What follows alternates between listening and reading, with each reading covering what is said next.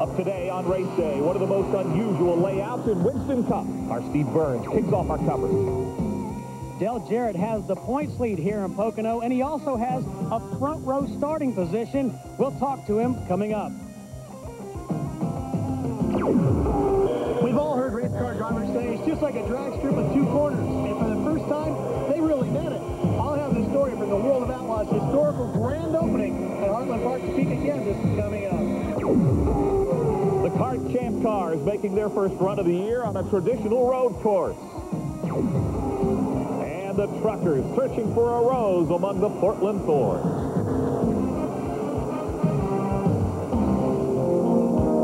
It's the Winston Cup Father's Day for us. It's Sunday, June 20th, 1999. This is Race Day. Hi, everybody, and welcome to Race Day. I'm Mike Hogwood. Rick Bidgman has today off. Now, we start today talking Winston Cup racing. Today's race up in the beautiful Pocono Mountains. It's the Pocono 500. There is no place like it anywhere in racing. 3 different straightaways, 3 different corners, 43 different ways to go fast at Pocono. Now, it's the first trip of the year for NASCAR to Pocono International Raceway in Pennsylvania. And as is typical, everyone knows they're going to have to contend with Jeff Gordon. Pole winner here a year ago, finished second in the race. Gordon qualifying 17th on Friday. Well, let's head live now to Pocono to begin our preview coverage. TNN's Steve Burns is standing by. Steve, Gordon's dominance here is going to be hard to match, but the cast of characters starting up front today, somewhat of a surprise. Yeah, before we talk about Pocono, let's talk about Michigan for a minute. Dale Jarrett, I talked to your crew chief, Todd Parrott. I said, you know, Todd, you guys stunk up the show last week, and he said, that was just fine. that was the plan. If we could do that, we'd do it a number of times. But unfortunately, in this business, you only get to enjoy that a few times, really, in your career, and to have a car that good. But it was fun, but everybody's forgot about that, and it's on to Pocono now. Let's talk about Pocono. You start on the front row. Do you have the same race car here that you ran at Michigan? Got the same race car, and basically the same setup we've run here the last few years. It's really close to what we've run well with. We've run in the top 5, won a couple of races here, and so you know, we didn't want to get away from that too much. But the car seems to be driving awfully good. Made a couple of changes this morning that may be a little bit different, but hopefully they'll be to our advantage. Dale, as you said, you have 2 wins, one here in 95, one in 97. How do you feel about this race today? Well, I think we've got a good chance. There's some guys that maybe are a little bit faster on the start than we are, but our car seems to be pretty good in a long run, and so we'll just have to see. Bobby Labonte's Pontiac looks really, really good. Jeff Burton runs well. Of course, Jeff Gordon's always tough to beat here, so we'll see what we can do with him, but I think that we've got a chance to win. Dale, I was looking at the numbers. You guys haven't finished worse than 8th in the last 11 races. What do you attribute that to? Good preparation, good race cars, and guys that work hard all day. There have been some of those races to where we shouldn't have finished probably 15th, but our guys continued to work on the car, made it better throughout the day, and just really never gave up. But good preparation is the biggest thing, that I can have a car good enough to do that week in and week out. All right, Dale, best of luck. Thanks for spending time with us. Thanks. All right, he rolls off on the front row alongside the pole sitter, Sterling Marlin. Mike? All right, Steve, thanks a lot. We look forward to your coverage a little later this afternoon. The Pocono 500 coming up live here on TNN today, 1 o'clock Eastern. Now the 43 cars, it'll take the green just under an hour. It's Marlin and Jarrett on the front row, as you heard. Look at the Burton brothers starting 7th and 8th, and Mark Martin in 10th. The second 10, Bobby Hamilton, a good starting spot. So too's Tony Stewart. How about Ricky Rudd looking for a really good run? Lining up 21st, it's Kenny Wallace. Mike Skinner goes off 24th. His teammate Dale Earnhardt right behind him. The 4th 10, Kevin LePage. How about Dave Marcus getting a 32nd starting spot? Then the provisionals, Chad Little, Johnny Benson, Kyle Petty, Jimmy Spencer, and the last 3, Jeffrey Bodine, Elliott Sadler, and Robert Presley. Those who did not make the race include Hut Strickland, Loy Allen, and Derek Cope. Well, the afternoon's other big league racing event, the Kart Champ cars, return to action at Portland International Raceway today. Their first race on a traditional road course in 1999, and a couple of changes. Walter Salas takes over for Alex Barron and Dan Gurney's Eagle, hoping for more input as they develop that car. While Tarso Marquez returns as Al Unser's Penske teammate, and American Mimo Gidley moves in as Gilda Farron's teammate at Walker Racing for the injured Naoko Hattori. Saturday, qualifying for the G.I. Joe's 200. 22 of the 28 drivers within a second of each other on the clock, including the Ducati Ford Renard of Adrian Fernandez. The Team Patrick driver touring the Portland road course in 58.364 seconds. Good enough for a fifth starting position. Ryan Herta won the pole for this race a year ago. Today, Herta will line up outside row 2 in his Shell Ford Renard. Herta 5,000 slower than Fernandez at 58.359 seconds. Lining up next to Herta inside row 2, the Valvoline Honda Renard of Gil DeFerrin. DeFerrin 58.339 lap. Good enough for his third top 4 starting spot of the season. Helio Castro-Neves lines up second today. Castro-Neves grabbing his 5th top 4 start of the year for Hogan Racing. His Hogan Lola Mercedes qualifying at 58.282 seconds. And on the pole for the 3rd time this year, Target Chip Ganassi pilot Juan Montoya. The kart rookie becoming the 7th different driver to win the pole in the 7 years of the G.I. Joe's 200. I enjoy driving the road course because, there's tons of corners and it's very easy to lose time and but it's not easy to lose time or to gain time. But, you can make a difference sometimes. And it's important, we got another point for the championship. And that's what it matters. And here's how they qualified for the Bud G.I. Joe's 200. Juan Montoya, his 3rd pole of 99. Castro-Neves right behind him. Gil DeFerrin starts off 3rd. Let's look at the second 10. Roberto Moreno and Dario Franchitti there, along with Greg Moore at number 13. And the final 8 drivers, Richie Hearn, Walter Salas, P.J. Jones. Mimo Gidley is there as well. There'll be a new champion in Portland today. Alex Zanardi, the winner there last year. More to come. NASCAR's truckers opening the Portland racing weekend. Could the truck regulars keep up with the invading road racers?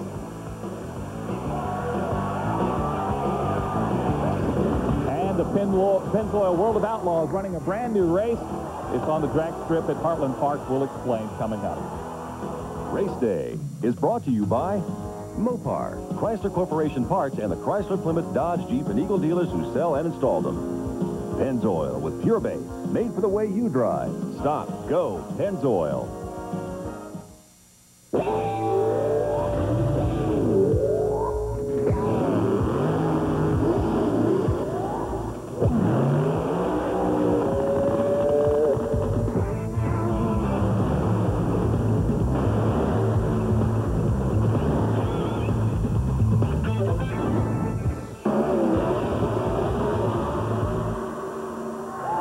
Mopar. Great parts for these vehicles and yours. That's the Mopar difference. It knows 2 speeds. Stop and go. It just beat a series of the toughest stop-and-go driving tests in the world, and it's brand new. Go ahead. Guess. You have 4.3 seconds.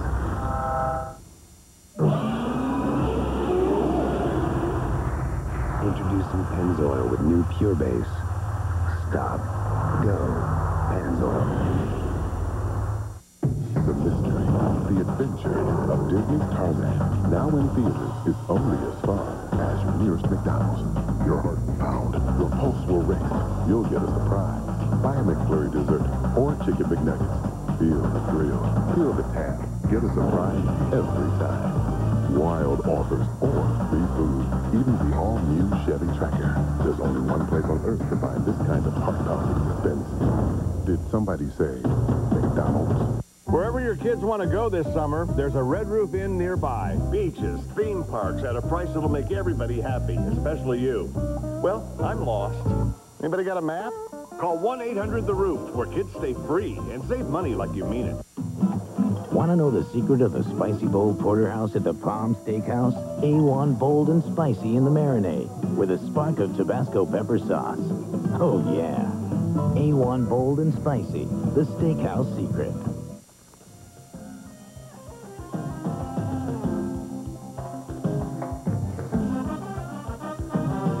NASCAR Craftsman truckers are into their most demanding stretch of the year. 2 straight road course runs. Next week at Watkins Glen, after Friday evening's tour of Portland International, a pair of road racing aces, Boris Said and Ron Fellows on the front row for the Granger 225. Pole sitter Said leads the pack through the festival turn, in trouble right away for Kevin Zawinski into the tire barrier. 4 laps in, Fellows sticks his nose by Boris for the lead. Greg Biffle giving it all early for Team Granger, also the race sponsor, up to third after getting by Sprague. Behind Biffle, they're battling 3 wide, and then look what happens. Jack Sprague goes around. Setzer is also hurt, too, but Sprague has to take his GMAC Chevy behind the wall, busted clutch. 15 trips in when the yellow flies for debris on the track under caution. Ron Hornaday has had a case of brain fade. Man, plows into Dennis Setzer. He'd return, finish 27th. Meanwhile, Fellows hits the pits, turning the point back over to Sid. Lap 23, the yellow's out for Milan Garrett. Sid pits, and Biffle inherits the lead, but not for long. Fellows with newer tires blows by Biffle for the point. Forrest sets pole run, runs into trouble on lap 27. Rob Morgan spins right in front of him. Forrest makes hard contact. He had to pit for repairs. Bad luck catches up with Stacy Compton. He blew a tire on the RC Cola Dodge just past the pits. Had to limp all the way around for New Skin. Midway, when Biffle makes his first and only stop for gas and tires, Fellows is back out in front, but he'd have to stop one more time for a splash of gas. Biffle picks up the point with 19 to go when he finds Fellows on his bumper. Greg gets boxed in by Compton. Ron makes the move on the inside and goes to the lead. More problems from Sid, though. Dead battery forcing him into the pits. Forrest would eventually finish 5th. This one just about history when Biffle, his time on newer Goodyears, muscles by Fellows in the festival turn. Ron goes around, allowing Mike Bliss to slide by for 2nd. It was the winning move for the Oregon native. Biffle winning in front of the home folks for the first time ever on a road course. Mike Bliss is 2nd, making it a 1-2 finish for Roush. Here's how they wind up. As we said, Forrest said 5th. Randy Coles in the 6th. Joe Ruttman into the top 10. Others of note, Mike Wallace, Stacy Compton, and Terry Harvick. There is the top 5 in the point standings. Truckers haul to upstate New York next week to Watkins Glen. Well, it's been a couple of years since NASCAR asked Goodyear to create rain tires for Winston Cup, Busch, and Truck Series competition on road courses. And most Goodyear officials are convinced the tires will finally be used in actual competition this month. After Friday's road course run at Portland, next week the Trucks and Busch Series stars race at Watkins Glen in New York. And while the Winston Cup runners go to Sears Point in Northern California, the tires got their baptism of fire a couple of years ago at the Suzuka Japan exhibition race. Those tires were handmade and hand-grooved. Now they're molded in large quantities, and Goodyear officials feel real good about them. We've been able to design the molds now to where the tread pattern obviously a little more consistent than with the hand grooving, and developing different compounds. So things I think should work out pretty well. It's going to take some caution on the part of all of the drivers naturally because it's new to everyone.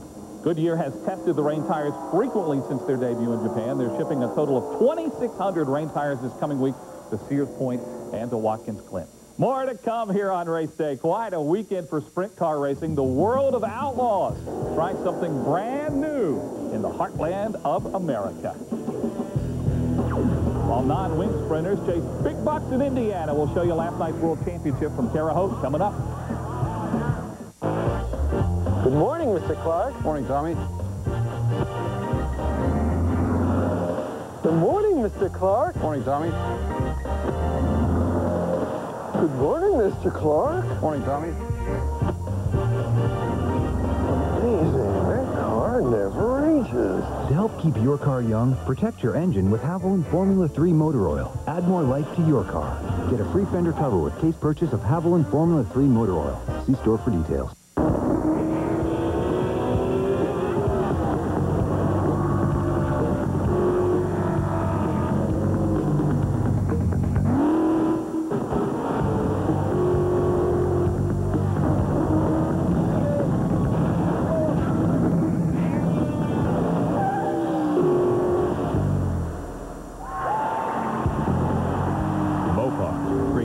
For these vehicles and yours. That's the Mopar difference. Tell Daddy what the race car does. You can do.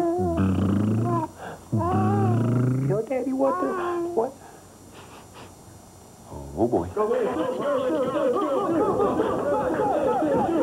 Foul, he need foul. No, size 3. Whoa. Never get used to that smell. Okay, get back in there. Appreciate it. The Die Hard 250, July 4th at 2 Eastern on TNN. Here's how the final speed charts looked after happy hour yesterday at the 2.5-mile Pocono layout. Watch out for Jeff Gordon starting 17th today through the top 10. Sterling Marlin, your pole sitter. Tony Stewart's going to be strong, and so is Bobby Labonte and Dale Jarrett. Well, the Pennzoil World of Outlaws in one of our favorite places, Heartland Park, Topeka, joining forces this week to make some history, building a temporary dirt track over the NHRA drag strip and hosting 2 nights of outlaw excitement. Friday night was rained out, but Saturday night was right for racing under the Kansas lights. Steve Kinser and Johnny Herrera starting on the front row, and it's a horse race down that long front straight. The Kings Quaker State ride rolls to the lead on lap 1. Kinser and Herrera still battling. Kinser coming right at you, gets the point.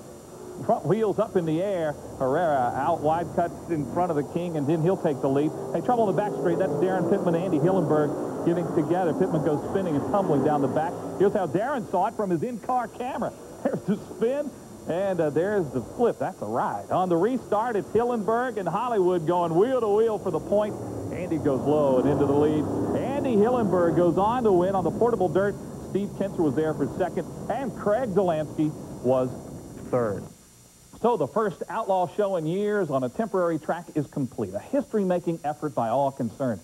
Now our Ralph Shaheen says the question becomes, is this an idea whose time has come that can take the outlaws to some all-new places?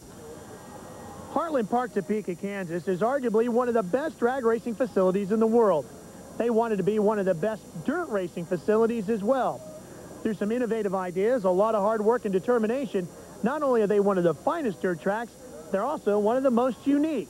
And now the Pennzoil World of Outlaws have had the door opened up to a whole new avenue to show off the greatest show on dirt. We think the future in motorsports is the Pennzoil World of Outlaws, and we also know that we can cover our great drag strip in a way that won't harm it any, and we can still have record times when we come back in October for our NHRA event. For the drivers, the Heartland Park layout will test drivers' skill more than horsepower. But all agree it's a great venue for the growth of the series.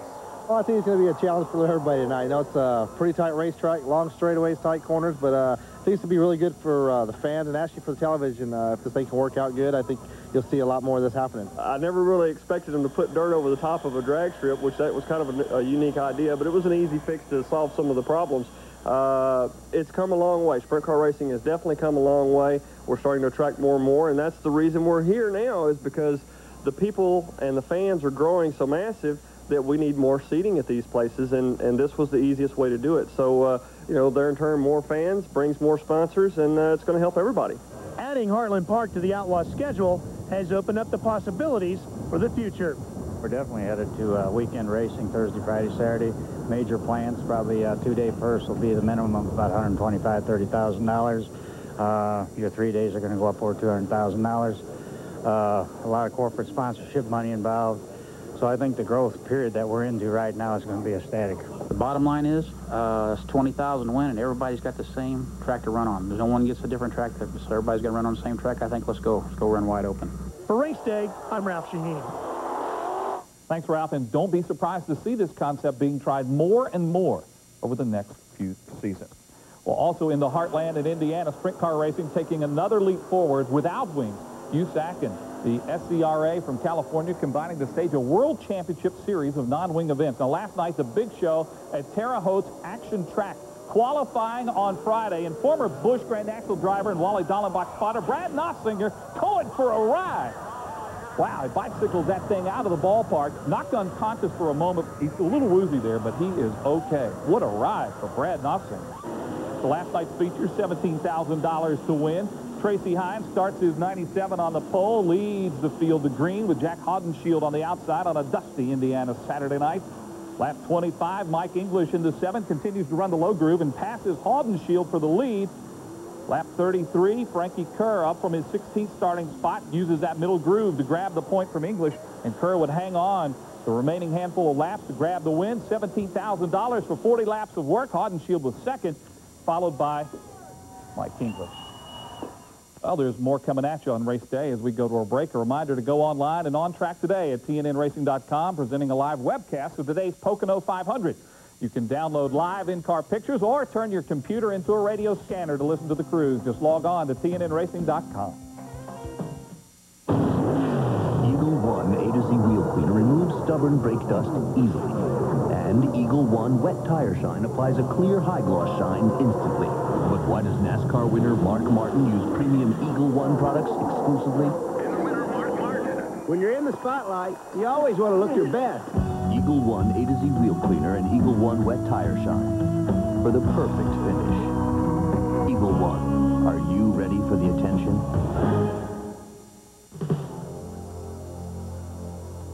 While these two trucks appear to be exactly the same, there is, however, one measurable difference. The brand of brake pads. Performance friction carbon metallic. The power to stop the best. Ask for them at AutoZone. Brought to you by LA West Luxury Vans. Available at select dealerships nationwide. Call for a free video. 800-786-VANS. Radio communications are provided by Racing Radios. For all of your radio communications needs, as well as scanners, call on Racing Radios at 1-800-669-1522. Mack Trucks are furnished by Clement Chevy Mack Sales. For all your truck and tractor needs, call Clement at 1-800-369-MACK. The ASA airs at Indianapolis Raceway Park last night. How about Derek Gilchrist? His second win of 99, Gary St. Amant finishes second. Mike Garvey, Jimmy Johnson, and Mike Miller round out the top 5 in the ASA. Time now for our McDonald's news of the week, and here's the first look at the new Winston Cup Chevy Monte Carlo for the 2000 season. This is the super speedway test version of the new Monte Carlo, built by Hendrick Motorsports Research and Development Shop. The car features a lower nose, a revised rear bumper, a longer roofline, and a longer back glass area, plus changes to the rear deck and spoiler. Hendrick officials tell us the new car should be quite good as development continues. It's got better downforce than the current Monte Carlo. Hendrick now building their first race version. The new Monte Carlo, one of more than 30 cars they'll build over the next several months. A couple of driver changes of note. First, former Truck Series standout and our TNN broadcast colleague Butch Miller wasn't on the sidelines long. Miller fired last week from Bobby Hamilton's Dana Dodge truck team. Takes over Darwin Ort's Channel Lock Chevy in NASCAR's Busch Series next week at Watkins Glen. He replaces Stanton Barrett. Butch, a 3-time ASA champ, has 2 years experience in the Busch Series. And Buckshot Racing has decided to scale back their Winston Cup efforts. A 1999 Rookie of the Year candidate who's missed 7 races thus far will pick tracks that suit him better, and the team can test that. Jones will also take over driving duties of the team's 00 Cheez-It Pontiacs of the NASCAR Busch Series when the schedule allows. 2-time Busch champ Larry Pearson has not been released from the team, but will combine with Jones to finish up the 99 season. The Jones team withdrew its entry at Pocono, and they'll run the Busch race at Watkins Glen next week instead of going to Sears Point. And midweek, Jeff Henley's Exxon Chevrolet Busch Grand National team made a move, releasing former Busch champ Chuck Bound. Bound had struggled in his return to the 63 car, scoring just 1 top 10 finish this year. Look for Bobby Hamilton Jr. to perhaps step into that ride before Watkins Glen. And Ron Parker has signed on Curtis Markham for a 3-race stint in the MGM Brakes Chevy beginning next week at Watkins Glen. Markham will also attempt to qualify the car for the July 4th Milwaukee race, as well as the Myrtle Beach race on Saturday night, July 17th. That's a race that you can see right here on TNN. Open wheel racing lost one of its all-time great mechanics this week. Herb Porter, the legend behind Speedway engines in Indy, passed away from complications following a highway accident in Indianapolis on May 20th. Herbie Horsepower was renowned as the man who brought the turbocharged Offenhauser to Indy in the 60s. It became the sport's dominant engine for more than a decade. Porter's cars won an Indy pole in 1971 with Peter Revson, the 500 itself in 1968 with Bobby Unser. His motors powered Goodyear's testing program in the 60s, and Porter's company builds engines now for 6 IRL teams. Herb Porter was inducted into the Indianapolis Motor Speedway's Hall of Fame the night before his accident last month. He was 84. Well, I had Roger Ward for a while. The same passion and dedication that drive our racing program also drive the way we create parts for high-performance vehicles and high-performing vehicles like yours.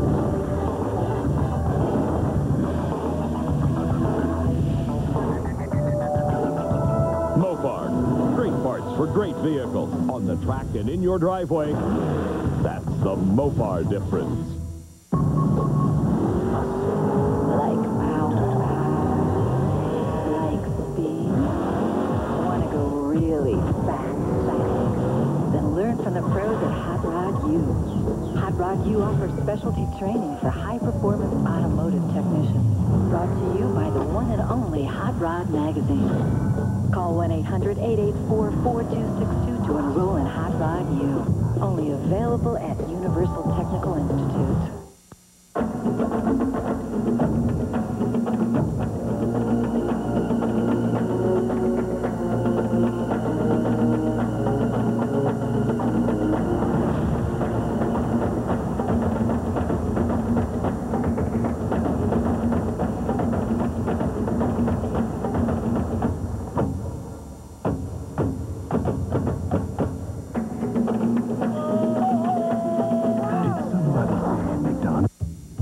Every 10 seconds or so, a stop sign goes up somewhere in America. And every 30 seconds, a traffic light goes up. It's as hard on your car as it is on you.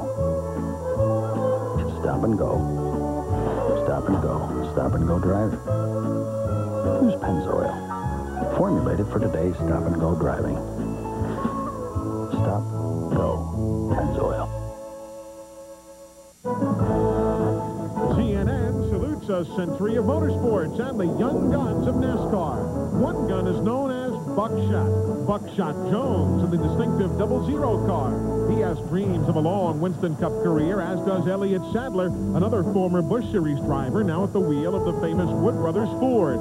Can open-wheel racers find success on the Winston Cup circuit? Kenny Irwin went wide and cost him some. Well, just ask Kenny Irwin and Tony Stewart. Their departure from the world of sprint cars was met with some raised eyebrows, but each driver has shown his mettle with impressive runs and high-profile rides. Yeah, we're going to get some more. What about that? Family racing, still a big part of NASCAR, as Bobby Hamilton, Dale Jarrett, Kyle Petty, and Dale Earnhardt all have sons racing their way up to the top. For more on the century of motorsports, log on to country.com, your personal source for all things country.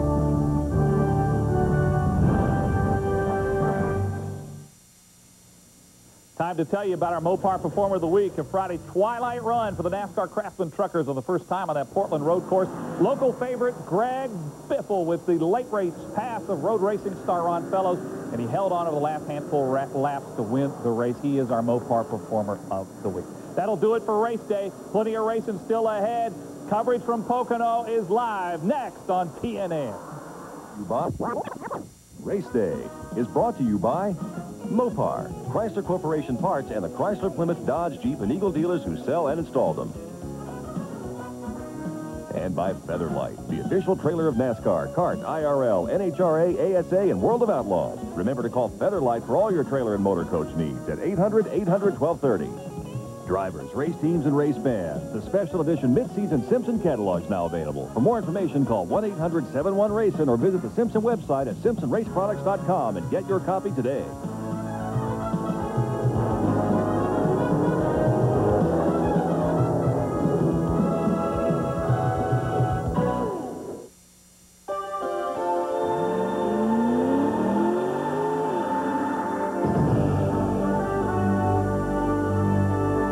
The Die Hard 250, July 4th at 2 Eastern on TNN. TNN's Hot Summer Nights gets even hotter on Saturdays. That's when TNN turns up the heat with high-speed action from the NASCAR Busch Grand National Series, the American Speed Association, and the Pennzoil World of Outlaws. It's fireworks that will last all July.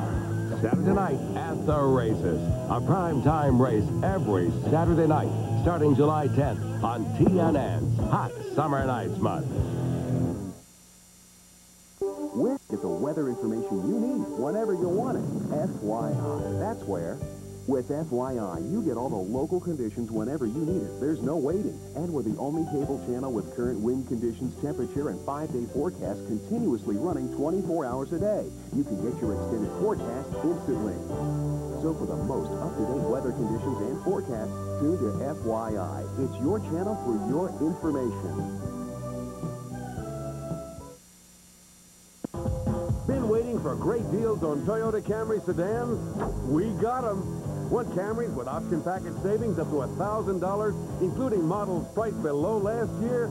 We got them. Want low payment leases? We got them. As low as $219 a month for America's best-selling car. Well equipped with air conditioning, automatic, power windows and locks, and more. great Toyota deals. We got them. Why wait? The following is a special presentation of TNN Motorsports. Today, the wide, fast, mysterious Pocono Triangle plays host to some of the greatest drivers in the world. For two of them, it's another step towards a first career NASCAR Winston Cup title, while an old warrior tries to recapture some of his past glory. Every driver will face one of the most difficult turns in Winston Cup racing 200 times. Just ahead, we preview the Pocono 500.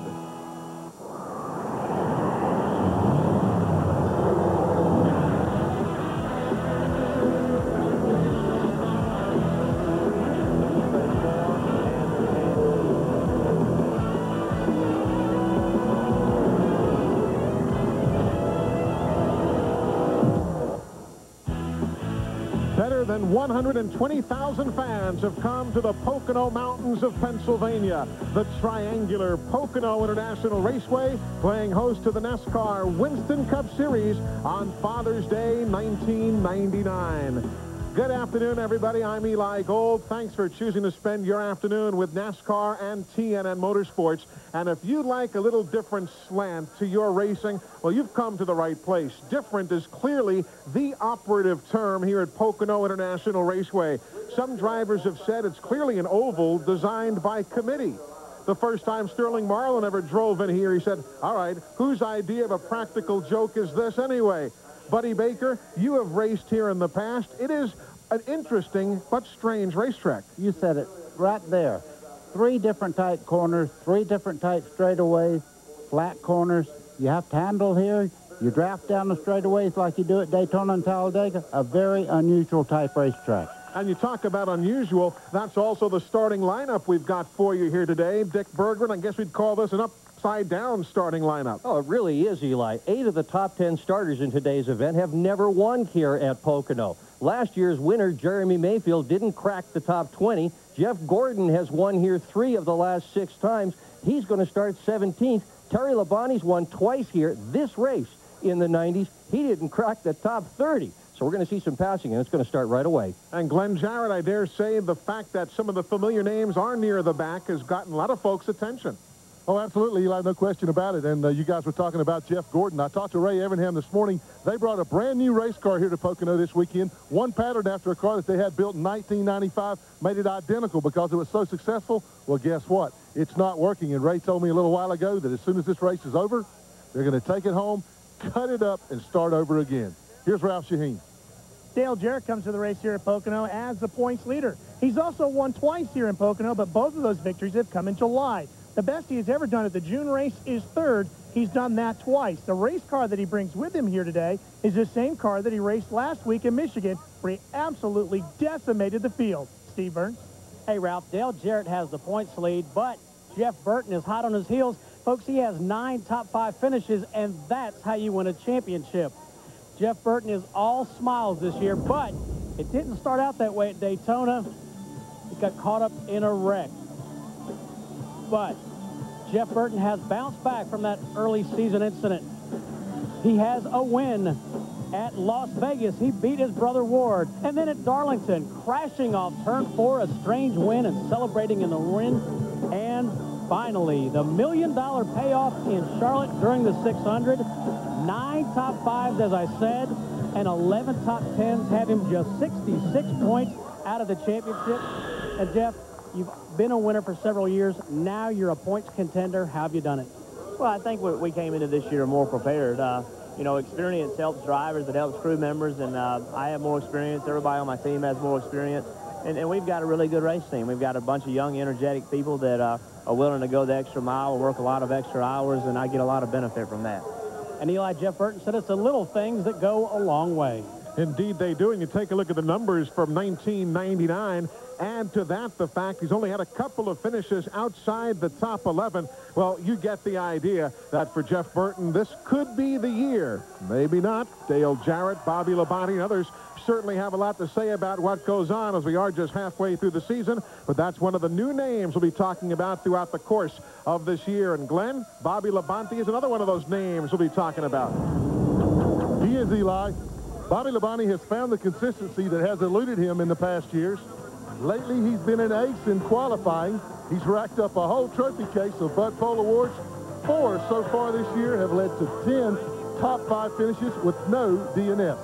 That consistency finally paid off at Dover, stretching his fuel load the final 107 miles all the way to the finish. That allowed Bobby Labonte to claim his first victory of the 1999 season. And we're standing by with Bobby Labonte right now. Bobby, you have had an incredible 2.8 average finish over the last 5 races. You guys have really hit this thing on the head lately.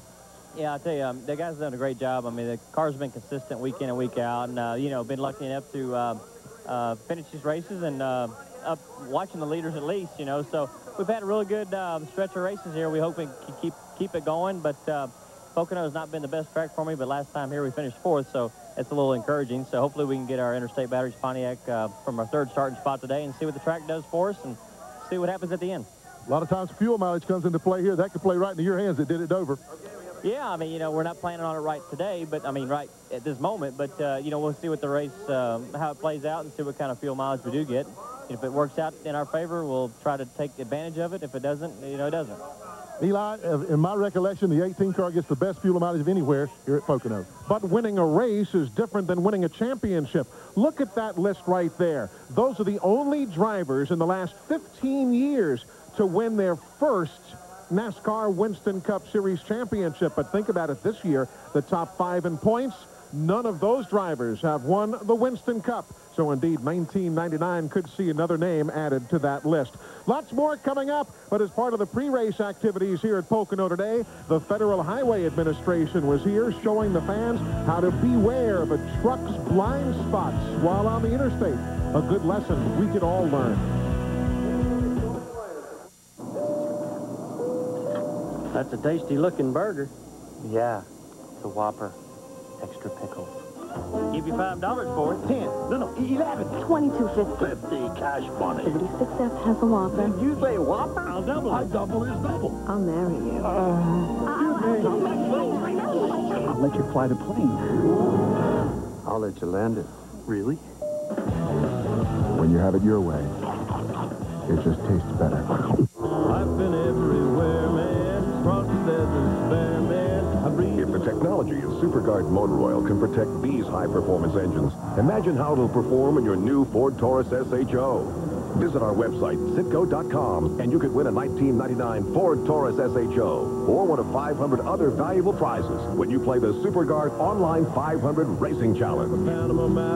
Register to win at Citgo.com. I've been everywhere. The Money Store's got this great new loan. It's a home equity loan, and it lets you consolidate all your debts into one payment. Plus, you don't have to pay your mortgage for 60 days. No principal, no interest, no anything for 60 days. That's why they call it the 60-day no pay. It gives you a break, lets you save up all that money, and finally get ahead. That's the Money Store 60-day no pay loan. The Money Store. 1-800-LOAN-YES. Don't try this with Gojo or Fast Orange. Only new Castrol Super Clean Hand Cleaner removes dirt and grease without water and without towels. Maybe those other cleaners should throw in the towel. New Super Clean Hand Cleaner.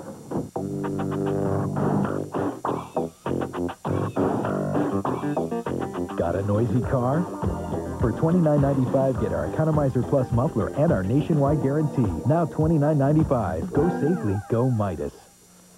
TNN Motorsports live coverage of the Pocono 500 preview is being brought to you by Midas. Midas, go safely, go Midas. Last year at Pocono, Jeff Gordon and Rusty Wallace started up front, but it didn't take long for trouble to find Ken Schrader with a little help from his friends. Jeremy Mayfield was strong all day, passing his boyhood idol Darrell Waltrip for the late lead. He would never relinquish the lead. It was his first career NASCAR Winston Cup win. Well, Jeremy Mayfield was the winner of this race last year, but you had your crew chief, Paul Andrews, with you then. A little bit different this year. How's it going this year as you get ready to start 23rd today? Well, we're not very good qualifiers here, but we race good, and got a great race car. You know, Peter and all the guys, and Penske engines give us a good car and engines today, so we should be all right. We'll be okay. What do you think is going to be the key to winning here at Pocono today? Man, you got to have a good car, good stops, and good engine, you know, and that's what we got. Definitely have a good car today. Eli? Hi, guys. Thanks a lot. You know, I've not driven Pocono International Raceway, but certainly Buddy Baker has. As a matter of fact, won the very first Bud pole here back when NASCAR came calling in 1974. It is not an easy racetrack, and now you guys didn't have overdrive transmissions. Now they do, so the shifting was something you even didn't have to deal with. Yeah, well, we just set the car up, and we had to watch the tack down the front straightaway because it is the longest straightaway in all of racing. Well, let's talk. One great thing about television, we can make a lap out there and show you what we're talking about. You see the triangular shape of the racetrack riding now with Darrell Waltrip on the main straightaway as he drove the Pennzoil car for Steve Park a year ago. Yeah, this is going down the long straightaway. He's getting ready to go into turn one. You see him turning in. That's the entry. Now, you'll see him shift right there as he starts down towards the Long Pond straightaway. And this straightaway is your basic straight, better than 3,000 feet to what might be the toughest single turn in all of NASCAR, the tunnel turn. Around 195 miles an hour as he approaches the tunnel turn, down to the bottom. Now the car will sweep out towards the outside wall and down the short chute right here. And that short chute, better than 1,000 feet, takes you towards turn number 3, which is the flat turn, kind of like a road course. Exactly, and you go right down against the apron there on the bottom side of the racetrack, sweep out towards the outside wall. This is where you make your engine man either look bad or good. If you get off that corner clean, you can fly down the front straightaway. You're doing 200 miles an hour right there, and who better, Steve, than to give us that tour than Darrell Waltrip? And Eli, Darrell Waltrip has 4 wins on this racetrack. Remember last year, he had a great run in the #1 car filling in for Steve Park, but his smiles at Pocono a year ago have turned into frustration in 1999. He's tried hard, but they haven't been able to make up time. The team got started late in their preparation. At Texas, he went out early. Martinsville, though, he finished 12th. At Charlotte, lost the motor. Another frustrating moment for Darrell Waltrip. And at Dover, he failed to make just the second race of his tremendous Winston Cup career. The 3-time Winston Cup champion. And who will ever forget, last year, Darrell, I talked to you after this race, and you had tears in your eyes. You were so ecstatic. How about today? Pretty good today again. You know, right now we're just really trying to get caught back up. We were 23rd in the points before the weekend of Charlotte, and from there to now we're back to 35th in the points. So we've really taken a beating the last few weeks. Fleet, Lopez, everybody knows, and then Derek Finley have come over from the 1 car. We had a great relationship there. They're with me now. I believe this will be the weekend as last year that we'll turn it all around, get going the right direction again. We've got a good car today, and I think we're going to have a pretty good run. All right, good luck, champ. Let's go to Glenn Jarrett. I want to say Happy Father's Day to everybody, too. Got to get that in. My dad, anyway. Finally healthy, Steve Park is starting to make some noise on the Winston Cup circuit. Last month, he ran in the top 5 at Richmond before a cut tire slowed him down. Then at Charlotte, he led 84 laps, the most of his career, but he crashed late in the race and had to settle for a 42nd place finish. He finally held things together at Michigan last week, claiming his best career finish at 6th, and he's hoping to add to and maintain that momentum here at Pocono today. Steve, you guys have been fast here. You've been real good in the last few weeks. It's been great for you. Can you maintain that momentum here today at Pocono? We certainly hope so, Glenn. I mean, the team's really come together with the addition of Paul Andrews, and you know, we're just hoping that this Pennzoil team can keep the momentum it's had over the last 3 weeks and try to get another top 10 here at Pocono. All right, you've been real fast here. Is this a car that you really like? Is this one that you've raced before, but this car is fast at Pocono? Yeah, it is. It's fast at Pocono. We came here and tested before Michigan, and then, you know, we took it to Michigan and got our first top 10 finish with it. We were so happy with the car, we turned it around and brought it back here. So we're pretty excited about our chances today, and we just need to get it underway, and we've got some great weather, and we're pretty excited about our chances this weekend. Okay, they're getting ready to introduce Steve. Go ahead, we'll let you go now. And Eli, you know, Steve Park first came here in 1979 with his father, Bob, for a modified race. And then Steve drove 3 modified races of his own here, but this is his first NASCAR Winston Cup start. But a great season for Steve, a great career as he gets himself set with those numbers to bank on and trying to build on the performance of Charlotte just a few weeks ago. As part of pre-race activities here in Pocono today, the Pennsylvania Lottery Commission was giving away a pace car. 10 folks qualified for a chance to open the door to that car. Christina Krukowski had the lucky key. We congratulate her here at Pocono. Robin and I are going to Cooperstown together, and nobody's going to care that I got 98% of the vote and you only got 77. Yeah, just like nobody's going to care I won more MVP awards, George. We'll be too busy celebrating with Miller Lite, which tastes great because it's so smooth. Well, I think it tastes great because of the choice hops. Are you sure about that, Robin? Yeah, I'm sure. 98% sure or just 77% sure? Miller Lite, the great taste of a true Pilsner beer. That MVP thing's killing you, isn't it? Yeah. Pep Boys knows how to give you a great deal on tires. They don't run specials on just one size. Pep Boys discounts every size in stock. That means all 35,000-mile tires are 4 for $99.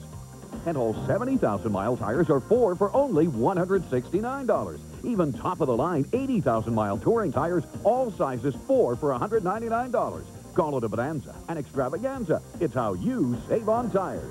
Pep Boys. Cars like us. People love us. Rock and roll! We love you! Rock and roll! We love you!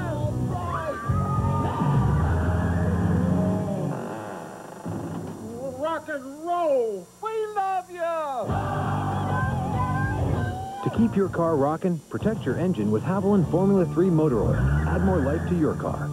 Get a free fender cover with case purchase of Haviland Formula 3 motor oil. See store for details. This summer, if you can dream it up, Sonic can put it in a cup. We've got hundreds of drink flavors you can mix and match. Plus, our 44-ounce Route 44 big drinks. Enough choices to let your dreams run wild. Today there are over 300 Red Roof Inns. We've renovated our rooms, brighter colors, better fixtures, but kept our rates as affordable as ever. How do we do it? Cheap commercials. Call 1-800-THE-ROOF and save money like you mean it. Tell Daddy what the race car does. You can do. Tell Daddy what the... What? Oh, boy. Towel, new towel. No, size 3. Whoa. Never get used to that smell. Okay, get back in there. Appreciate it. The Die Hard 250, July 4th at 2 Eastern on TNN. Plenty of trouble at Pocono in June of 1995. First, Dale Jarrett was sent spinning. Then Ward Burton spun directly in front of race leader Jeff Gordon. Rusty Wallace had problems in turn 3. Then late in the day, Gordon missed a shift on a restart, handing the lead and the win to teammate Terry Labonte. On that day that Terry ended up getting the win when Jeff missed a shift, he started 27th on the field. Now, Terry, today you're going to start 33rd. Obviously, one can win from the back end of the field here at Pocono, but how tough is that? Oh, it's hard, really. You know, your car has to really run good and handle good and run good down the straightaways. Everything's got to go your way to win from this far back. But this is a racetrack that you can do it at, you know. But it all depends on how your car's working. What is the story with this team? Last 2 weeks been a little rough for you guys. What's going on? It really has, and we came back, had to qualify second round, and we were second round fast this Saturday. But we've just had a tough time qualifying here lately. We seem to run pretty good once the race gets going. But so I don't know. Hopefully we've turned the corner here. Eli, his 617th straight start in a NASCAR Winston Cup race. Out of 621 in his career, truly the Iron Man of the sport. Dick Bergman, you and I both spent time in the garage area this morning, and most of the teams have been here many, many times. I was actually shocked as to how many drivers and team members, crew chiefs, are still trying to figure out the right gear ratio for this racetrack. Oh, gear ratio is so important here at Pocono. You've got to run the engine as tight as possible without blowing the thing up. I mean, we lost 8 engines here in this race last year. But it's not just gear ratio. It's aerodynamics. It's brakes. and everything seems to really come to a head at this long front straightaway, and particularly going into the first turn at the end of that straightaway. And that first turn, as we had talked earlier, is really a turn that has the least amount of banking of any 200-mile-an-hour turn that you've got in NASCAR. As a matter of fact, Ken Schrader and Mark Martin have these thoughts. Well, you'll be 4 wide, which is the problem, you know, down the straightaways, because it's so long and so wide, and everybody will be trucking up, and you'll be 4 wide, and then you get down there, it's like, okay, guys, only one's going to make it, you know. Oh, did I tell you, you got to really climb all over the brakes, and you need to shift, too. Now would be a good time to shift, so it just gets real busy down there, but terrible place for a brake failure or something like that, because, I mean, I don't exactly know how fast we run there, but it is fast. It is for the first few times you're going there, or the first few years, depending on what a chicken you are. It is a little bit unsettling to go into turn 1 with all that speed. If things went bad for you, they could go really bad in that turn. They don't very often, but, you know, they could. They really could. We have seen some very hellacious accidents up in turn number 1 over the years. But here on Friday, when they ran for the Bud Pole, Sterling Marlin just nailed that corner the way it's supposed to be driven. Yeah, that and the other 2 corners as well. It took him 28 tries to win his first pole ever at Pocono, but he sure did it right here on Friday. Brand new race car. As a matter of fact, he was so good in turn 1 and the tunnel turn and turn 3 that his crew chief, Tony Glover, was on the radio to Sterling before he even got back to the start-finish line and said, friend, he said, you've got the pole covered. Yeah, but he's got his work cut out for him in today's race, because the pole winner has only gone on to win this June race 3 times at Pocono. So when you get a lap like that, you sit on the pole, and for Sterling Marlin, first time he's been on the pole in 122 starts, Steve. It's been a long time. Eli, I believe it was July 21st of 1995. As you said, 122 starts for Sterling Marlin, but of 46 cars taking times on Friday, Sterling Marlin was indeed the fastest, and Sterling was the only driver to crack the 170-mile-an-hour barrier. It's great to start first, but today he wants to finish first. Let's go to Ralph.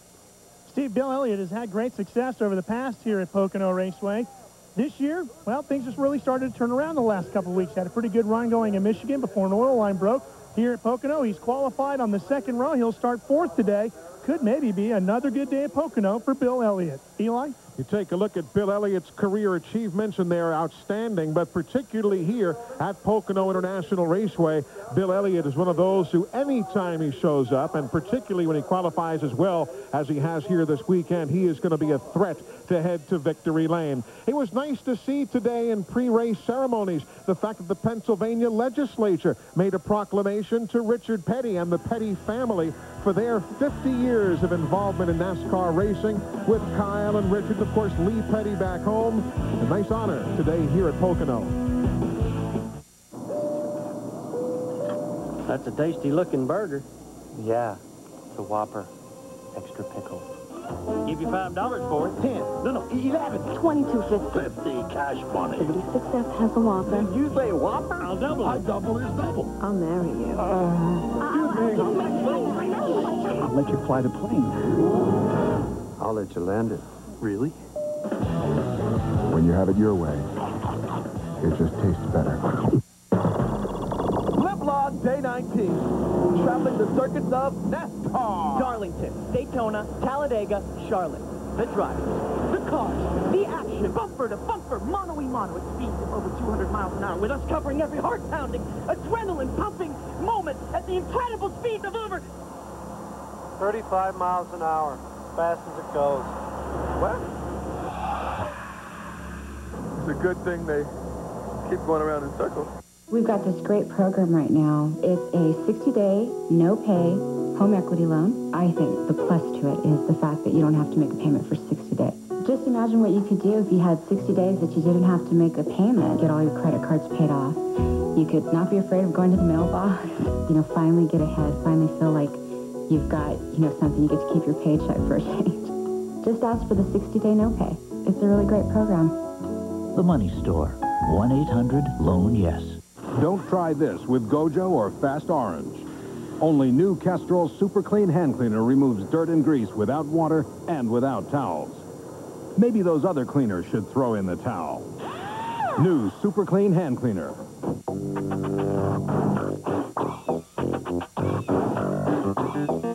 Got a noisy car? For $29.95, get our Economizer Plus muffler and our nationwide guarantee. Now $29.95. Go safely, go Midas. Strange sights and heavy traffic at Pocono in June of 1993. Rookie Jeff Gordon's day ended early against the outside wall. This fan decided to leave early, the hard way. It was really the only scare for Kyle Petty, who dominated on his way to the win here at Pocono.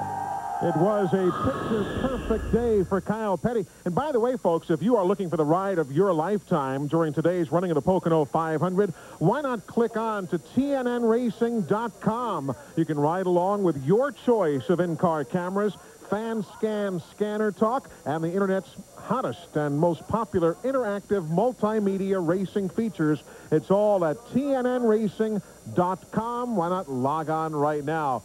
Welcome back to Pocono. Buddy Baker is alongside. I remember years ago when I used to cover Turn 1 on the radio broadcasts here. Everybody used to, in those days, set up for Turn 1 because it was the highest speed, highest banking of all the corners. Not anymore.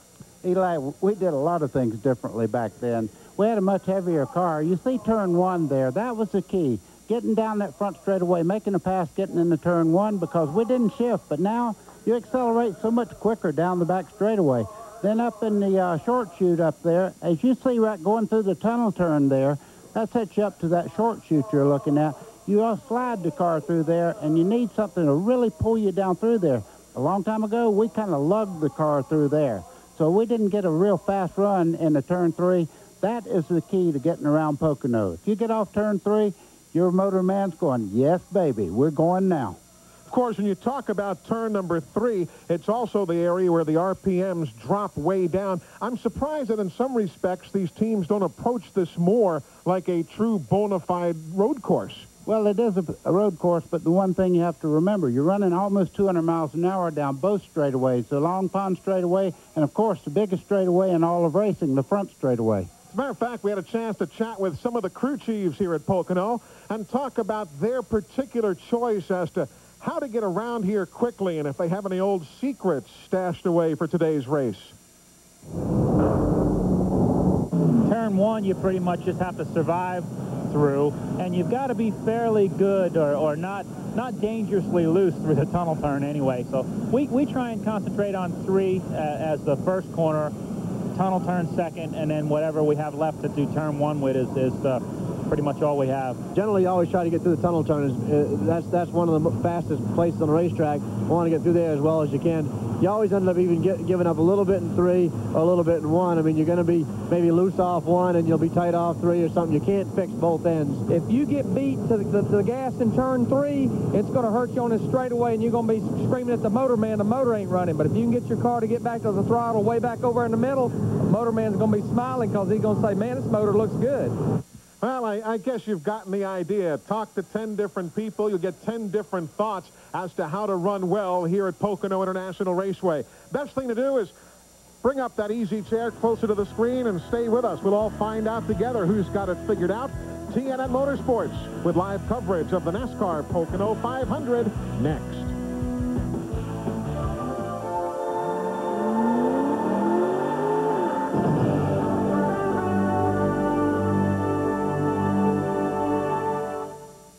TNN, America's country home, is a service of CBS Cable.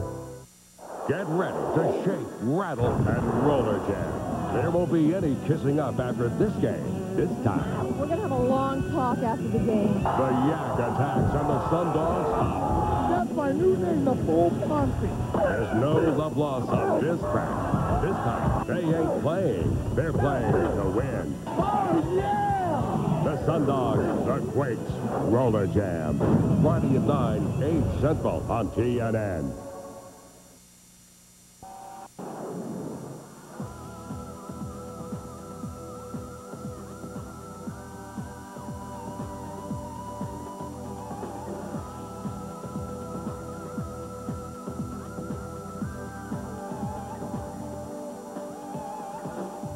You can go a lot of places with Cooper Discoverers. But first, you'll have to go here, your exclusive Cooper Tire dealer. L&M Tire and Wheel on Route 30, Abbottstown. For more than 30 years, our specialists and staff have kept a finger on the pulse of technology. Their eyes measuring the beat of progress. Their ears in tune with the rhythm of change. All so they can put their hearts into bringing you the most advanced cardiac care in the region. The York Health System Heart Center. Put your heart in experienced hands. The following is a special presentation of TNN Motorsports. The tide of spring has brought 3 teams to the top of the heap.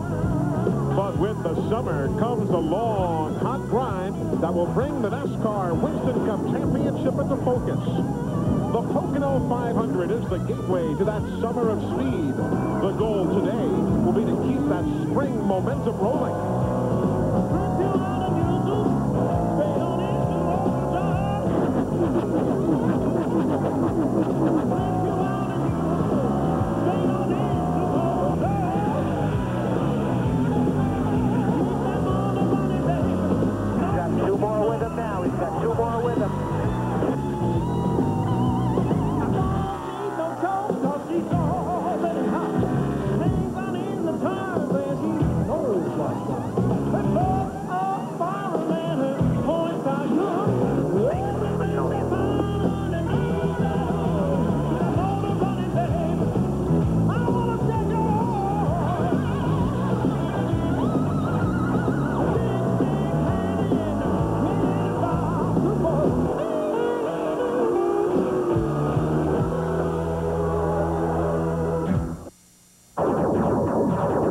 Here's a good look at the triangular-shaped Pocono Raceway.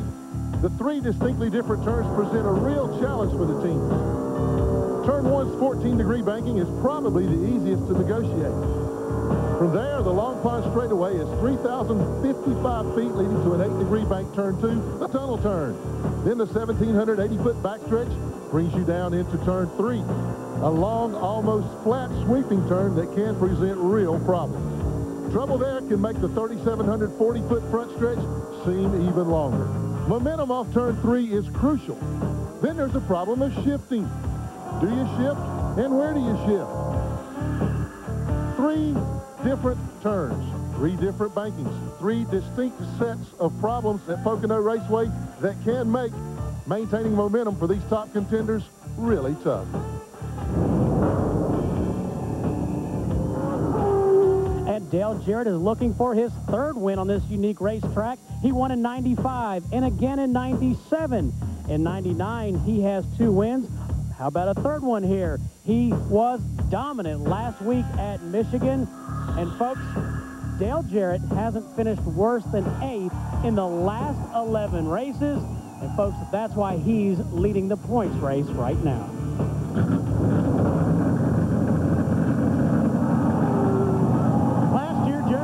Was in the points chase and desperately needed a win when they came to Pocono. With the help of then crew chief Paul Andrews, Jeremy got his first career victory here. Andrews is now with Steve Park, who's looking for his first win as well, driving the car that Darrell Waltrip drove to 6th here last year at Pocono. There's a whole list of other names at the top of the field. They're looking for their first wins here at Pocono. The field has come to life. The engines are on in these 750 horsepower NASCAR Winston Cup machines. The helmets are on. The window nets are up. The Pocono 500 is next, live on TNN Motorsports.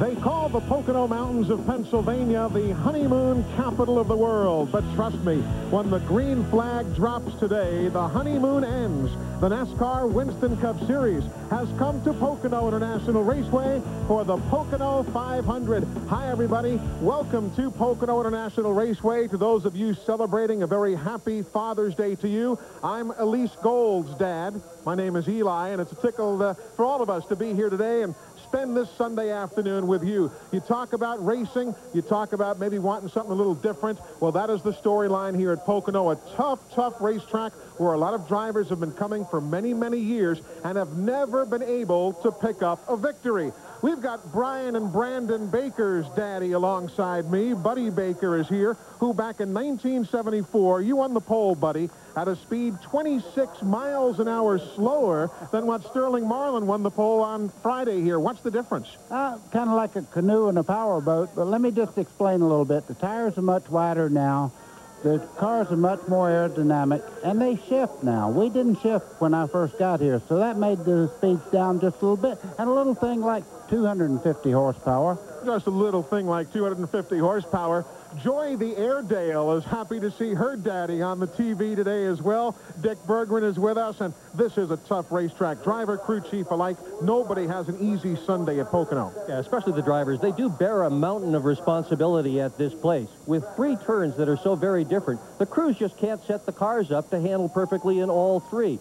So the driver is going to have his hands full in at least one of them, maybe 2, maybe all 3. He's got to take good care of his transmission as he shifts at nearly 200 miles an hour. He's got to watch his fuel. This is a fuel economy track. He's got to be ever so careful down this long front straightaway as the cars fan out 2, 3, 4, 5 wide. He can't bang into anybody as he does that.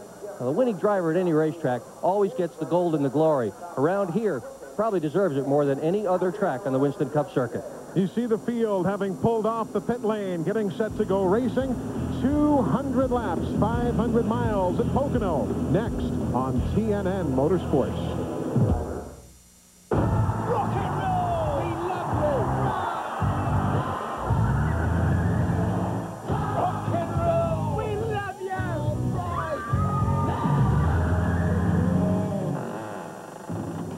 Rock and roll! We love you! To keep your car rocking, protect your engine with Haviland Formula 3 motor oil. Add more life to your car. Get a free fender cover with case purchase of Haviland Formula 3 motor oil. See store for details. There's a lot of reasons why so many people who take care of their cars turn to AutoZone each week. The low prices on the replacement parts they really need, and the large selection of the things they simply want. But most of all, they come to AutoZone because of the helpful, friendly people who work there. Kind of folks who know their stuff and who'll go the extra mile to help you out. Because after all, taking pride in taking care of people is what AutoZone is all about. Hi, I'm Jeff Burton with an exciting message for NASCAR fans. Buy any Exide NASCAR Select product and get a Motorola pager free. It's a great way to enter the Exide NASCAR Select 99 sweepstakes. Every month you'll be paged with another chance to win cool prizes. You could even win $50,000 and be an honorary member of the Exide Racing Team pit crew for the first race of the next century. Look for details wherever Exide NASCAR Select is sold. Holy, man, I gotta find a phone. For Dan and Lisa, it just clicked. So they loaded up their Ford Expedition and got back to doing what they love, answering the call of the wild. I lost them. And they unleashed a beast of their own. That big 5.4-liter Triton V8.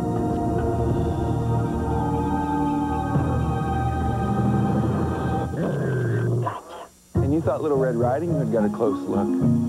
Ford Expedition. Built Ford tough. TNN Motorsports live coverage of the Pocono 500 is being brought to you by Haviland Formula 3 motor oil. Add more life to your car. By the more than 2,500 AutoZone stores across America. AutoZone, the best parts in auto parts. By Exide NASCAR Select, the official automotive battery of NASCAR. And by Ford, the official truck of NASCAR is built Ford tough. Welcome back. The temperature is in the 70s. We have had absolutely magnificent weather here in the Poconos this weekend. New grandstands installed, bringing the capacity to nearly 130,000 fans. Now the AutoZone prep for the race, brought to you by the more than 2,500 AutoZone stores across America. AutoZone, the best parts in auto parts, and there you see all the different winners in the last 9 Winston Cup races this year. And remember that here at Pocono International Raceway, there have been 10 different winners in the last 14 events at this track alone. So there is nothing predictable today except that it's going to be unpredictable. There again, the look at Pocono International Raceway. You know, there was a reason behind all this when they first built the racetrack. Pray tell. They wanted to have one turn that the stock car guys would be used to, like at Daytona, not quite as high bank, but some. Then one turn, the tunnel turn, that would be something that would be comfortable for the Indy cars. When USAC used to run here, then they said, well, heck, you got to do something for those road course guys. And they threw turn 3 in. They couldn't quite figure out how best to do it, so they said, let's throw one of each in, and here we are with our triangular racetrack. Checking out the starting lineup for today's Pocono 500 first pole for Sterling Marlin, as Steve Burns told you, since 1995, and Dale Jarrett, the dominator at Michigan a weekend ago. Bobby Labonte, 5th place last week, and for Bill Elliott, his best 99 start, and Dick, you know, when Bill Elliott qualifies that well, it's not without anybody's thinking twice, so we might be talking about him in victory lane. His crew this morning thinks that he has got a great car. These fans are just so excited about Elliott. He did that run, and they were screaming. They went nuts.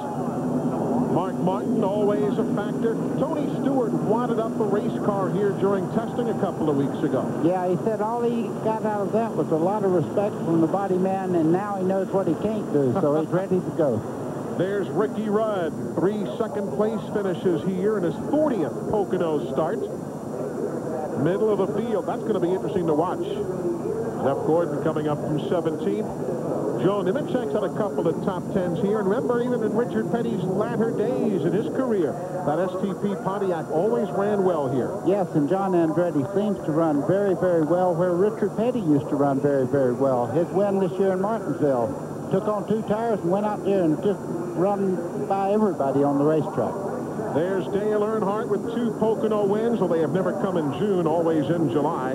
And first race of this year in Winston Cup for Jeff Green.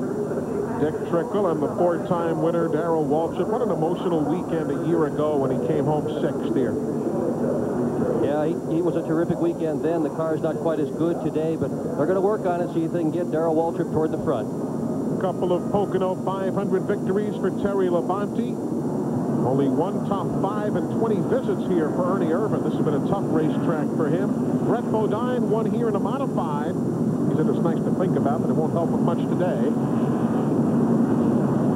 Kyle Petty, Jimmy Spencer from just up the road in Berwick, Pennsylvania. Kyle Petty's the only guy that ever won at Pocono, got out and did his own video from the top of the race car. He knows how to win here. And there's Robert Presley bringing up the rear of the field. 3 teams failed to qualify here this weekend. They were Derek Cope. He was on hand but couldn't quite muster the speed needed, along with Loy Allen and also Hud Strickland. There you see NASCAR Winston Cup points, brought to you by Haviland. Not Tony Stewart.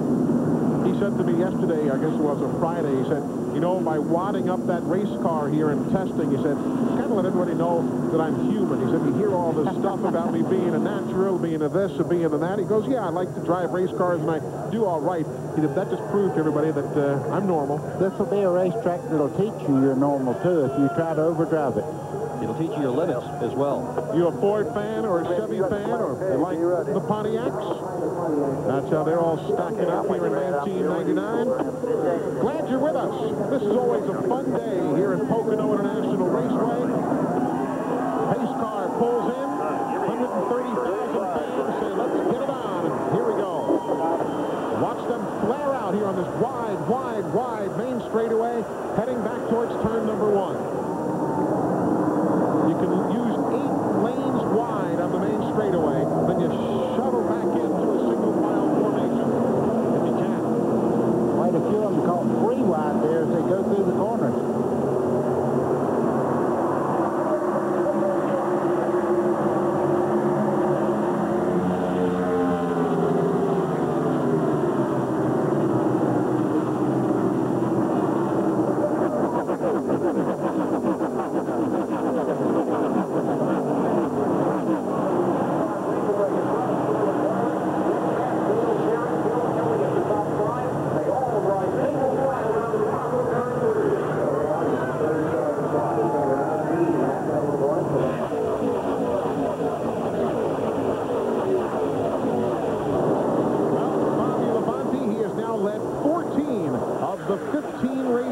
year, including every super speedway race. Number 1 here at Pocono. He'd be a good choice to win. You want to pick a winner early on? Try Jeff Burton, Jeff Gordon, Dale Jarrett, or Mark Martin. Each one of them has had a top 5 finish in each of the last 4 Pocono races. Watching Bobby Labonte go down Long Pond straightaway just behind his Sterling Marlin, and a car you may not recognize, the 98 there, Brick Mask. He's got that Woody Woodpecker sponsorship on board. Look at him go over that tunnel. Wally Diamondback sideways. Jeff Burton is into the wall. This is big for Jeff Burton right here. Hopefully he gets through there. Nobody's hit him yet. He has a little damage to the right corner, it looks like. Remember, Burton is second in points, 66 behind Jarrett. And Wally Diamondback. Come on around. No smoke. Come on around, Walker. Damage to the front of the 25 car there, Wally Dallenbach. You heard Wally Dallenbach's radio communication. Oh, a lot of damage on Jeff Burton's car. This could be huge. It already is, Eli. That's going to take a while to fix. One thing that's up there is all your venting, all your cooling system, everything. You can see how much damage to the nose piece of that race car. They thought they had the car to beat this morning. I talked to most of the top crew chiefs today. Frankie Stoddard, crew chief on this race car, said this is our best chance ever to win Pocono. Help me get it up. All sorts of parts and debris on the racetrack. The shredded tire there. Jeff Burton's car is really, really damaged. They'll have to take some of that nose piece off there and try to get air into the radiator and all. If it didn't bust it already, I see steam out of the radiator there. Ralph, it's not pretty. No, Eli, it's not. All the tires are flat, and the radiator is tore out of the car. The engine is shut off. They have just called to pull the car back behind the wall. Frankie Stoddard has told the crew, get the car back behind the wall so we can get the radiator in the car. They're going to get the all the toolbox stuff out and ready to go. They're going to help back the car behind the wall and go to work on it. Now, if there's any kind of consolation, as Wally's car is being pushed also, if there's any kind of consolation, is that a caution lap here at Pocono takes forever to run. So, yes, you're going to lose a lot of time, but you're not going to lose a ton of laps. But it's going to be very, very significant. There's Michael Waltrip's car with a little problem there. Everybody kind of got caught up there. Let's see if we can figure out exactly what happened as they pushed Jeff Burton to the garage. Guys, let's take a look here. That's already underway. Already underway there.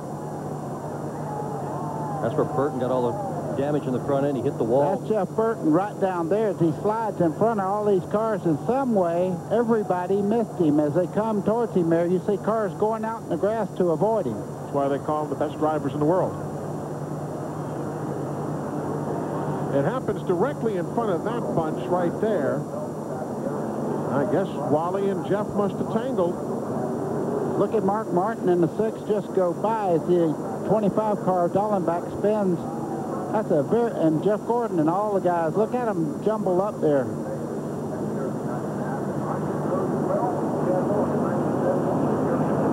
One more look right there in the aftermath of the accident. Watch the 43 there of John Andretti. A lot of cars very close to getting involved in that wreck. A lot of other guys, Glenn, have gotten some involvement, albeit somewhat slight. Yeah, Eli, I'm on my way down to Joe Nemechek's pits. I just happened to see him ride by. He's got pretty good damage to the left front fender. Just gotten into the pit here. They've got the left front tire off of the car right now. And it only looks to be like sheet metal. It's got the nose crimped in a little bit in the left front fender. It's going to hurt him down the long straightaways. But I don't believe it's any chassis damage or anything like that. So they're working up under the car right now, trying to beat that fender back out to make sure it doesn't get against the tire. But Joe was one of those guys that just got caught up in that incident. Yeah, his best career finish in Winston Cup was here back in July of '94 when he finished third. You saw other cars leaving the pit lane. Kyle Petty has been in. Jeffrey Bodine pitted, so did Jerry Nadeau. A lot of work going on early at Pocono. Is that your doggy? Come on, little puppy. Come on, little doggy. Come to Mama, puppy. Come on, puppy, puppy, puppy. Warning, objects may appear smaller once you've tried our burgers. Denny's Colossal Major League Burgers.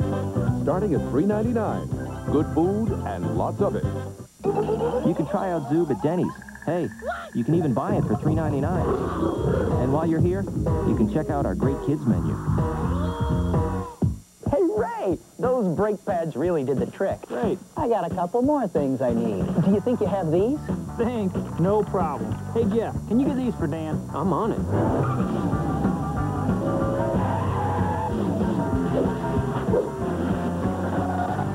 Hey, Dan, here you go.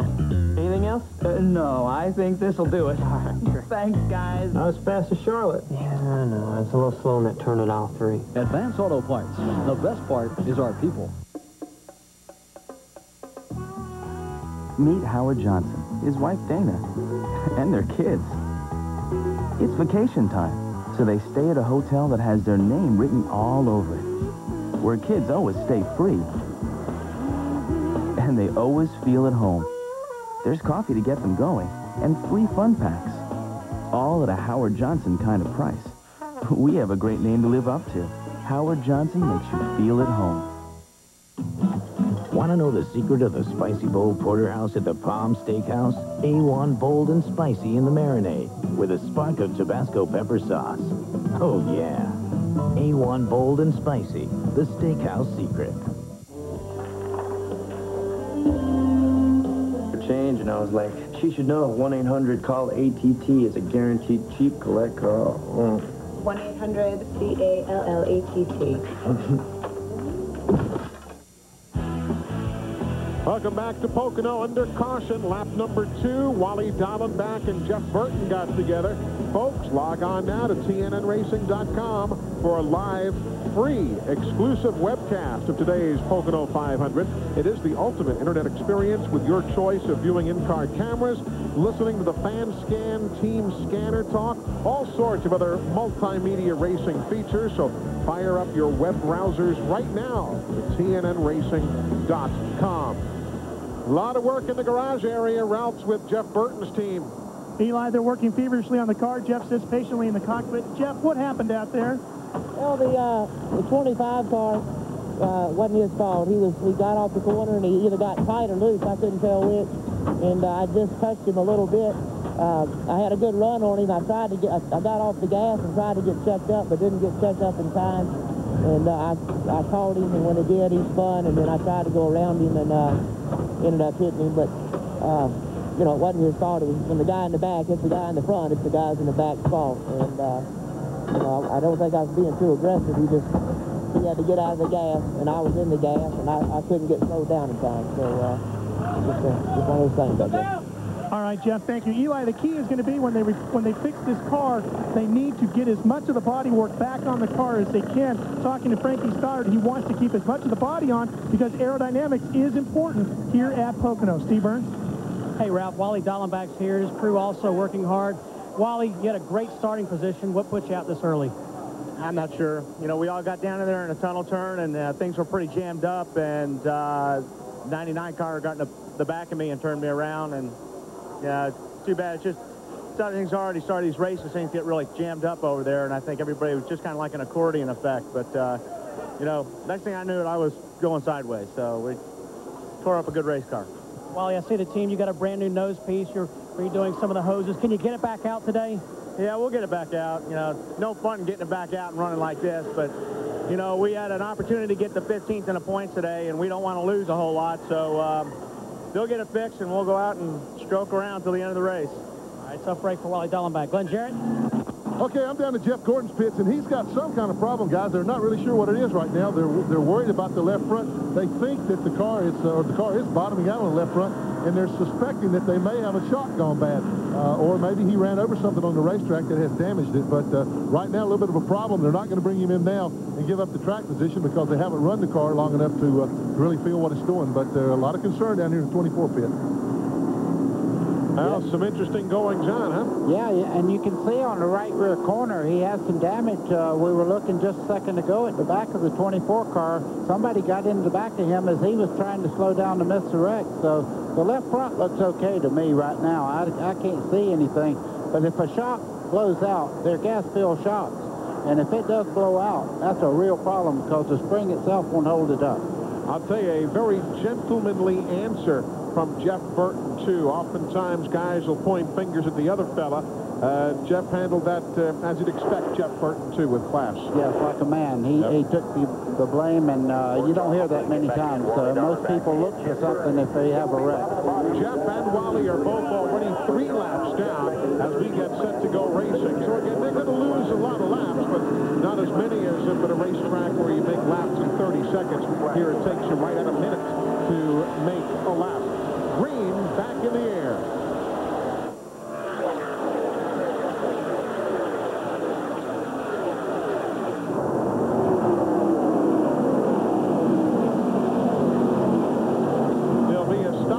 Penalty for Mike Skinner. He passed to the left on the restart, and he'll be coming in for a stop-and-go penalty. Well, you try to anticipate the start there, and apparently he got to the inside, and you can't pass on the inside until you pass the flagstaff. That's the tunnel turn, because it goes over the tunnel. It goes from the infield to outside of the racetrack. That's why they call it the tunnel turn. Drivers will tell you that that is the toughest turn in all of NASCAR Winston Cup racing. Did you subscribe to that, buddy, or was maybe Darlington a little tougher or somewhere else? I have to say that's one of the toughest turns, and the reason for it is you go down that long back straightaway at close to 195 miles an hour, and you turn in there, you don't get on the brake, you slide the car through that corner, and it is a corner much like Indianapolis. It's what they tried to copy, that one corner there. Oh, trouble up into the wall. Rusty Wallace has problems. Caution on the speedway, lap number 7. Rusty Wallace in the turn 1 wall. Eli, I don't know what happened, but there's black marks that start way back up on the straightaway there and go straight up towards the wall. You can see him going in towards the wall there where he got into it. And there was a lot of smoke, and that smoke certainly was from the tire marks. I wonder if the throttle hung. Rusty has had such bad luck here over the years, leading and then having to pit for fuel late, leading and having a tire go down. He's had more bad luck at this track than most any other tracks combined.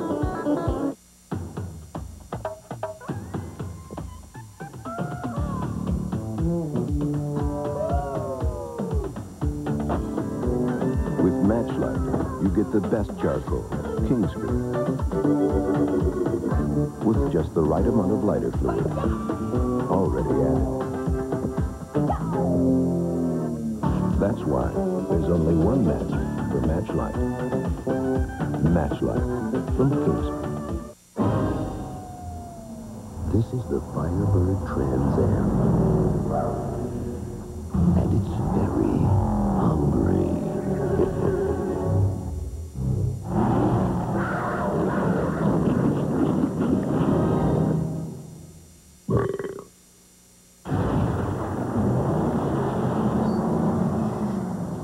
The muscle car lives. Firebird Trans Am by Pontiac. Guys, I'm coming in. What is it, Mike? Is it too loose? No, it's my kitchen. I want to remodel, but I don't know where to start. What? Dave, you're the kitchen guy. Get in here.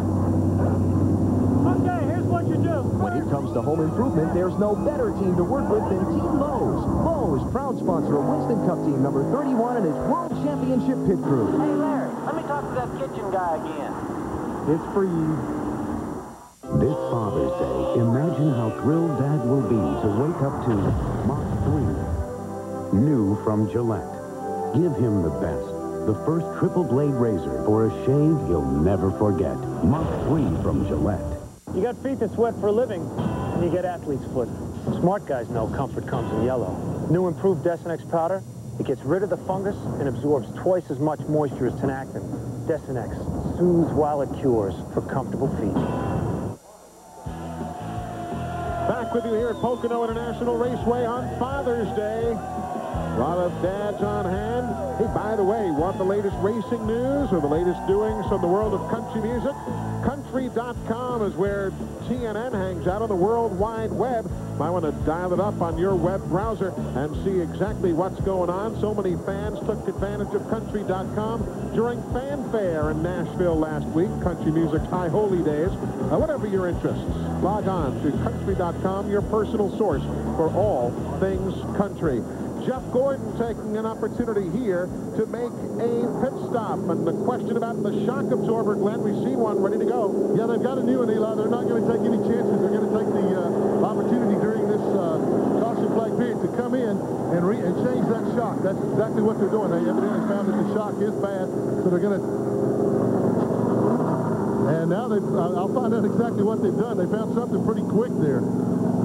I'll get a word with Ray and Ed here in just a minute to find out exactly what's happening. Jeff is down in the way. The work that they did on the front end was all that they had to do. I'm going to go over here and ask Ray Evernham right now if we can find out what it was. Ray, what was the problem?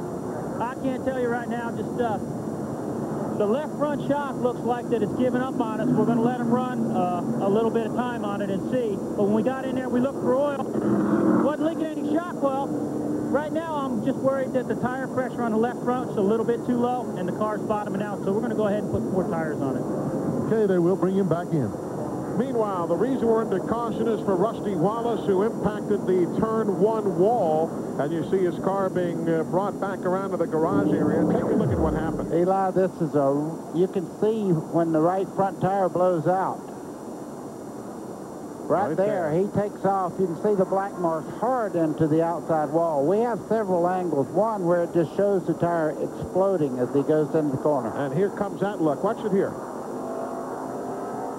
Okay, right there. You can see the right front just exploded, and he's on his way there. You see him lock the brakes up as he goes up.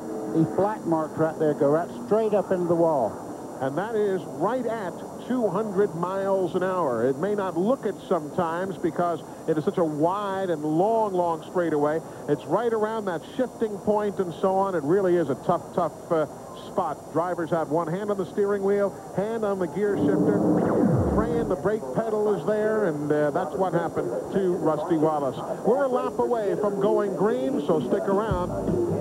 Robin Pemberton and the crew waiting for the car to come back to the garage. Just because you're in front doesn't mean you sit back and watch the others try and catch up. If you can make a great thing better, you do it. And that's what they've done with new Mobil 1 Tri-Synthetic. That's a bit of a mouthful, but basically it means new Mobil 1 protects against engine wear better than ever before. Helps your anti-pollution gear work better too. For me, using anything less just isn't an option. Nothing outperforms Mobil 1. Pep Boys knows how to give you a great deal on tires. They don't run specials on just one size. Pep Boys discounts every size in stock. That means all 35,000-mile tires are 4 for $99. All 70,000-mile tires are 4 for only $169. Call it a bonanza, an extravaganza. It's how you save on tires and protect your tires with a computerized wheel alignment. Cars, trucks, or SUVs now only $44.99. Pep Boys. Cars like us. People love us. Experience the sounds of NASCAR rock. This summer, join CBS's NASCAR Hits the Road with concerts featuring today's hottest performers. Feel the rush of NASCAR rock. The Jiffy Lube 300, July 11th at 1 Eastern on TNN. Forgiveness and enjoy your new car.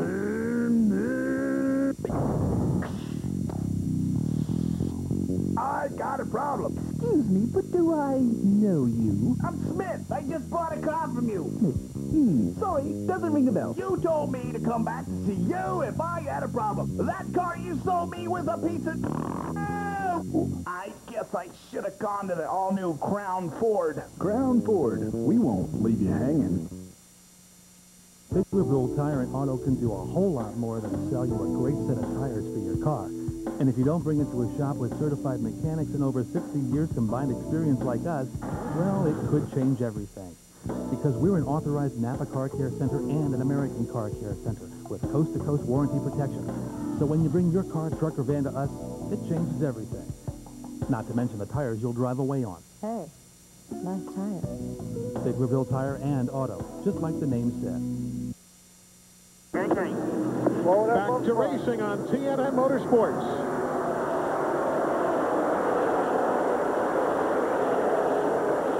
Look at him fan out. Wow. Were you guys as bold as that? Oh, yeah. We were the perfect drivers back then. Number 2 hat, number 14 shoe. You can see him down there. Oh, John Andretti, very high there. He and Jeremy Mayfield made a little contact getting in the corner. that. Size 2 hat, size 14 shoe. You got it. That's the Long Pond Straightaway, 3,055 feet, named after the town we're in, Long Pond, Pennsylvania. Over the tunnel turn. Then the North Straightaway, 1,780 feet, a fairly short straightaway, leading to turn 3, only 6 degrees. There you see Mark Martin in the 6th car. He's in 8th spot right now. And Ricky Rudd on the back of him there. A little bit of damage on the right rear corner of Ricky Rudd's car, but he seems to really be running well today. It's good to see him having a pretty good day. And a lead change at the start-finish line. Rick Mast, first race he has led in 1999, takes Woody Woodpecker to the front at lap number 12. I knew you were going to do that. Huh? Well, that's what it is. Yeah. And Rick Mast, a very, very talented driver. I guess the past couple of years has been very underrated as far as what he can do on the racetrack. Team has definitely struggled this year, no question about it, and Mast has admitted it in his conversations here. He said they started the year short on cars. They began the year without a sponsor, just picked it up last weekend at Michigan, so now they got a few dollars and got a little thing together here as well, and Mast had a good qualifying run. Now he's leading the race at Pocono. A lot of you folks know the story, but if you're new to NASCAR racing, Rick Mast sold a family cow to buy his first race car. He took the proceeds from old Bessie and bought himself a race car. And if he wins today, buy the dairy. There you have it. There's Elliott Sadler. Saw him shift right there through turn number 1. Kenny Irwin, he's running in 13th right now, heading to the tunnel turn. Ricky Rudd right behind Kenny Schrader. They're battling for 10th and 11th. What you're trying to do is get under him there. You see Ricky Rudd have track position now. Schrader has nothing to do, but he has to back out and let the cars on the bottom side get by him there. There you see still the 99 car, the Exide Batteries Ford, still in the garage area. They are now 11 laps down, as is Wally Dallenbach. There's Bill Elliott. He's in 7th. In the McDonald's machine, the Steel onboard camera. And Bobby Labonte right behind Rick Mast. In the garage area now, Wally Dallenbach, Jeff Burton, and Rusty Wallace's car has made it in. Robin Pemberton is the crew chief. Eli, the good news is Rusty Wallace just walked in to see his race car. Robin, the car's right behind you. What happened? Going down the front stretch, going into 1, he said the tire come apart. I'm sure he's run over some debris. There's, big wreck behind him there, and might have had a slow leak from the caution or whatever. So things like that happen. Looks like it's used up pretty much for the day. It tore stuff off the engine. That's how hard it hit. So we're going to look at it, maybe try to get back out, but it looks a little grim right now. A tough break, Eli. They came in here 9th in the point standings. They sure did. A lot of top point guys are now beginning to fall by the wayside. See the way they snaked down that front straightaway? I guess Neil Bonnet started that, didn't he? Yes, he did, and he beat me doing it. But one thing I was going to tell you, it's like a Congo line. They do draft here, and the front car gets through the air so well it turbulates behind and pulls the cars that are in line. It brings them right up. I will tell you this, bad news is on its way. Dale Jarrett just moved into 2nd. But this is a good battle right here, too. Ricky Rudd and Dale Earnhardt now running in 9th and 10th spots.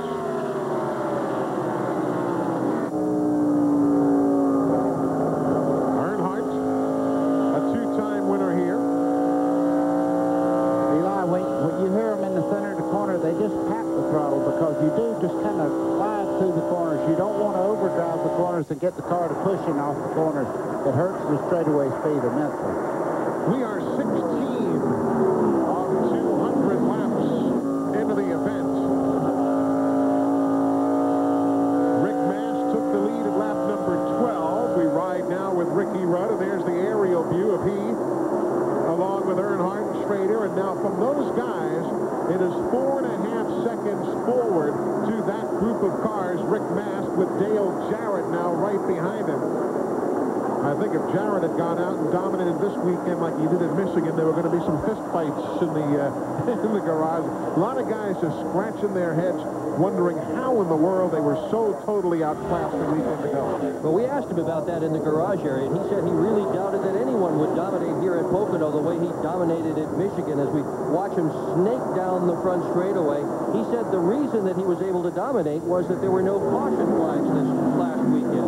He said, here we're going to have caution flags. That gives the crews an opportunity to work on the cars, adjust them, and get them faster. Steve Burns is with Rusty Wallace in the garage. Eli, first things first, Rusty, you look okay. You hit a lick.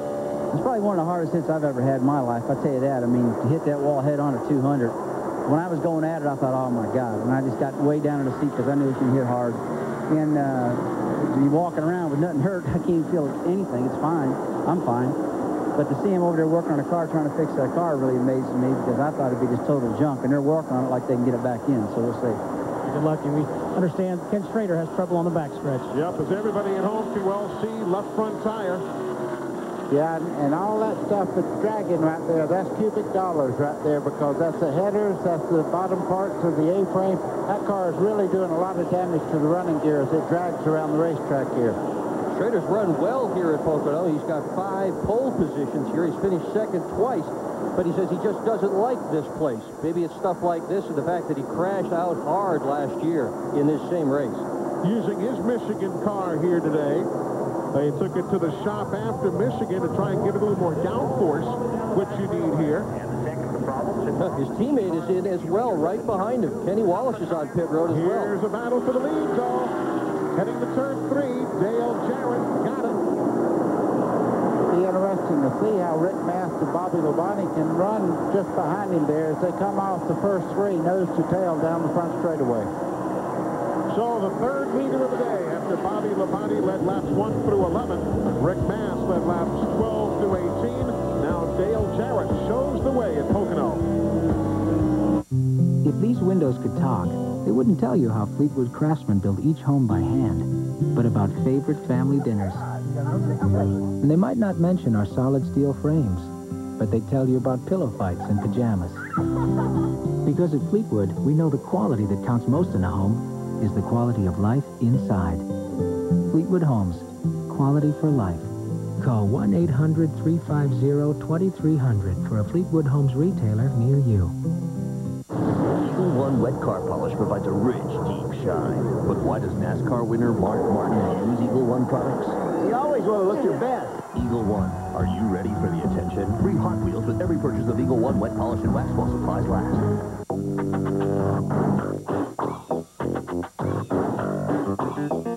Got a noisy car? For $29.95, get our Economizer Plus muffler and our nationwide guarantee. Now $29.95. Go safely, go Midas.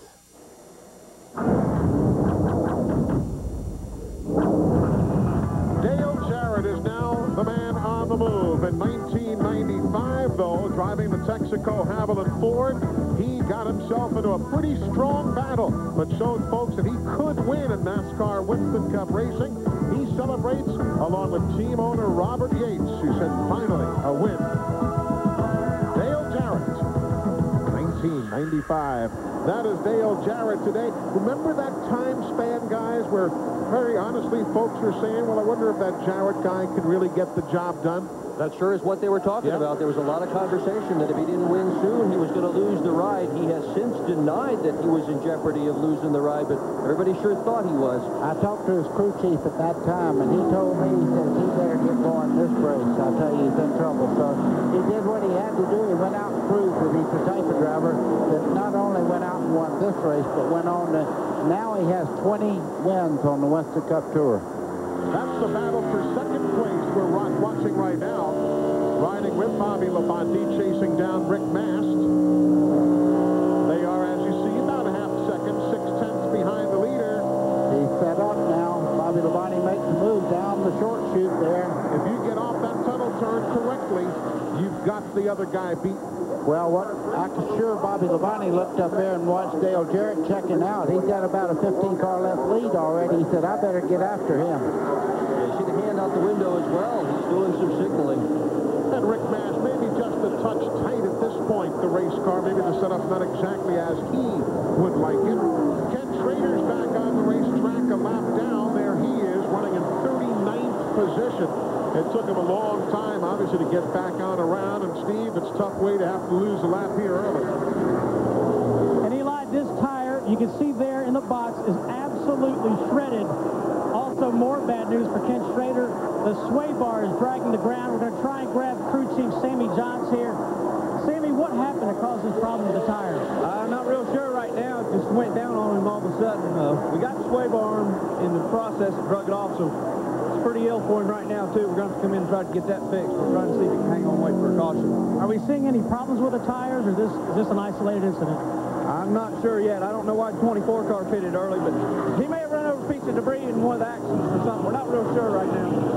Sammy.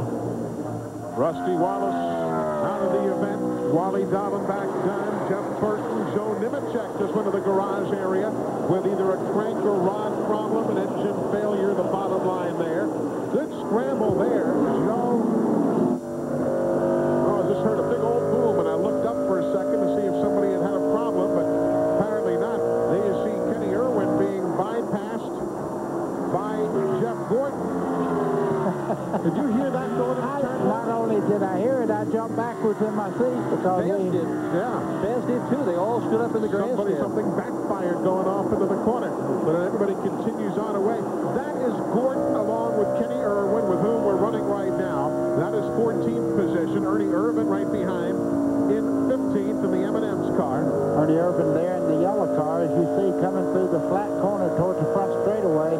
Cars handle very well through that corner. A long time ago, you had to slide them through there. These cars really track well with the radial tire.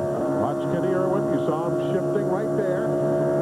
The shifting spot, the shifting point, kind of unscientific. It's where different teams feel it would work best for them. A lot of drivers like to turn into the corner, then shift. Some shift before they ever get to the corner where they're under braking, so they don't have to have one hand off the wheel as they start in the corner.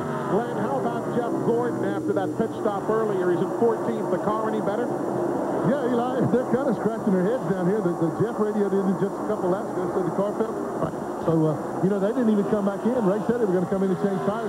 They didn't even do that. They just decided to stay out. So whatever the problem was, it seems to have mysteriously disappeared right now. He's running fine. And remember, in their last 10 Pocono visits, Jeff Gordon has 3 wins, 6 top 5s, and 9 top 10s. He's led 9 of those 10 races, so they know their way around here. I'm going to speculate that he started with the air pressure down in the left front tire, and it built up and made the tire a little stiffer, and it's not bottoming out anymore. That's probably what happened. Curious about Dale Earnhardt. Started back in the 25th spot. He's now 10th. Kenny Irwin up to 13th from starting in 29th. Ernie Irvin's now 15th. Jimmy Spencer up to 20th.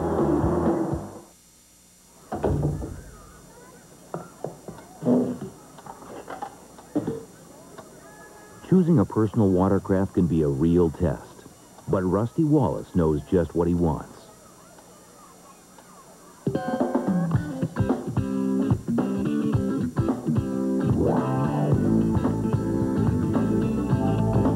Polaris, when you know what you want. See your local dealer for big savings on select models. Good morning, Mr. Clark. Morning, Tommy. Good morning, Mr. Clark. Morning, Tommy. Good morning, Mr. Clark. Morning, Tommy. Amazing. That car never ages. To help keep your car young, protect your engine with Haviland Formula 3 motor oil. Add more life to your car. Get a free fender cover with case purchase of Haviland Formula 3 motor oil. See store for details. NASCAR Winston Cup racing is the fastest growing sport in America, and Pocono Raceway is one of NASCAR's most competitive tracks. The sights and sounds of NASCAR Winston Cup racing are awesome. Experience the excitement for yourself. All the cars and stars of today's race return to Pocono in 5 weeks for the July 25th Pennsylvania 500. Pocono Raceway has added 15,000 high-rise grandstands and 2,000 club seats in 1999. Order your tickets now. Call toll-free 1-800-RACEWAY. That's 1-800-RACEWAY. Operators are standing by. Hey, come on. We've Just moments before the new millennium, the dreaded Y2K bug still threatens worldwide bank disruption and computer failure.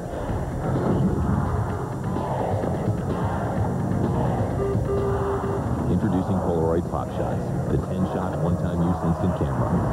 Polaroid Pop Shots. See what develops.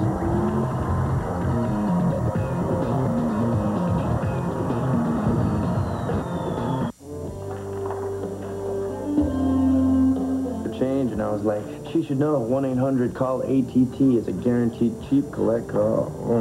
1-800-CALL-ATT. Want to know the secret of the Spicy Bowl Porterhouse at the Palm Steakhouse? A1 bold and spicy in the marinade with a spark of Tabasco pepper sauce.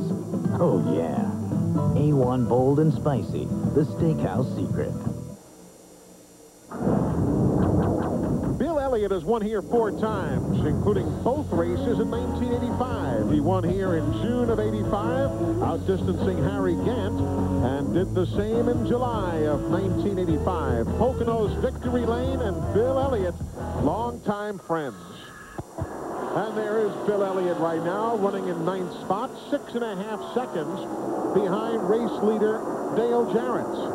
And just in front of him up there, Tony Stewart is just cutting through this crowd. I tell you what, for a guy that's never really raced here in this type of car, he's doing a great, great job. That's him in the orange car following Mark Martin. There's some pretty good drivers who have come here a half dozen times before they figured the line out. This guy's got it in his first try. Amazing. There goes Mark Martin challenging inside of Sterling Marlin, our pole sitter, running back in 6th. The line by just going out and following people. He tried to find somebody fast and do the best he could to stick with them. This is actually his second appearance at Pocono. First in a Winston Cup car. His first appearance was in a go-kart. Ran backwards down the front straightaway and then all through the infield. You know, who ran here in the old go-kart days was John Andretti and Michael Andretti. They ran together. There you see the rundown in the upper left-hand corner of your screen. The folks at Napa bringing you NASCAR timing and scoring. Napa, we keep America running. Mark Martin in the 6th there. He's looking to go on the inside of Sterling Marlin as they head down towards turn 1. There shouldn't be a contest here. Sterling's smart. He'll let them both by. Yeah, Sterling's not got the preferred groove by any stretch, so he'll lose the spots right there, and he'll get in line right behind Tony Stewart. We mentioned before that the preliminary word was that Joe Nemechek was going to be done with engine failure. Have they pinpointed it any closer there, Steve? Let's find out, Eli. The Bell South Chevrolet has been loaded into the truck. Joe, a year ago, unfortunately, I talked to you about transmission trouble. What put you out today? Something broke in the motor. I'm not real sure. Just started vibrating really bad, and you could feel it let go. So it's just a tough break for our whole Bell South team. We've been struggling here lately. We had an awesome car for today. We've been awesome in practice. It's messed up a little bit qualifying. My teammates on the pole, and we should have been up there with them, but it's just, I don't know. Everybody was kind of crazy there at the start, going 9-10 wide, and had an accident, knocked the front bumper in, and we had to fix that, and we're starting to come back, and it just broke. We got to change our luck somehow. All right, Joe, let's go to Ralph Shaheen. Steve, Jeff Burton is back out on the racetrack, and they have done a lot of work to improve the structural integrity of the nose piece of the car as he is going down around the racetrack now. As you heard earlier, I told you that they wanted to make sure they could keep as much of the body on the car. See how they put the whole nose on the car? The interesting thing here, Eli, is going to be that they have actually riveted the nose on top of the hood. So if they have any problem inside the engine, they're not going to be able to get to it without taking that nose all the way back off again. We're 29 laps down in the case of Burton. What was that we saw venting there, buddy? Oh, boy, right there. That's the overflow. That means it's running hot. That's how they let the driver know that there's the water temperature is past boiling right there. You can see it scooting the water out of the overflow. So their problems seemingly are ongoing as this day is still in the early stages. Just 32 laps are complete. You saw the leaders go by moments ago, so that would be 30 laps down now for Jeff Burton. But they're out there to try and pick up whatever points they can, because clearly he was right there in the battle for the points. Came in right behind Dale Jarrett 66 points down. Eli, the way that's throwing the steam out of that overflow right there, you can see it steaming as he goes into the flat corner here. Coming off. He's coming in right now. You can't keep running like that. That won't throw enough water on the racetrack to be a danger to the other race cars, but it certainly is a danger to the engine, so he's going to have to bring her on in. So pit stop here at lap 32. Ralph, it's going to be one of those days, I believe. It sure is, Eli. What they're going to do is try to take some of the tape off of the nose of the car. Frankie Stoddard is going to jump over the wall and go to work on the car. They're going to pump some water in here if they can. Now remember, they have absolutely pop-riveted the whole nose tight and shut. So Frankie's going to work on the nose of the car, trying to pull some of the tape off to cool it back down. He's going to send it back out. He's hoping that this will work. If it doesn't, he'll bring it back in and try some more water after that. You see on the left of your screen, that's Jeremy Mayfield in for a pit stop here.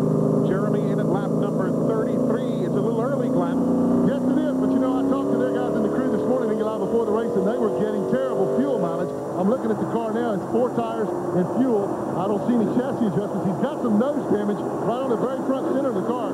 He's down and away. This is a regularly scheduled pit stop, but Robin Pemberton told me this morning that they were concerned about fuel mileage, and the 12 car of Mayfield was as well, that they could only go about 34, 35 laps, so he's right on schedule. The winner a year ago, Jeremy Mayfield. If you are a Rusty Wallace fan, they have given up the efforts in the garage area. They have just called it a day. So Rusty Wallace, along with Wally Dallenbach and Joe Nemechek, those officially out of the event at the moment. That is your race leader by 7/10 of a second. Dale Jarrett. Some folks watch the races. Others want to grab some fries. I've been everywhere, man. Across the desert, bare, man. If the technology of SuperGuard motor oil can protect these high-performance engines, imagine how it'll perform in your new Ford Taurus SHO. Visit our website, Citgo.com, and you could win a 1999 Ford Taurus SHO or one of 500 other valuable prizes when you play the SuperGuard Online 500 Racing Challenge.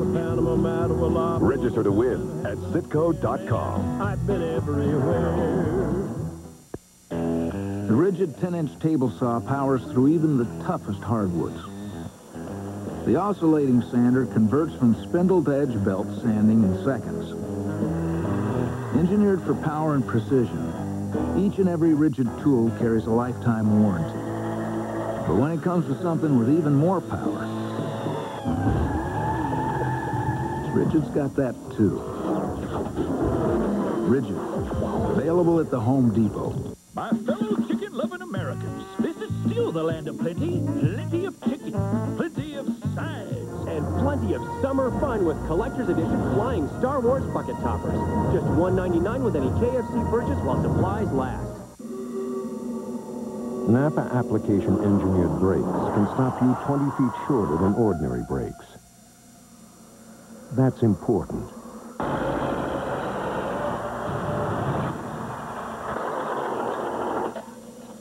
Because you can't always count on there being 20 extra feet of road when you need it. Napa, over 200,000 parts, and every one's important. This Father's Day, imagine how thrilled Dad will be to wake up to Mach 3. New from Gillette. Give him the best. The first triple blade razor for a shave he'll never forget. Mach 3 from Gillette. TNN Motorsports live coverage of the Pocono 500 is being brought to you by Napa Auto Parts. Napa, we keep America running. And by Gillette, makers of Mach 3. Hey, folks, you have a chance to enter the TNN Pedal to the Metal sweepstakes, and you could be a big winner. If you can answer the question who the leader is at halfway of today's race, you could win the grand prize, Ford F-150 4x4 pickup truck, or a first prize trip to one of 4 NASCAR Winston Cup races aired right here on TNN. It's easy. Just send your name, your age, address, phone number, and the answer on a postcard. Again, we're only at lap 37. Halfway is at lap 100. But just send it into the address you see on the screen or enter online at country.com. And we certainly wish you the very best of luck. The entry deadline, by the way, to win a trip to the Jiffy Lube 300, that deadline is June the 28th. Pit stops. Ricky Rudd's in, Glenn. Yeah, Eli, again, this is a scheduled pit stop. They've run 37 laps, which most of the teams were figuring between 37 laps and 40 laps. 4 tires, fuel, and Ricky's down and away. He was in 21st position before he came in. Obviously, he'll drop back now. Others making pit stops. That is Bobby Hamilton making a stop. Rick Mast was in also at lap number 37. We're now at lap number 38. Eli, as they stretch this fuel mileage out, one thing you don't want to do at Pocono Speedway is run out of fuel. Because of the flat corners, if you run out on the back straightaway, it's questionable whether you can even get back to the pit road or not. Yeah, it's not likely. We've seen more often than not fuel be a factor with guys running out and not being able to coast on around. Here comes Wally Dolan back out of the garage. He'll be 36 laps down, but Wally is back on the racetrack, and here comes Dale Jarrett, the race leader. He will make a stop at lap number 39. So Dale Jarrett is in, Ralph. Well, Eli, he's been a little bit tight coming off the corner, so they're going to make very, very minor adjustments is all they were talking about doing to the car. In fact, at this point, it doesn't look like they're going to do any adjustments to the car. If anything, it will be with air pressure, 4 tires and fuel. Right now, they're very pleased with this car, the same one that they ran in Michigan. 16.9 is the stop for Dale Jarrett as they go to work on the 22. Now, the 22 has been suffering from a push for Ward Burton.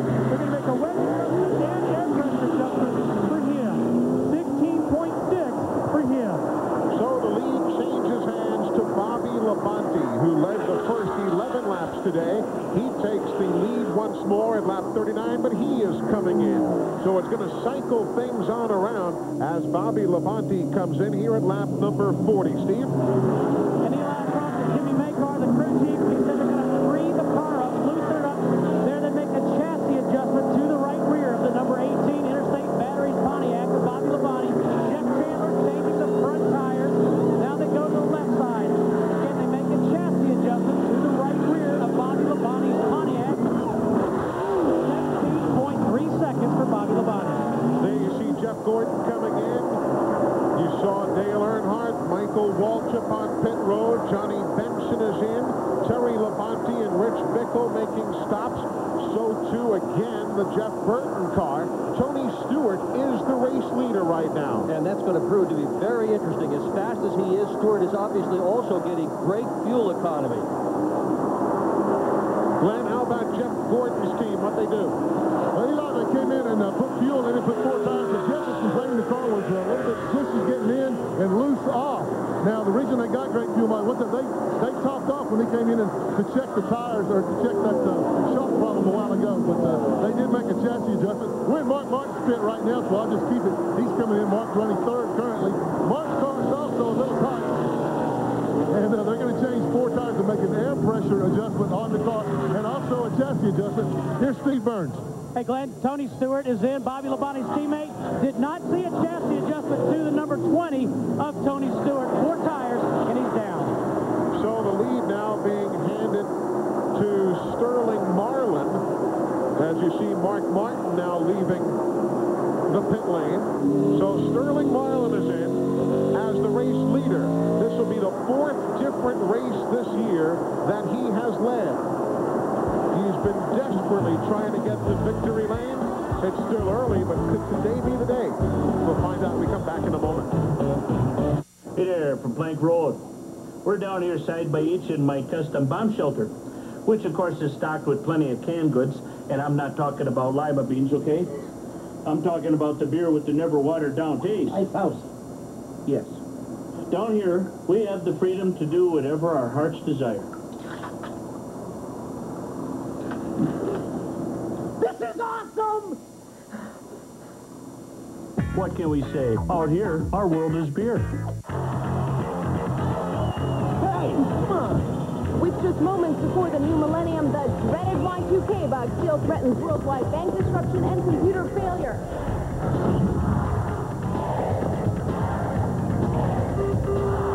Introducing Polaroid Pop Shots, the 10-shot, one-time use instant camera.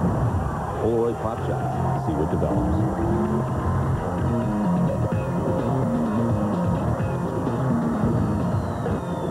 July on TNN. Prepare for the ultimate summer vacation. Starting visual stimulation. TNN Visual Reality. all July. Starring Pat McDuffie and Julie Brown. From Walt Disney World. Hot Summer Nights Month, starting July 1st on TNN. Instant pudding. Instant replay. Instantly recognizable name brand merchandise. Shoes and athletic footwear from Nike, Adidas, New Balance, Birkenstock, and more. Accessories, outerwear, and NASCAR merchandise. And lower prices across the board.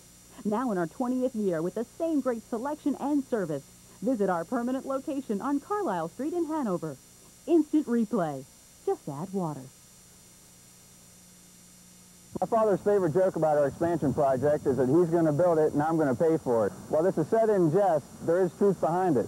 My future depends on my dealings with you, our friends, customers, and neighbors. You are valuable to us, and we respect your needs and desires. That's why this new construction project includes 30 service bays, 2 of which are specially designed for quick service, lube, oil, filter, and 16-point checkup to be done at any time with no appointment necessary.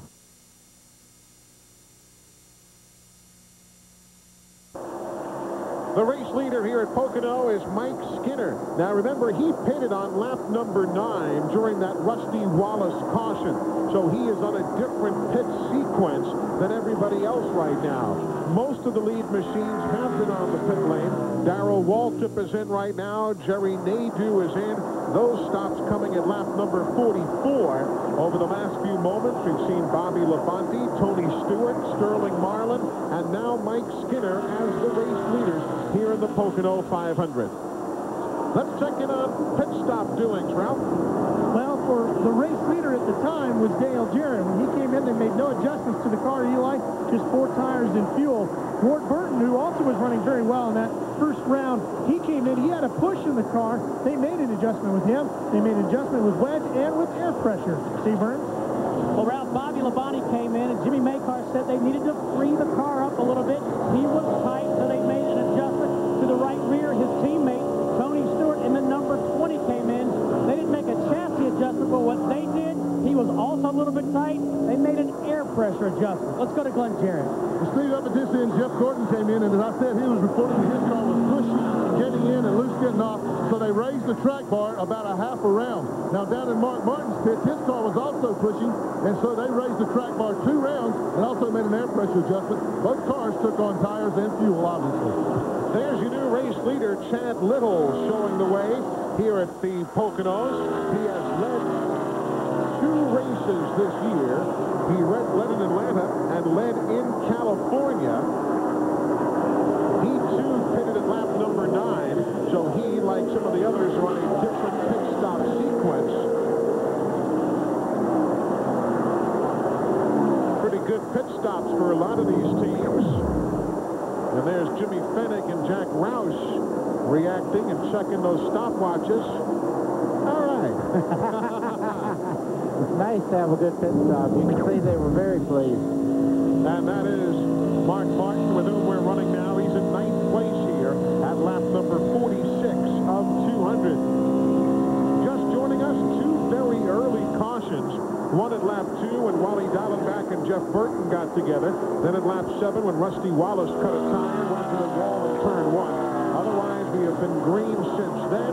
Dale Jarrett is running second, down by 2 2/10 to Chad Little. But again, remember that Chad's on a different pit stop sequence. He's coming in now, and as Jarrett comes to the stripe, he'll take the lead. And the other, look out, Chad Little. Whoa, into the inside wall there.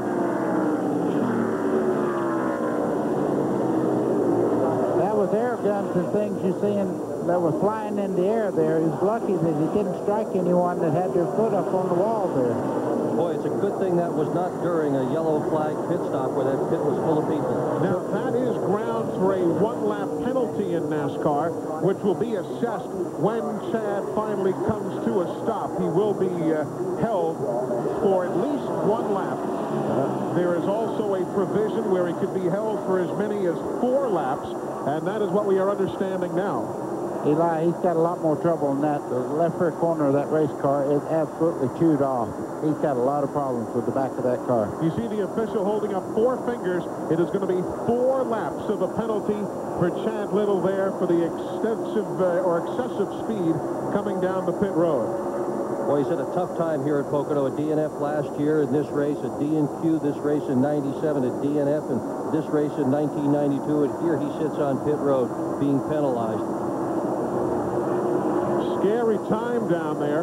Watch it again in case you happen to be turning away from the screen. Watch this. He came in, giving up the lead to Jarrett. Very hot. He tries to slow it down, and he starts losing it there. It spins around right rear corner into the inside pit wall there. Watch it again from the overhead grandstand view. Thank God nobody was out there. Boy, you see the jack go flying in that pit area. Yeah, and tires flying around. But you know what? He just tried to roar down. They have a speed limit for pit road, and he jumped on the brakes, and the car got out from under him. So Dale Jarrett is the race leader now, with Bobby Labonte right behind him. He is just a couple, 3-car lengths back for the lead. Yeah, and that's from about a 30-car deficit. Bobby Labonte much quicker right now than Dale Jarrett. Dale Jarrett reported that he had a little bit of push just a little while ago. They made adjustments, but I think Bobby Labonte right now has the faster of the 2 cars. You've already heard that this is the same car Jarrett won with at Michigan last week. He said the reason the car won was handling. He said this is a handling track, this speedway at Pocono, and that is the singular reason that he brought the race car. Lenny Spencer just being black flagged on the speedway. He'll be coming in to be checked over. The car will be checked over by the NASCAR officials on the pit lane. Eli, this is down that long straightaway we talked about. They're drafting down through there. Speed's close to 200 miles an hour. Bobby Labonte looking him over right now. Cannot make the move yet. Jeffrey Bodine will pit. Chad Little is now eligible to return to the race, but they have taken the car behind the wall to work on it some. So their problems are a little more severe after tagging the pit lane wall. Fine run today for Bobby Labonte at Pocono. He said this place has been a thorn in my side, and indeed until last July, Bobby Labonte had not had a strong finish here at Pocono. He worked on this racetrack. This was one of the goals that they went into 1998 with, try to do better at Pocono. They adjusted the car, came up with a different setup last July. It's pretty much the same setup they've got into the car today. He's got a strong second-place race car there right now. Boy, look at how the accident with Jeff Burton impacted the points, huh? Yeah. Man, a big change. They've just given Jimmy Spencer the black flag for the second time. He has yet to make his way down the pit road. Next time, if he doesn't come in, NASCAR will put out the black flag with the white cross on it, which will mean that you can stay out there all day if you want and stop scoring your car. Yeah, and you don't get paid for it anymore. Right. So one would assume that Jimmy will be coming in. There was a question about something that took place during the pit stop moments ago, and here he comes now into the attention of the crew and the NASCAR inspectors. At the rear of the car, 2 inspectors are going around, and they were checking something, clearly making the right side tire changes. So Jimmy, unscheduled stop for the man from Berwick at lap number 51. He had a huge successful golf tournament the other day, raising thousands and thousands of dollars here in Pennsylvania for charities in his home area. Hey, Steve, nobody was hurt, I assume, where Chad Little hit the wall there before? No, we just went down to Brett Benign pits, Eli. Everybody's okay. Their video camera was knocked out of commission, though. And also just checked in Jimmy Spencer's pit. They have lug nuts that were loose. That's why they had to come back in. But once again, went to check to the pits where Brett Bodine's team is. Chad Little hits the wall, but everybody is fine down here. Again, they knocked their video pit camera out of service, but everyone's okay. Those pit cameras could be replaced, and that's good news that nobody was injured. Right there, you see 5th place and 4th spot. Ward Burton in the 22. He has 4th. Rick Mast behind him in 5th. The leader is Dale Jarrett. Took over the top spot again at lap number 47 after leading laps 19 through 38. Middle stages here at Pocono. We're back in a moment.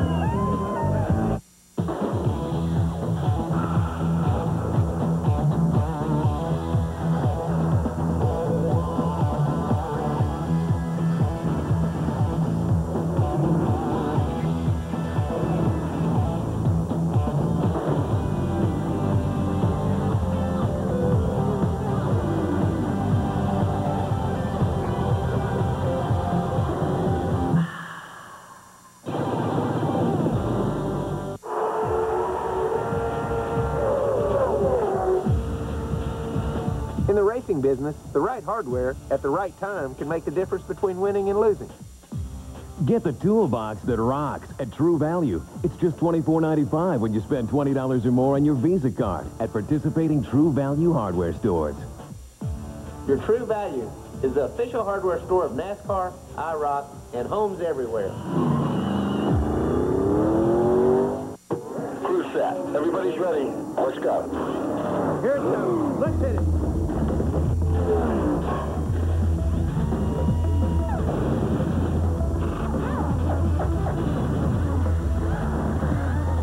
Rock your way to the fastest finish. You're good. You're fast. After lunch, we'll do the other side of the street. Make sure you've got genuine sheetrock. USG Sheetrock brand products. Official marketing partner of the NASCAR Craftsman Truck Series. I think 99 cents is a great deal. It's incredible and huge for only 99 cents. It's a good deal in any language. You think right. I think in a hot day you should have a Frosty. For 10 years, people have depended on Wendy's 99-cent super value menu. I think I'm hungry. Call it a bonanza, an extravaganza. It's how you save on tires. Now at Pep Boys, all 35,000-mile tires are 4 for only $99, and all 70,000-mile tires 4 for $169. Pep Boys, cars like us, people love us. Hope you can do what a lot of folks are doing right now, logging on to NASCAR Online. Before the races, during the races, after the race. Matter of fact, after the race, we'll be doing another chat session today. Taking your questions online and discussing today's race. NASCAR.com is the address for your 24-hour NASCAR Garage Pass. And also, folks, if you're looking for a great gift idea, maybe retroactively to today's Father's Day gift, if Dad didn't get the tie or whatever it might be, don't forget NASCAR Thunder, the official store of NASCAR, now open all across the country. And you can call the number you see on the screen, and they'll give you the location of the NASCAR Thunder store nearest to you. Interesting here, the leader, Dale Jarrett, Bobby Labonte behind him. They've closed in on Rich Bickle and in and around Kenny Schrader. Michelle Schrader just backed out, let him go. He's not going to mess with the leaders. And Rich Bickle, he just watch him roll out with the throttle here and let Bobby Labonte go by on the inside. Speaking of rolling out, let's roll all the way back out about 6 7/10 seconds. Back to Mark Martin. He's in third. So right now, Dale Jarrett and Bobby Labonte have checked out. Mark can't even see the guys he's chasing.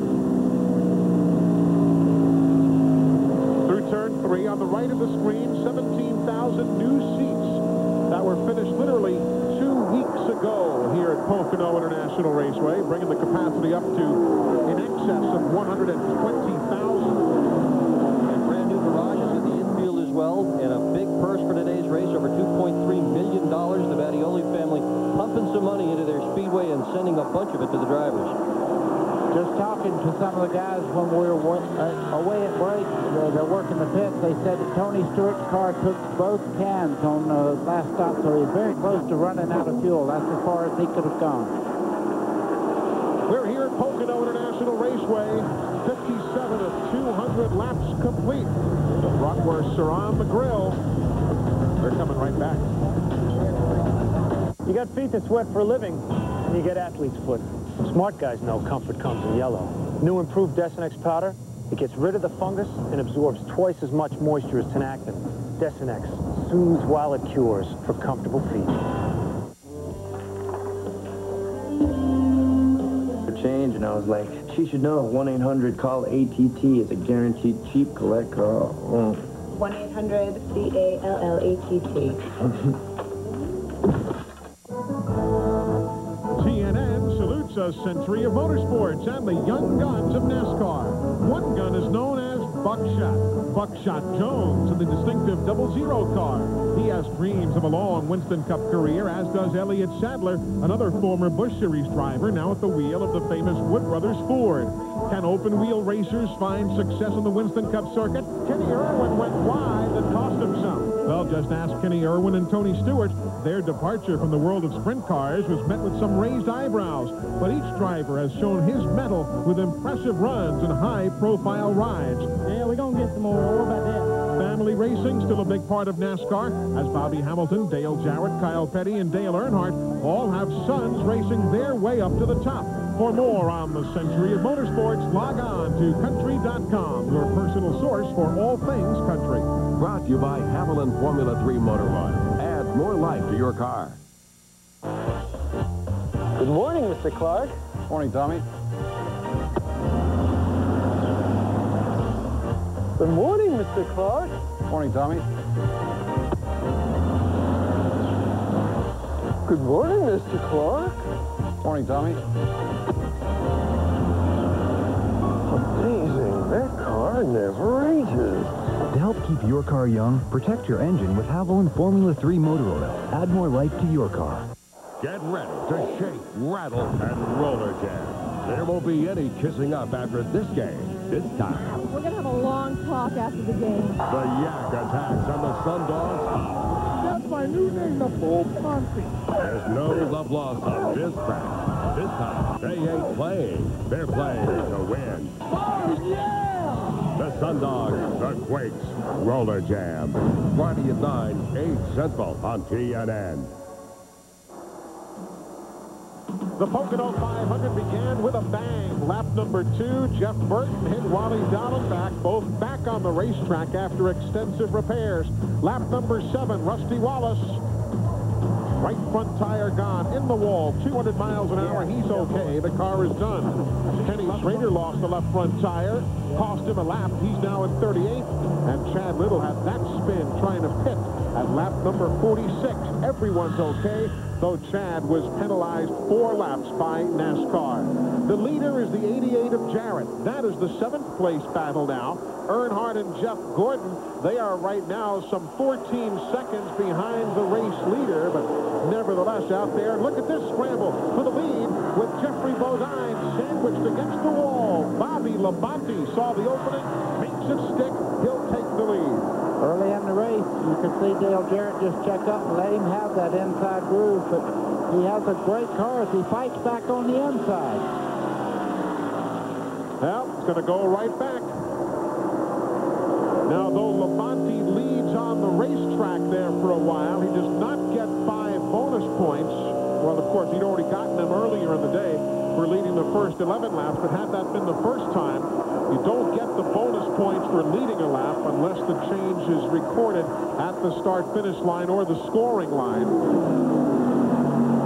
Two guys driving in the race as if they're champions, future champions for sure. Neither one of them has ever won the championship.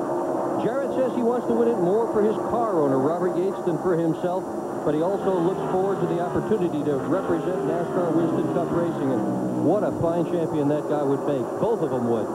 You see MCI WorldCom bringing you NASCAR timing and scoring. Your one connection to the world is on net from MCI WorldCom.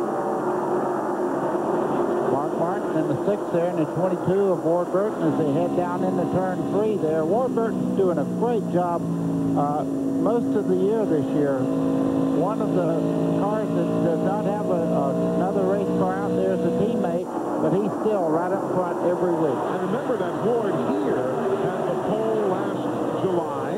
He qualified 5th here last June. Even finished 2nd here in July of '94. So Ward Burton is one of those who gets around this track. Well, I really believe that this track, as much as any, if not more so, buddy, and again, you've driven, I have not, but I think here, if you like the place, you're going to do a whole lot better, because this place can psych you out. Eli, at any racetrack. You hear a guy say, I don't like Daytona, well, he ought to be home, because you can't win at Daytona unless you love it. And Pocono is so difficult. If you don't like this racetrack, it's like going to a horror house for you, because you just spend the whole day going, am I going to mess up? Is this corner's going to get me? There you see the lead tightening up again. Those guys, Dale Jarrett and Bobby Labonte, are now 7 seconds ahead of Mark Martin in 3rd. They're about to put Johnny Benson a lap down in the Cheerios car. Johnny is 26th in car 26. Showing a lot of motor, that number 88. I asked Robert Yates this morning, how much does it have? And he just sort of looked at me with a big smile and he said, let's say it's over 750 horsepower. There's been a lot of conversation in the garage about some of these guys getting close to 800 horsepower, and I asked Robert about that, and he said he could certainly imagine. He said, I can see 800 horsepower in the not-distant future. He also remembered the first time he saw 700 horsepower and couldn't quite believe it. You know, one of the big father-son stories of this weekend on Father's Day, as Jeffrey Bodine slows on the racetrack, is the fact that Buddy Parrott, the father, team manager for Jeff Burton, well, his car is now way behind after the early problems, and his son, Todd Parrott, crew chiefing for Dale Jarrett. That's one of those father-son deals on Father's Day that right now is in favor of the son. Yeah, I love the conversation between the two of them. It's, thank you, Dad. Ralph, it's the young gun showing the way right now in the Parrott family. Well, Todd Parrott is doing a great job of crew chiefing for Dale Jarrett, getting a big win last week in Michigan. He climbs down to talk to us. Your car was so dominant in Michigan last week. You've got the same machine here today. How good is it today? Is it doing fine over that tunnel turn? Yeah, he said just now the car's just a little bit tight over the tunnel. You know, the sun's gone behind the clouds. Track's cooled off a little bit. We put the tires on a while ago. Cars seem to be just a little bit free, but all in all, he hadn't said a whole lot. Well, Bobby Labonte's running right behind you, and he's already won races this year on fuel mileage. Are you getting concerned he might be trying to do that here today? Without a doubt. You know, I'm sure that he's just back there taking it easy, taking care of the fuel, and I guess he came on the radio a while ago, and he told Jimmy Maycar that he was just going to school right now. School's in session. We'll see who ends up being the teacher and who ends up being the pupil here today, I guess. Long way to go, though, as we still have 134 laps to go. Hey, speaking of Father's Day, how is Buck Baker doing? I just want to say hello to my dad. By the way, he had a bout with pneumonia, and I just want to say happy Father's Day to my father. Buck, I love you. You know I do, and I want you to get well, man. Great racing champion. Buck Baker and, of course, Buddy Baker. Hall of Famer himself, riding with Bobby Labonte right behind Dale Jarrett. Leaders begin to put others' laps down. They're closing in on Jeff Green and others, trying to put them a lap away, while Jeffrey Bodine takes the power team car to the garage. Day 19, traveling the circuits of NASCAR. Darlington, Daytona, Talladega, Charlotte. The drivers, the cars, the action, bumper to bumper, mano-a-mano at speeds of over 200 miles an hour, with us covering every heart-pounding, adrenaline-pumping moment at the incredible speeds of over 35 miles an hour, as fast as it goes. What? It's a good thing they keep going around in circles. Duralube Advanced Engine Treatment protects your car's motor like no other product can. Sure, there are imitators. Hey, we're flattered by it. But remember, when it comes to protecting your car's engine, independent tests prove nothing compares to Duralube. Duralube, tomorrow's technology today. Duralube, imitated but never duplicated.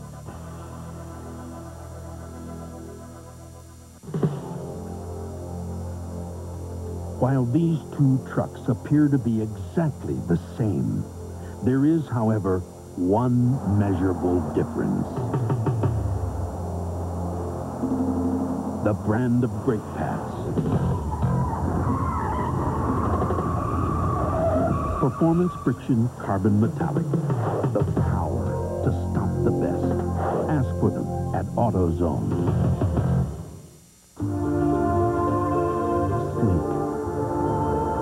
Sophisticated, stylish,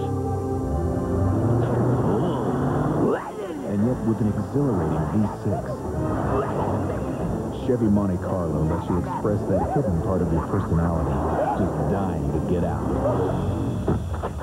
Mr. Freeman. How are you? Tommy? Monte Carlo. The side you show the world is up to you.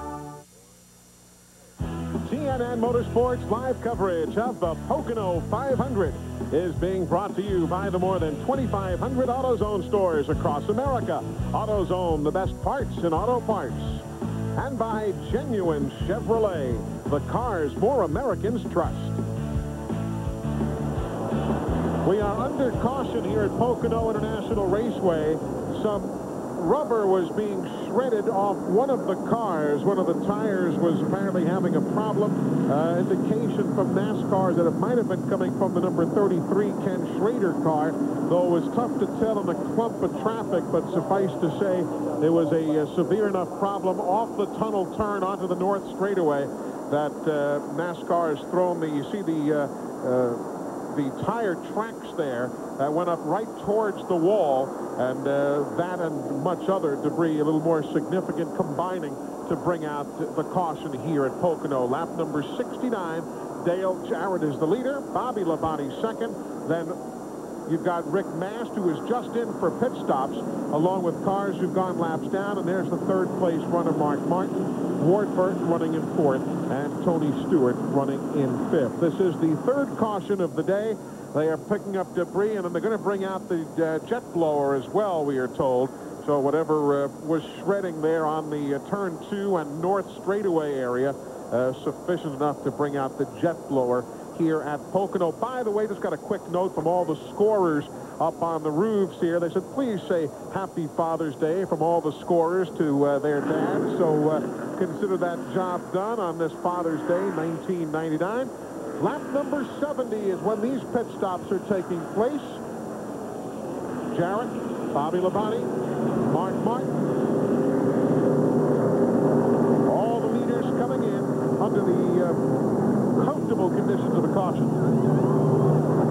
Yeah, Tony Stewart, he was in 5th place there. You can see him go by. He's in the pits right now. All these guys are nose to tail. This is a brand new race for everybody.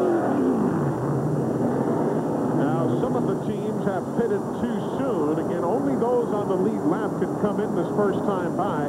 Some of those who have come in early will have to go to the end of the longest line of traffic, and they were already a lap or two down, so they felt it was worth making their stops right now. Let's get the updates of any changes on any of these race cars. Steve, how'd the stops go? Well, they lay on the number 18 of Bobby Labonte. Remember the last stop they made a chassis adjustment to the right rear. Jimmy Maycar said they wanted to free the car up. Well, on this stop, they didn't make any adjustments to the car, so obviously they feel the car is handling well. Ralph Shaheen. Well, Steve, for Dale Jarrett, it was a unique situation. He's a little tight going over the tunnel turn, but he didn't want to loosen the car up anymore going into turn number 1. So what they did was they changed all 4 tires, filled up with fuel, and took 1 round of ice out of the car. They feel that should balance it out since they were running under the clouds.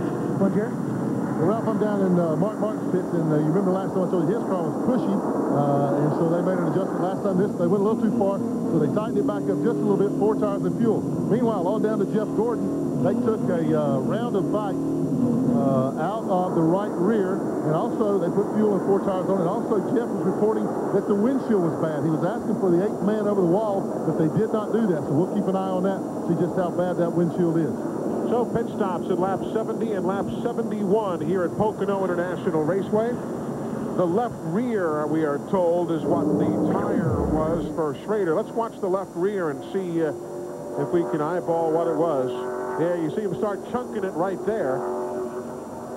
Second tire Schrader's lost today. And then it continued to get even worse than that as he worked the straightaway. But you have to remember, he broke the sway bar off this car, and that changed the handling all the way around on this car. That's probably why he had the tire problem. And there they're trying to figure out exactly what's amiss. Under caution here. That was supposed to be a beauty shot, but it said it's waning. Ever since Mobil 1 came along, other oil companies have tried to copy it to make a synthetic of their own.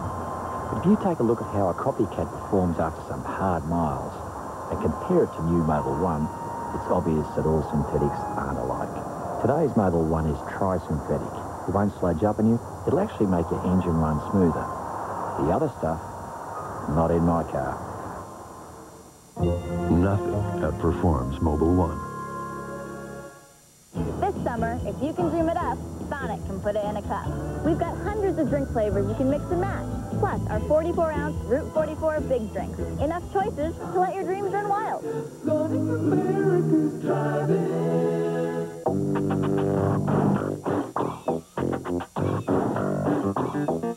Got a noisy car? For $29.95, get our Economizer Plus muffler and our nationwide guarantee. Now $29.95. Go safely, go Midas. Experience the sounds of NASCAR rock. This summer, join CBS as NASCAR hits the road with concerts featuring today's hottest performers. Feel the rush of NASCAR rock.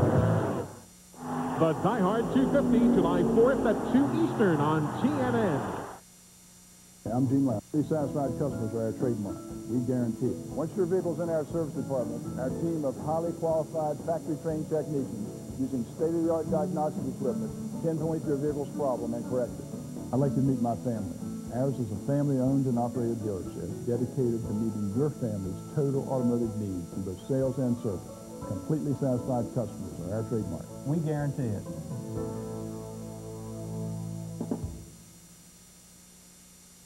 Taylorville Tire and Auto can do a whole lot more than sell you a great set of tires for your car. And if you don't bring it to a shop with certified mechanics and over 60 years combined experience like us, well, it could change everything. Because we're an authorized Napa Car Care Center and an American Car Care Center with coast-to-coast warranty protection. So when you bring your car, truck, or van to us, it changes everything. Not to mention the tires you'll drive away on. Hey, nice tires. Taylorville Tire and Auto, just like the name said. Dale Jarrett, under caution, continues to pace the field here at Pocono International Raceway. We're about 45 minutes from the Wilkes-Barre-Scranton area of Pennsylvania, about a 2.25-hour drive from Philadelphia, up in the beautiful Pocono Mountains of Pennsylvania. You know, there are a lot of family trees in the world of NASCAR racing, a lot of brothers, sons, so on. Take a look at this. Jeff Burton's team manager, Buddy Parrott, father of whom? Brad and Todd. Todd Parrott, crew chief for Dale Jarrett, and Brad works there as well. Dale Jarrett is the brother-in-law to Bobby Labonte's crew chief, Jimmy Maycar. He married Patty Jarrett. A lot of that goes on in NASCAR. A lot of families. At one point, we had 7 different brother pairs running on the racetrack. We followed up a little bit more on this Father's Day to learn how close fathers and sons can be when they're competitors. Well, we did get together on Memorial Day, and my mom cooked dinner for us, and after we had dinner, me and him went upstairs into his office and sat down and exchanged all the notes from what we did at Charlotte, you know. So when we go back there in October, I feel like we're going to be a lot better since, you know, he told me about all the things that they did on the 99 car, and I told him some of the things that we were doing here, coming here. So we got to keep his family deal, you know, 1 and 2 in the points. So whatever we have to do to share information, we're going to do it. Todd, and you believe that, right? Yeah, I believe everything you said. Well, we did up until Todd took the lead in the points from us on that deal at Richmond. Now I don't speak to him anymore. No. Not nearly as much as we used to. It's, you know, it's gotten where we're competing every week, week in and week out for these wins and for a championship. So I've noticed that we say a lot less technical things to each other and let each other be less privy to the information of what we're doing. We're not sharing anything, believe me. It's war over there in that garage area. It really is a friendly war, but a war nevertheless, as the field is going to get the 1-to-go signal. Let's follow up on this pit stop here, or the sequencing of stops when Schrader had the tire shredding. Remember the 98 car of Rick Mast, he had pitted at lap number 67. You had Jeremy Mayfield pitting at 68, Glenn. So what does that mean for those two teams? Well, the 98 car, this goes back to the very first green flag pit stop, Eli. What happened was they didn't get the car full of fuel then. He actually pitted on lap 67 about 10 laps earlier than he should have. The jack went down, and they just didn't get it full of fuel. So right now, he's at the tail end of the lead lap. Dale Jarrett right behind him. So this really cost Rick Mast. Jeremy Mayfield pitted on lap 68, which he pitted on lap 34 the first time, so he was on sequence. Jeremy got out just ahead of the leader, so he is okay. He just, in fact, just came back down pit road and topped his fuel tank off, so he took advantage of it. Jeremy is the last car on the lead lap. Mast, the first car that's going to be a lap down.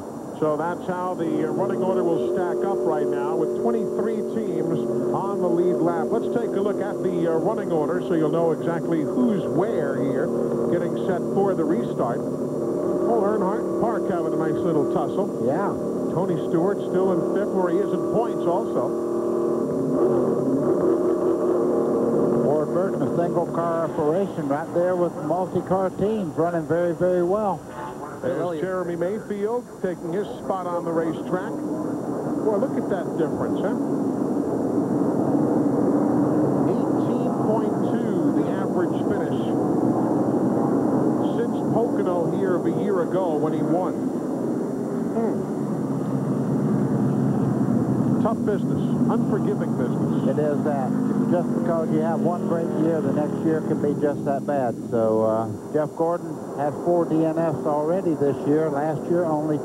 So, of course, with all of that, Jeremy's only 2 points behind Terry Labonte for 10th in points. So it's not like you know, his season is a discardo. I mean, there are 90% of the guys out there want to be where Jeremy Mayfield is in points right now. Yeah, when we talk about Jeff Gordon being in the slump, he's already won 3 times this year, so he's not really in a slump. He's just a little back in the points right now, but that team can always come to the front.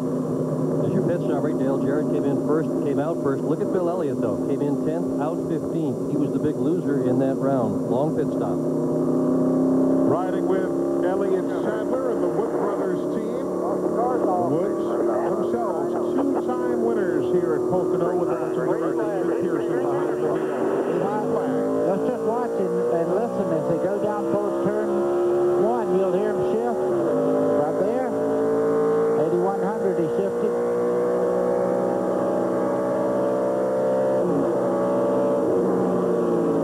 Shifting there, of course, under high speed.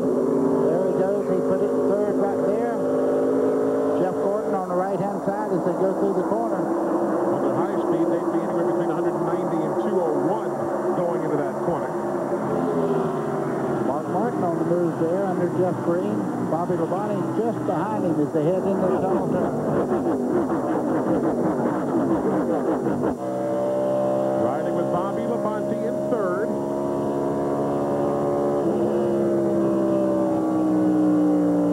Just sliding it through that flat turn 3 area.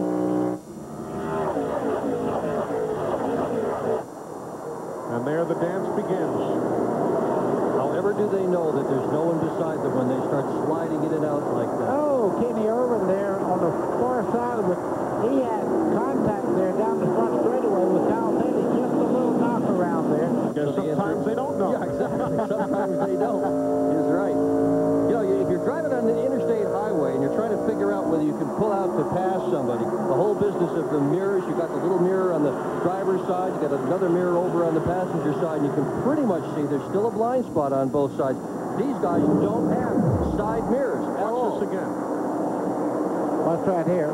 Little snug. Yep. Oh, yeah. Yep. That's just, okay, I'm down here. We don't have a horn, so I'm going to let you know with a little sheet metal. Yeah, a little braille activity there. Jarrett dealing with Rich Bickle. Mark Martin right behind him. For the moment, they have left Bobby Labonte a few car lanes back. Mark Martin must have his handling problems all fixed right now because that car is really on the move. As he moved on Jarrett there down the straightaway, if anything, he had a little more straightaway speed, but he does have the draft as a benefit. They came into this race very optimistic this morning. Usually they do a lot of changes on the race cars on race morning, but this car got virtually no changes this morning. They were so pleased with it in happy hour last night, they decided to pretty much go with that same setup. You know, it's remarkable, Glenn, that Mark Martin has won at 16 different tracks that the series now runs on, but he's never won here at Pocono. Well, that could change today, Eli. When I polled the guys in the garage area, most of them thought Mark Martin was the car to beat. In that last run, before we were getting ready to have green flag stops anyway, before that caution, Mark Martin was consistently turning laps just a little quicker than both Dale Jarrett and Bobby Labonte. So they kept tinkering on Mark's car. Looks like they've got it about where he wants it right now. He is quick. Watching Rick Bass lead him around here right now. His car's, oh, here we go for the lead. Mark Martin trying to pull his way through off turn number 1. The car ahead of them, Rick Mast on the tail end of the lead lap. This is for the lead. Bobby Labonte goes with Martin on the low side. Martin's not led today, but he has now. Over the tunnel turn onto the north straightaway. BJ's giving Labonte room, and he's going to take it. Here comes Ward Burton in the 22, making 2 wide down in the flat part of that corner as they head for the front straightaway. So Jarrett goes from 1st to 4th. Boom, just like that.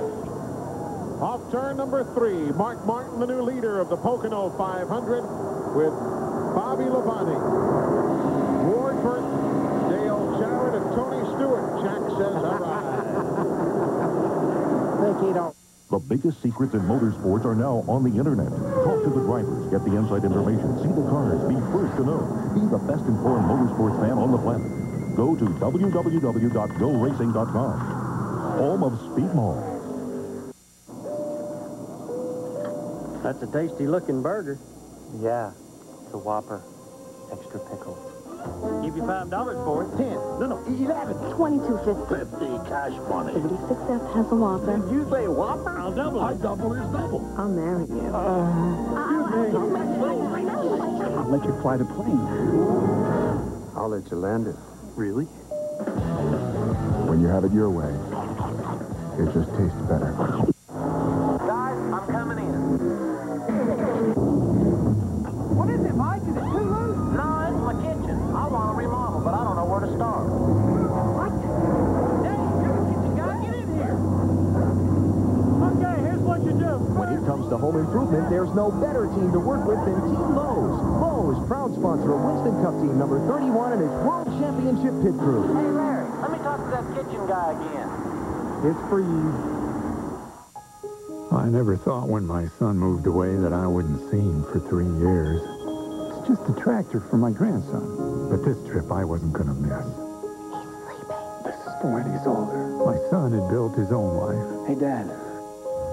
He got a John Deere. Of course. But he still appreciates where he came from. The LT-133 from John Deere. At under $2,000, it's possibly the best lawn tractor ever built. And it's the only one with a past as bright as its future. Unwrap the best package of motorsports merchandise, authentic apparel, collectibles, clubs, die-cast games, and more. The largest selection of motorsports merchandise in the universe is at www.goracing.com. Home of Speed Mall. Well, we told you before the break that Ward Burton might be the fastest guy on the racetrack. He just told that to Mark Martin as Ward becomes the 9th different leader today, taking over here at lap number 79. Ward, having already led 5 other races this year, now takes the lead here for the 6th race that he has been in the top spot. Did you see what he was doing this morning as you see Tabitha, the family looking on? Ward's a great-looking family. Did you see what he was doing when we were in the garage this morning? Yeah, walking around with his cell phone in his hand just about dawn, and he was on the phone with Terry Ellich, his engine man, wondering how many RPM they dared run in the race today. The answer, 9,000. And Ellich says if it sticks together, they're going to try 9,200 here in July. Rick Mast trying to stay right there within shouting distance of the race leaders. You see him just ahead of Ward Burton. Ralph, is a great story, though, for Ward, isn't it? It sure is, Eli. There's a lot of things going on with this team down. I spoke to Tommy Baldwin just a few minutes ago.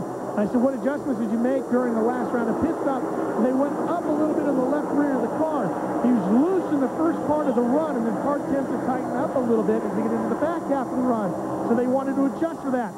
Tommy told me everybody tends to even out in the second half of the runs in between pit stops, so they're really trying to improve on the first half of the run. And it sure seems like they did it here, Glenn Jarrett. Yeah, Ralph, I'll move it up to Jeff Burton's pits, and his problems continue. They just pushed the car behind the wall. He was here. There was a big puddle of oil in the pit space there. They're sweeping up the mess now. They put some speedy dry oil dry down to pick it up.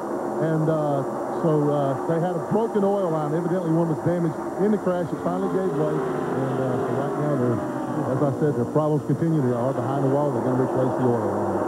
You see Napa bringing you NASCAR timing and scoring, and that'll show you that Tony Stewart is now further getting with the program, only 1 2/10 seconds down to Ward Burton.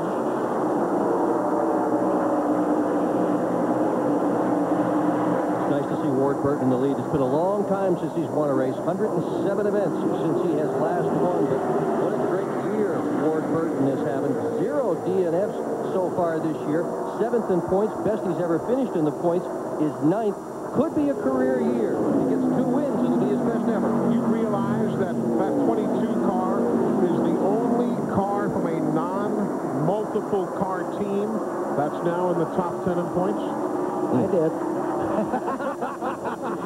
And I can tell you something else. Please do. Right now, he's the quickest car on the racetrack on the computer that we're looking at. And you can see why. He's using the draft off of the Rick Mascar, who's trying to stay on the tail end of the lead lap. That's the reason he isn't pulling over, because he's every bit as quick as our race leader.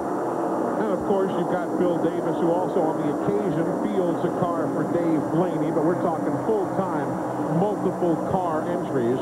When you talk about Ward Burton, his team doesn't fit into that category. Fourth last week, leading here today. Oh, Woody Woodpecker hanging right there. Doesn't want to go another lap down. That's 98 just ahead of the leaders. Boy, this certainly does not look like last week in Michigan. We have the first 5 cars nose to tail right now. Very good race. Yeah, you talk about Ward Burton again. Already 8 top 10 finishes this year. What are we, mid-season now? Just working race number 15 of 34. They had only 5 top 10s all of last year. So they're way ahead of schedule versus a season ago. You're exactly right. Somebody else is running into the mix of that front bunch up there. Jeff Gordon's closed in there now in 6th spot. They have pulled away the front 6 out by 2.5 seconds from Dale Earnhardt and those behind him. Still early, but the tension's always high at Pocono. Want to know the secret of the spicy bowl porterhouse at the Palm Steakhouse? A1 bold and spicy in the marinade with a spark of Tabasco pepper sauce. Oh, yeah. A1 bold and spicy, the steakhouse secret. Hey, did you get them brakes at Pep Boys? Yeah, I did. I appreciate it. Get quality parts and brake service from just $79.99. Pep Boys. Cars like us. People love us. Change, and I was like, she should know 1-800-CALL-ATT is a guaranteed cheap collect call. 1-800-CALLATT. Okay, fellas, what are the 3 fundamentals of baseball?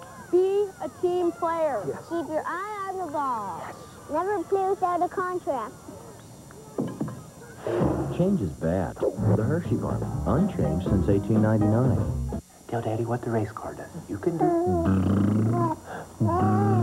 Tell Daddy what the... What? Oh, boy. Foul, can you foul? No, size 3. Whoa. Never get used to that smell. Okay, get back in there. Appreciate it. The Die Hard 250, July 4th at 2 Eastern on TNN. Brought to you by LA West Luxury Van. Available at select dealerships nationwide. Call for a free video. 800-786-VAN. Radio communications are provided by Racing Radios. For all of your radio communications needs as well as scanners, call on Racing Radios at 1-800-669-1522. And by Featherlight, the official trailer of NASCAR, CART, IRL, NHRA, ASA, and World of Outlaws. Remember to call Featherlight for all your trailer and motor coach needs at 800-800-1230. Welcome back, everybody, as Ward Burton continues to lead, has not gone around Rick Mast yet to put him another lap down. Rick's hanging right there with the race leaders. Mark Martin second, then Bobby Labonte, Dale Jarrett, Tony Stewart. Jeff Gordon is 6th, Dale Earnhardt now 7th, Ernie Irvin is 8th, Steve Park 9th, and Mike Skinner rounding out the top 10. We mentioned Ernie Irvin again, and think about it. Last weekend, started 2nd at Michigan, finished 7th there for his 3rd top 10 of the year. And there's the M&M's car. Wants to do well every week, but they're so close to the M&M's headquarters up in Hackettstown, New Jersey. Just about an hour and a half from here, and they really wanted to make sure they put on a super show here. He and Steve Park now scrambling for 8th and 9th spot. Look at this. He's passed 26 cars, Ernie Irvin has. What a great run he's having today from the back of the pack. So that's an ongoing battle. 8th and 9th. Skinner right behind him in the 31, running in 10th. We've got Bobby Hamilton in 11th. Ted Musgrave, a good job in 12th. Ricky Rudd in 13th. Ricky said to us yesterday that he's getting close to decision time. He said he'll hear from the folks at Tide by the end of this month and see what their status is sponsorship-wise for the future. He says if they're back, he's got one plan. If they don't return, he has some other options, but he says that it's down to decision time. He's got one of the best helmets for his sponsor of anybody in the series. The helmet is full of flying laundry. It's just great. Well, let me tell you about Ricky Rudd. I think whoever gets him gets a prize because Ricky Rudd's always out there. He gives 100% every week, and I would like to see Todd stay with him. Boy, I'm telling you, they're racing like crazy. Yeah, Ricky wins every year, I'm sorry, guys. I was looking up the racetrack, and I'm never supposed to do that, but there was a big scramble up towards the front. There's Ricky Rudd, of whom we were speaking seconds ago at the time Ford. Riding with him now at a good solid 13th place run. Bill Elliott is 14th, Kevin LePage 15th. You see the rundown in the upper left of the screen. Interesting story on the car that Ricky Rudd chose for today's event. They went way back to 97. They picked the car he won the Brickyard 400 with, also won at Dover with this same race car. Oh, Dave Marcus in trouble in turn 2. Look at the damage to the front of this race car. Back and front. Dave Marcus hitting a ton. You see him moving there. Took down the window net, which signals he's okay. Doesn't matter, rookie or veteran alike. Turn 2's going to grab you. It's happened to the very best over the years. And Dave Marcus brings out the 4th caution flag of the day here in the Pocono 500. Rick Mast does stay ahead of the race leaders, so he's going to get that lap back. Well, the reason they let him go back by, he pulled over and let the lead cars go just about 2 laps before that. They said, okay, you want to play that well? We'll let you make that lap back. Let's take a look at what we can see here. It's going to be a vicious hit. He and Brett were together. Oh, man. Oh, man. Oh, man. Holy cow. Wow. He almost got that thing upside down. You don't think they carry some speed around this flat racetrack? Oh. I tell you what, that screen right there on that window saved his life just then. I saw his head trying to get out of that race car, and it was over against the wall when I was watching his head right against the wall there. That screen really saved him. It's about as hard as you can hit. We've seen 2 vicious licks today. Rusty Wallace's deal in turn 1 at 200 miles an hour head on, as he described it. And that job, Dave Marcus. We're back in just a moment.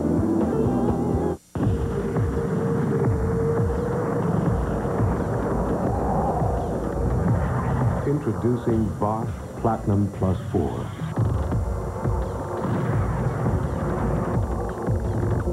4 electrodes. Pure platinum. Take your engine to a higher power. New Bosch Platinum Plus 4. It is more than sport.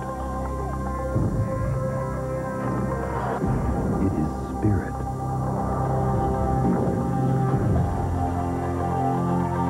Ritual.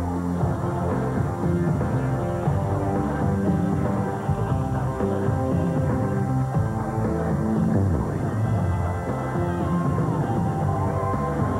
The Coca-Cola Racing family. Refreshed by Coke.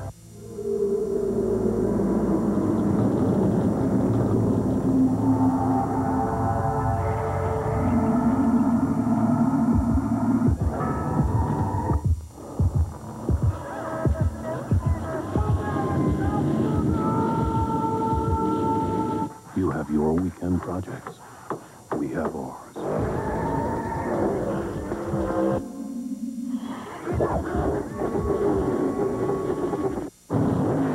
Eagle One A to Z wheel cleaner removes stubborn brake dust easily. And Eagle One wet tire shine applies a clear high gloss shine instantly. But why does NASCAR winner Mark Martin use premium Eagle One products exclusively? When you're in the spotlight, you always want to look your best. Eagle One A to Z wheel cleaner and Eagle One wet tire shine for the perfect finish. Eagle One, are you ready for the attention? CNN Motorsports live coverage of the Pocono 500 is being brought to you by the Home Depot, the official home improvement warehouse of NASCAR. And by Eagle One. Are you ready for the attention? There is Mark Martin here at Pocono International Raceway as he finds himself, along with all the other leaders, having made pit stops under caution at lap number 92. The reason we're under caution is for the cleanup from Dave Marcus's savage hit in the wall at turn number 2. We saw Dave moving around, taking down that window net. Watch this lick again. This is where it begins to happen. I don't know if he and Brett Bodine touched or not. Tough to tell. Eli, I want you to watch something. Watch the safety net there. Watch his head when he hits the wall here. Go right now. Look at it right there. Can you see it? It popped right out against that net. Boy, it saved his life, I can tell you that. Yeah, look again there. You see the white of the helmet being restrained by that safety net. It was a vicious hit. Because that second post on the driver's side, the B pillar, right there, that is a weapon. And his head got in that net and it popped him back into the car. Thank goodness. And there Dave is being helped from the race car. And that's the best thing to see right there.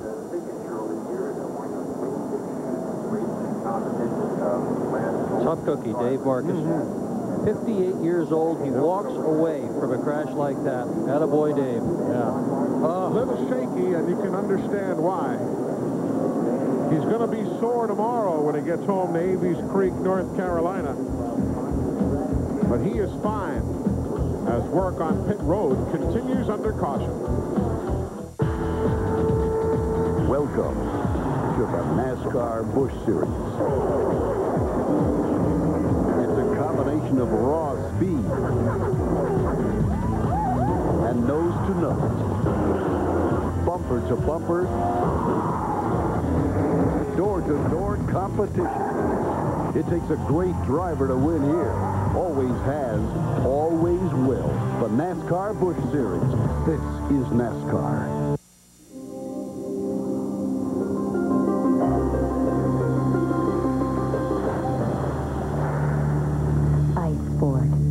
Scent of exhilaration from Aqua Velva. Now available in your skin conditioning gel. You got feet that sweat for a living, and you get athlete's foot. Smart guys know comfort comes in yellow. New improved Desinex powder, it gets rid of the fungus and absorbs twice as much moisture as Tenactin. Desinex soothes while it cures for comfortable feet. Real romance. You're waving sugar under the nose of a dead horse. The Real McCoys, solving real problems, one episode at a time. Premiering June 28th on CNN. Real clean. Soap is beginning to itch me. Well, commuters, it's road construction as usual north of the city this morning. The South Bridge backed up. This afternoon, there's a huge backup in the construction zone. Due to an accident on the freeway, traffic is backed up in both directions. We suggest you just don't. Okay, let's get him into OR1 stat. We're going to need... An accident in the construction site claimed the life of a highway worker this evening. For more details. Don't break these hearts or these. Please brake in safety highway zones. A message from the Pennsylvania Highway Information Association. Explore your horizons. Expand your choice. Experience HBO and Cinemax. Order HBO and get HBO that works. Extra channels at no extra cost. Add Multimax for 2 channels of Cinemax. Order 2 channels, get 5. Make the call for exceptional entertainment.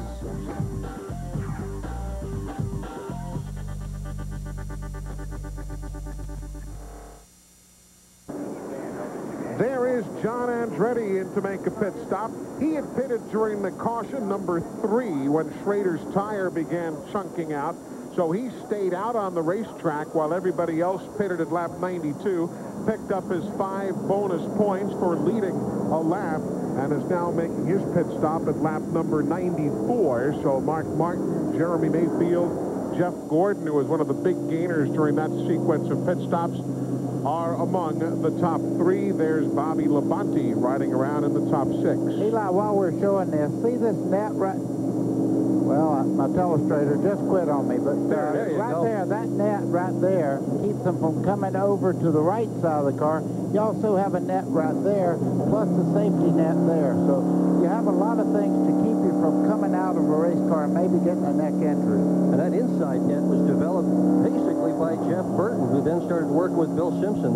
Those little nets started out in sprint cars and midgets to try to keep the drivers' heads inside the car. And Burton said, hey, how about if we can keep the driver's head in a little bit further than the great big net that's out, a little bit closer to the edge of the race car, and it's a good invention. And another thing, you see this on the shoulder area, instead of taking all the lick on your rib cage, they have seats now that wrap around your shoulders to take some of the impact also.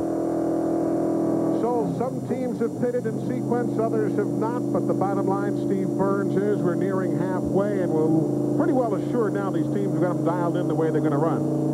Boy, particularly Bobby Labonte. He came in, took 4 tires, obviously, filled it full of gasoline. And I talked to Jimmy Makar, Eli.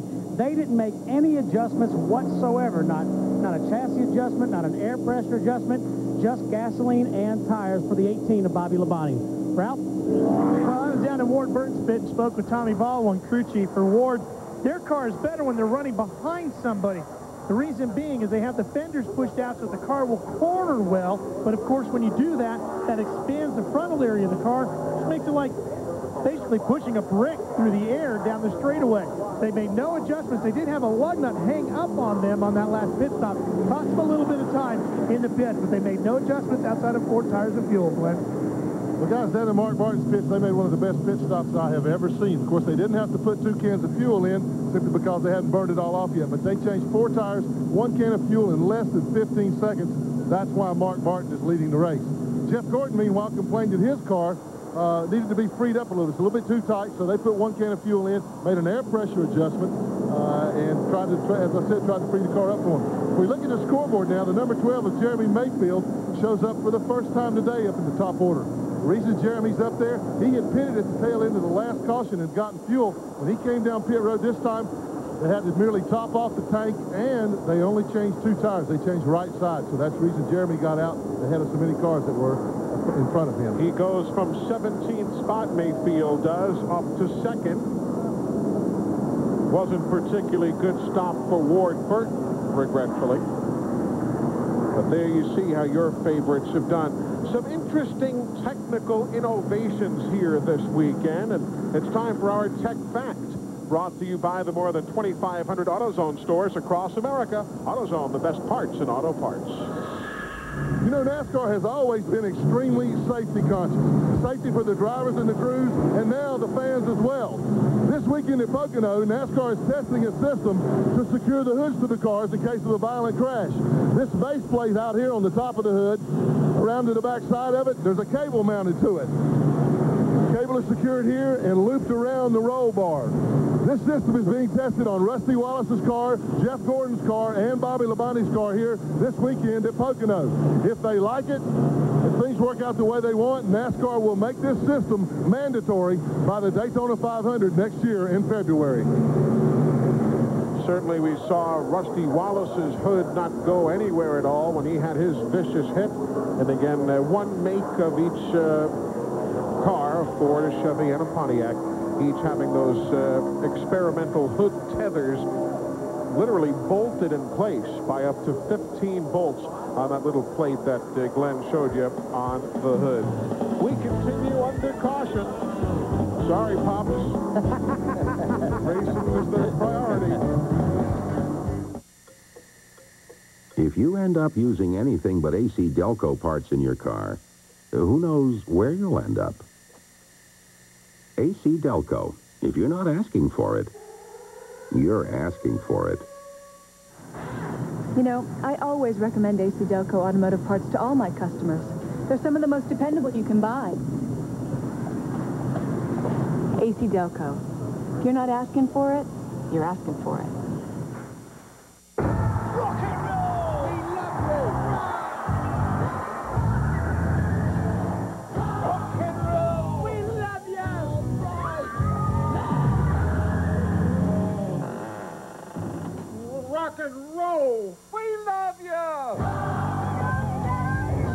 keep your car rocking, protect your engine with Havoline Formula 3 motor oil. Add more life to your car. Get a free fender cover with case purchase of Havoline Formula 3 motor oil. See store for details.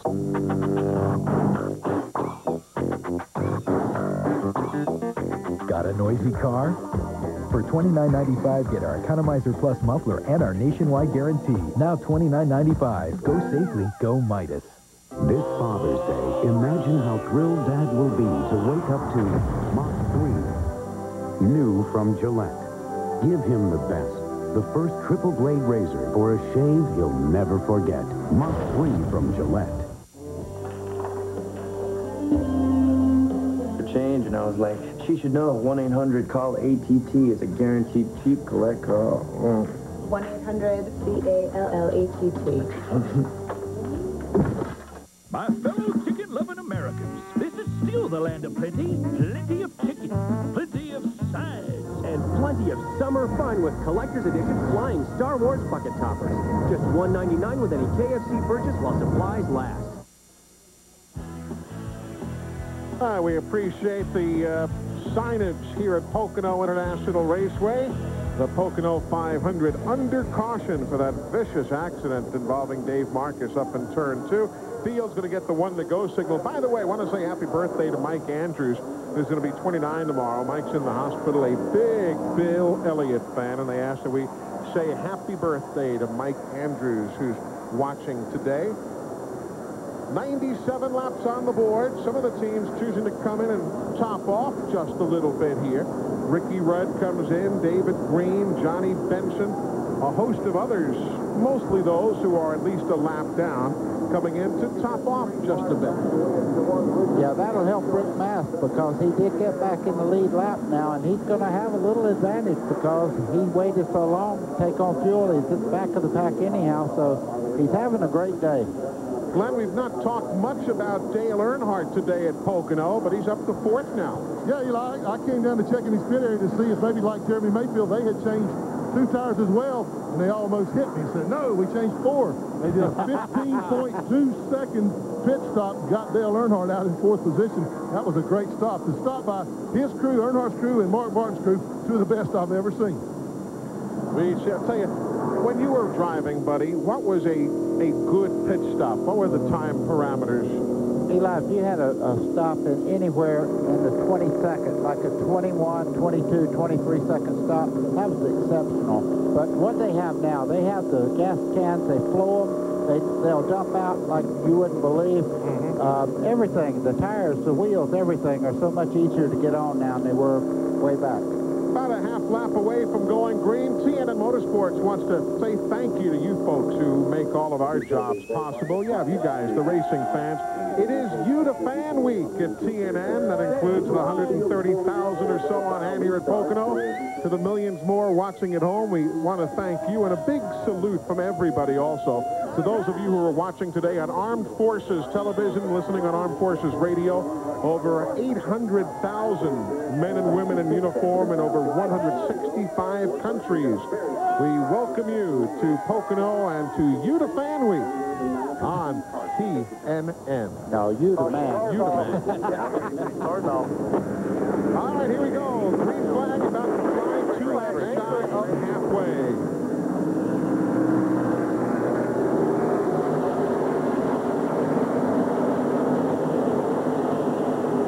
Only 4 wide that time. Both Earnhardt and Gordon looking around for a way to pick up a spot. Yep. Right with Bill Elliott down in the turn 1. At this point right here, you see him really get right up on Kevin LePage as they start down towards the long punch straightaway. Elliott's in 15th spot right now. Jeff Gordon in 3rd spot.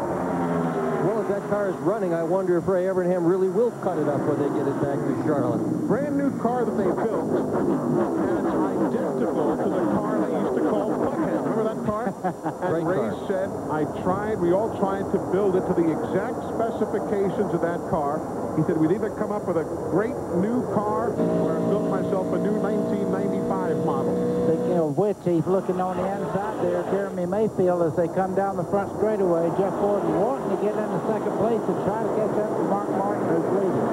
They really were unhappy with that race car coming into this event. Abraham said this morning they could make it push, they could make it go loose. They just couldn't make it go fast. They readjusted the front fenders on the car. You can see rivets all through them where they readjusted them to try to get the thing to handle better. They did a good job. He's in second spot now. You've got Earnhardt right there in the mix, too. He's posted 3 top 10 finishes in his last 4 races here. Well, the crowd's up. Anytime Earnhardt's in the top 5, the crowd gets up on their feet. They don't need seat rooms right now. Everybody's standing, but Bobby Labonte said, let me by. And Bobby Labonte will grab that 4th spot away. Almost. Yes, he's finally got there. Dale Jarrett right there in the picture as well, but here they come to the cross flags. Halfway here at the Pocono 500. Mark Martin continuing to lead. There goes a good spread. Look at that shot. And you see everybody going wide. There you see the story at halfway. Not the biggest of percentages. And by the way, Mark Martin continuing the lead, and that means more money for the Big Brother and Big Sisters organization. Valvoline is donating all sorts of money for every race. Oh, problems for Robert Presley. Problems for Robert Presley. Caution, lap number 101. So Robert Presley gobbled up by Pocono International Raceway.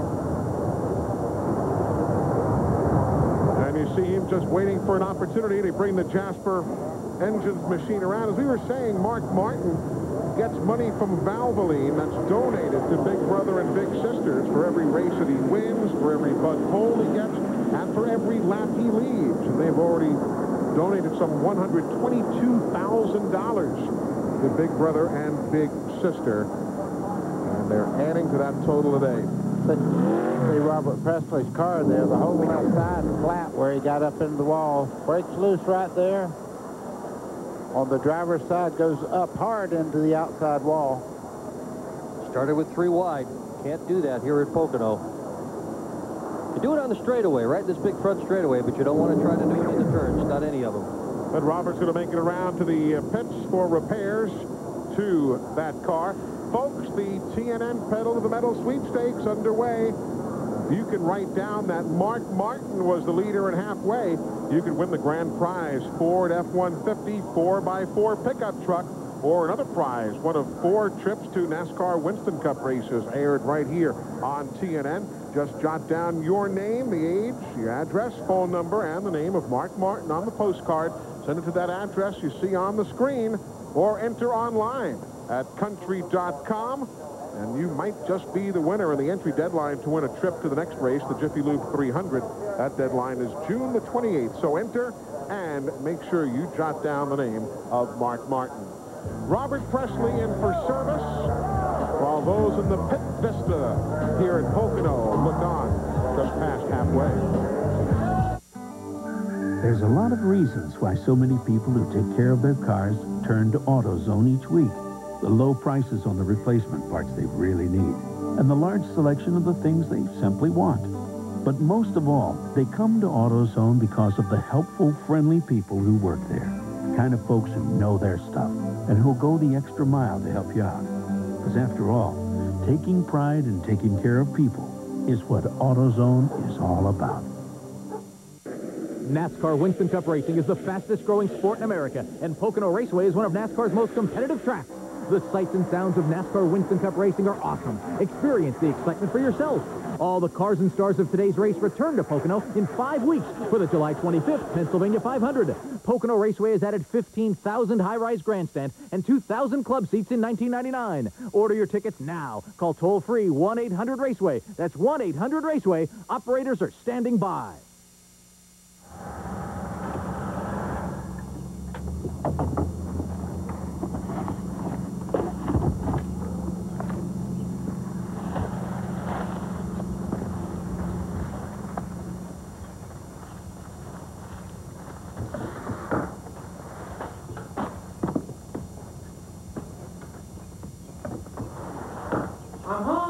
The the Jiffy Lube 300, July 11th at 1 Eastern on TNN. Welcome back to Pocono. Folks, if you've never been here, even if you have, you cannot believe the transformation here at the Pocono International Raceway. That is the brand new garage area that debuted here this week. The Mattioli family making the improvements that they have always wanted to make, the dollars available. They have now built some beautiful garages. Brand new grandstands have been added to this track that has hosted stock car races of all sorts since 1971. Dr. Joe and Rose Mattioli and George Ewald, the whole crew here, needing to be congratulated because Joe is finally realizing the dream. He said, we've got the financial wherewithal to make the changes and make the improvements the way we want to. And they have come up with a beautiful complex, new media center and all. It really is first class. And what a struggle it's been, Eli. I was here for some of the very first races when there was a 3/4-mile racetrack here in the infield. And just the outline of what was going to be Joe Mattioli's dream of a 2.5-mile super speedway. He patched together the financing, went through a lot of rough times, but always hung on to his dream, and it is now a real nice racetrack, and the drivers and crews are so appreciative of that new grandstand. Yeah, we mentioned stock car races have been here since 71. That's when USAC ran here. NASCAR didn't come in until 74. Dave Marcus is heading to the ambulance, Steve, but obviously we saw him walk into the infield care center on the ambulance. What's the deal? Yeah, they're just loading Dave in, and he had a little cut on his chin. His business manager, Dwayne Leake, is here. Dwayne, what can you tell us about Dave's condition? He took a hell of a hit, so I mean, he's just kind of shaken up from the whole thing, and he's got some cuts in the ankle, some chest stuff. So I mean, it looks like it'd be all right, but I mean, he's kind of shaken up pretty good. Where will he go from here? They're taking him up to, like, I guess, the Wilkes Fair, and then we're gonna go up there and see what's kind of going on tonight. Okay, that was Dwayne Leake, the business manager for Dave Marcus. But again, the fact we saw Dave walk from his race car to the ambulance, albeit with some assistance, was encouraging. But I don't care if you're a man of 22. That was a lick that's going to shake your bones. Eli, when you hit head-on like that, 9 out of 10 times you move forward in the shoulder harness itself, even though you do have an extra belt there to keep it from, but it's real hard on the sternum area. I'm sure right now that's very sore, and they'll check him over well. Again, if you're just tuning in, though it's not from this particular caution, this is what happened to Dave at lap number 90. It looks savage in slow motion. Imagine what it looked like and felt like at 180 miles an hour. We're back in a moment. Whenever you see racetracks around the world, you usually see Mobil 1 signs. So many people think that Mobil 1 synthetic is only for high-performance cars. Well, let me dispel that myth for you right now. Mobil 1 can improve the performance of almost any car while protecting the engine even under the most severe conditions. So, for the same reason the race guys use Mobil 1, so should you. Nothing outperforms Mobil 1. If these walls could talk, they wouldn't tell you about the quality wood Fleetwood craftsmen use, but about 6-year-olds making s'mores for the first time. And they might not mention our brand name appliances, but they would tell you of surprise birthday parties. Because at Fleetwood, we know the quality that counts most in a home is the quality of life inside. Fleetwood Homes. Quality for life. Call 1-800-350-2300 for a Fleetwood Homes retailer near you. We're here at a NASCAR race to take a survey. First question, does anyone sell as many high-quality auto parts as Napa? That'd be a no. Does anyone sell more hard-to-find parts than Napa? No again. Does anyone have as many ASE-certified employees? Last question, would you like to get paid for this survey? Just checking. Napa, over 200,000 parts, and everyone's important. We're talking rugged, we're talking fun. You ride the best and the job gets done. Polaris ATVs are made in the USA. We're talking tough. 56. 56. Buy a new Polaris ATV now with payments as low as $56 a month. See your Polaris dealer for details. Polaris ATVs, we're talking tough. CNN Motorsports live coverage of the Pocono 500 is being brought to you by Napa Auto Parts. Napa, we keep America running. And by Polaris ATVs. If you're going to ride, ride the best. Polaris.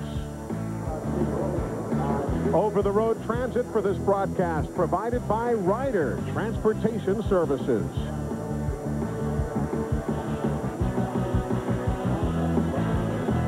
Welcome back, everybody. Mark Martin leads. That is Ward Burton running in 7th, about a half lap away from the green. Let's get the latest on the Caterpillar car. Eli, they have a problem with some ducting hanging off the nose of the car. Trip Bruce is working on a piece that he's fabricating here that when they get an opportunity to bring Ward into the pit area, they're going to try to put this up underneath the nose of the car. What they hope to do is get that ducting back up out of the area of the airflow, and then hopefully the push in the car that Ward is currently experiencing will go away. You can see Tripp pulling up the nose. What they're going to do is try to rivet this right to the front nose piece. Glenn? Well, Ralph, I moved down to the pole sitter Sterling Marley's pits, and he had fallen way, way behind, and I knew there was something wrong with the car. Sterling got into the wall coming off of turn 3 or 6 or 8 or 9, whatever that flat turn is down there, and he cocked the rear end of the car. They brought him in several times under the pits here, and got the rear end straightened out. He should be okay now. We're back to green. Indeed we are, as we're back at lap 106 of 200. Martin, Gordon, Mayfield, Bobby Labonte, and Dale Jarrett, and look at that bump and go. Jeff Gordon trying to use the inside groove. Mark Martin just drove it on down in the corner right there. They're going to come off the corner, and the 6th car of Mark Martin gets the drive. And you know that Jeff Gordon is thinking 5 bonus points right now. That's what he's looking for. And he'll get it because now it's going down in the tunnel turn. He gets that position and takes the lead. So Jeff Gordon showing the way here at Pocono. This would be the 9th straight Pocono race he has led. Mark Martin's falling back. He's dropped about 3 positions. I don't know what's gone wrong with the car, whether it has a handling problem or what, but he did drop back some. Look at Dale Jarrett. Around Dolan back, bringing a host of guys with him. Kyle Petty on the inside of Mark Martin going down, trying to get by him there, going down into turn 1. 22 on the lead lap. Ward Burton right in the middle of that mix.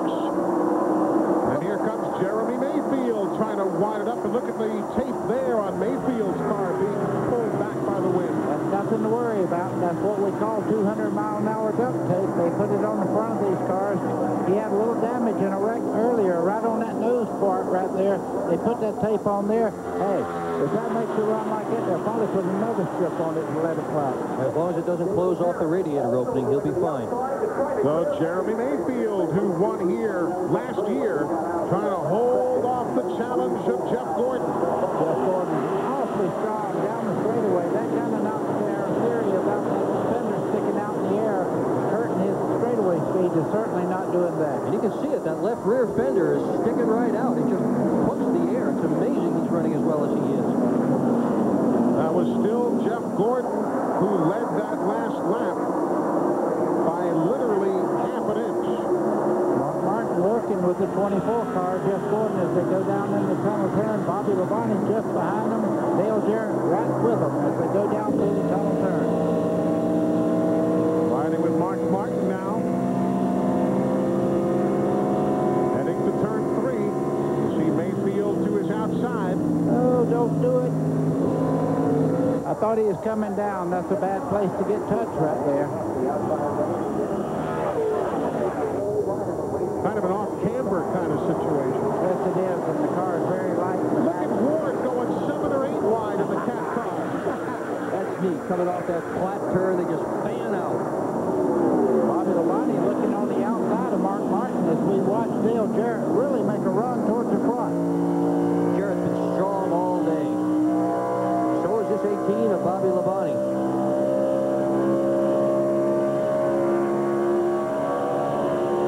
Listen to the motor scream as they head down in the tunnel turn there. Mark Martin gets the inside.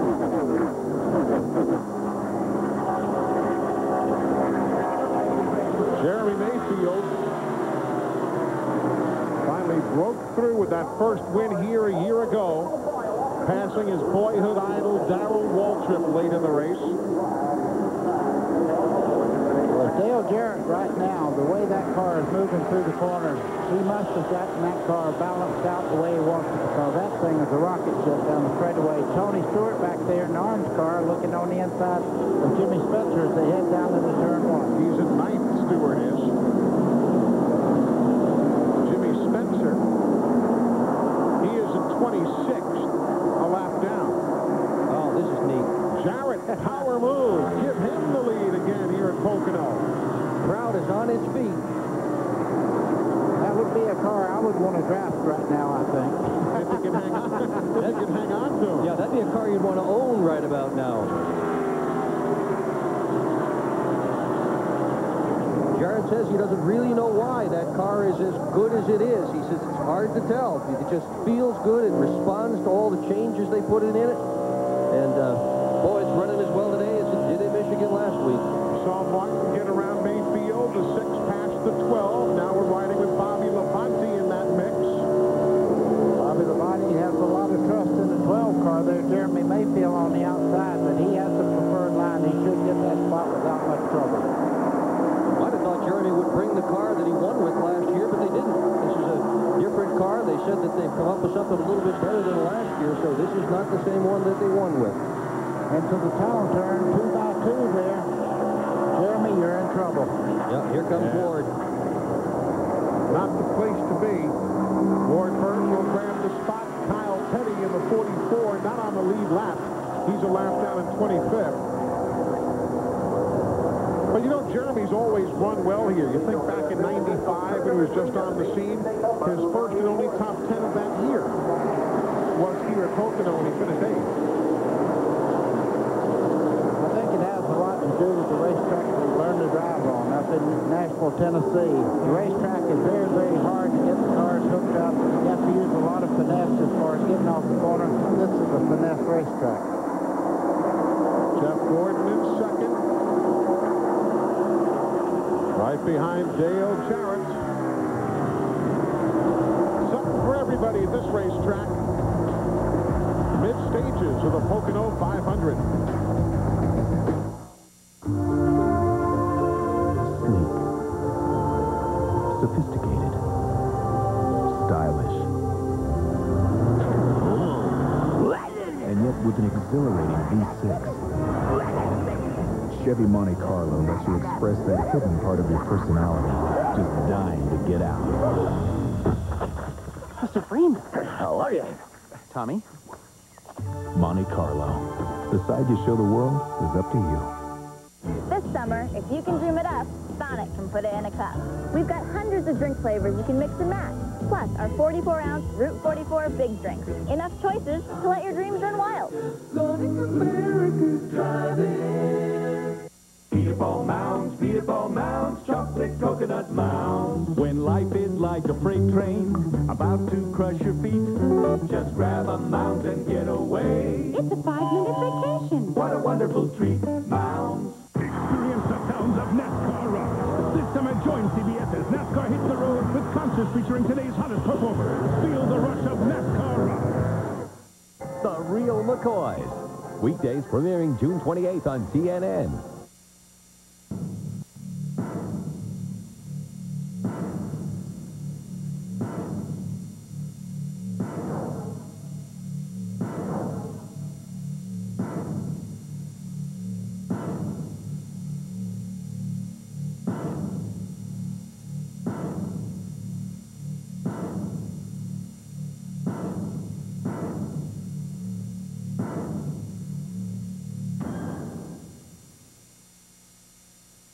Instant coffee, instant pudding, instant replay, instantly recognizable name brand merchandise, shoes and athletic footwear from Nike, Adidas, New Balance, Birkenstock, and more, accessories, outerwear, and NASCAR merchandise, and lower prices across the board.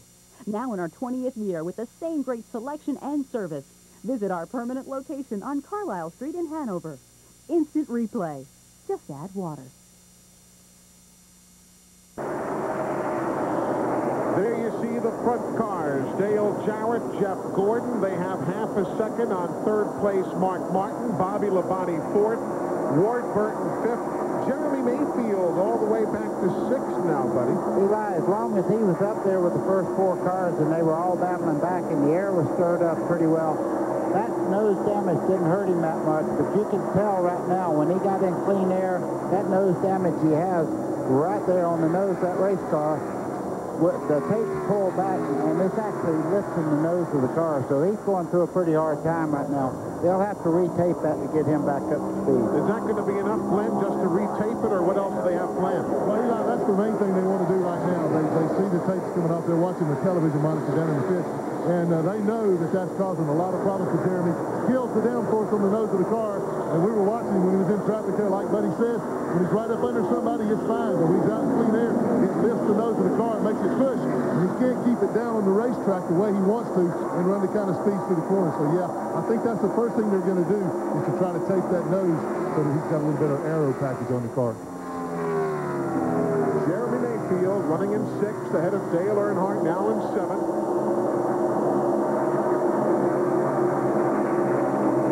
If you're a Robert Presley fan or a Dick Trickle fan, both of those cars have just now gone to the garage area.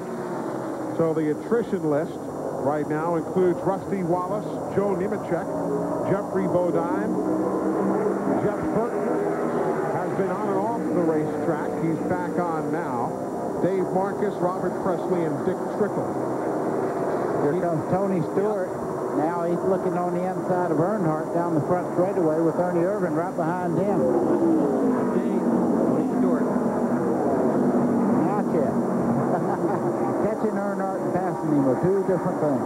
He made some gutsy moves across the tunnel turn a little while ago. Tony Stewart did. The one thing he's not short on, that's bravery. I've watched him run on dirt tracks and open wheel cars, and I'll tell you what, he'd go bear hunting with a switch. He's a tough little fella. He was good in the midget, good in the sprint car, good in the Silver Crown car. So-so in a Busch Series car, but he is terrific in a Winston Cup car. Former IRL champion. Of course, as we mentioned, Tony had a tough time in his very first trip around this track when he crashed here a couple of weeks ago. I was curious the other day whether that bothered him as he prepared here today for race day. Well, it did for a little while, but once I got back to the shop and everybody's explained to me how many good race car drivers have crashed here, you know, it took a little bit of the pressure off, I guess, from the standpoint. It's just, you know, it was a learning deal. If you don't crash a car every now and then, they don't think that you're trying hard enough. So it made everybody think I'm human finally, and in the shop at least. And you know, it was something I learned something from. And as long as when you have an accident like that, you can learn from it, then it's a plus.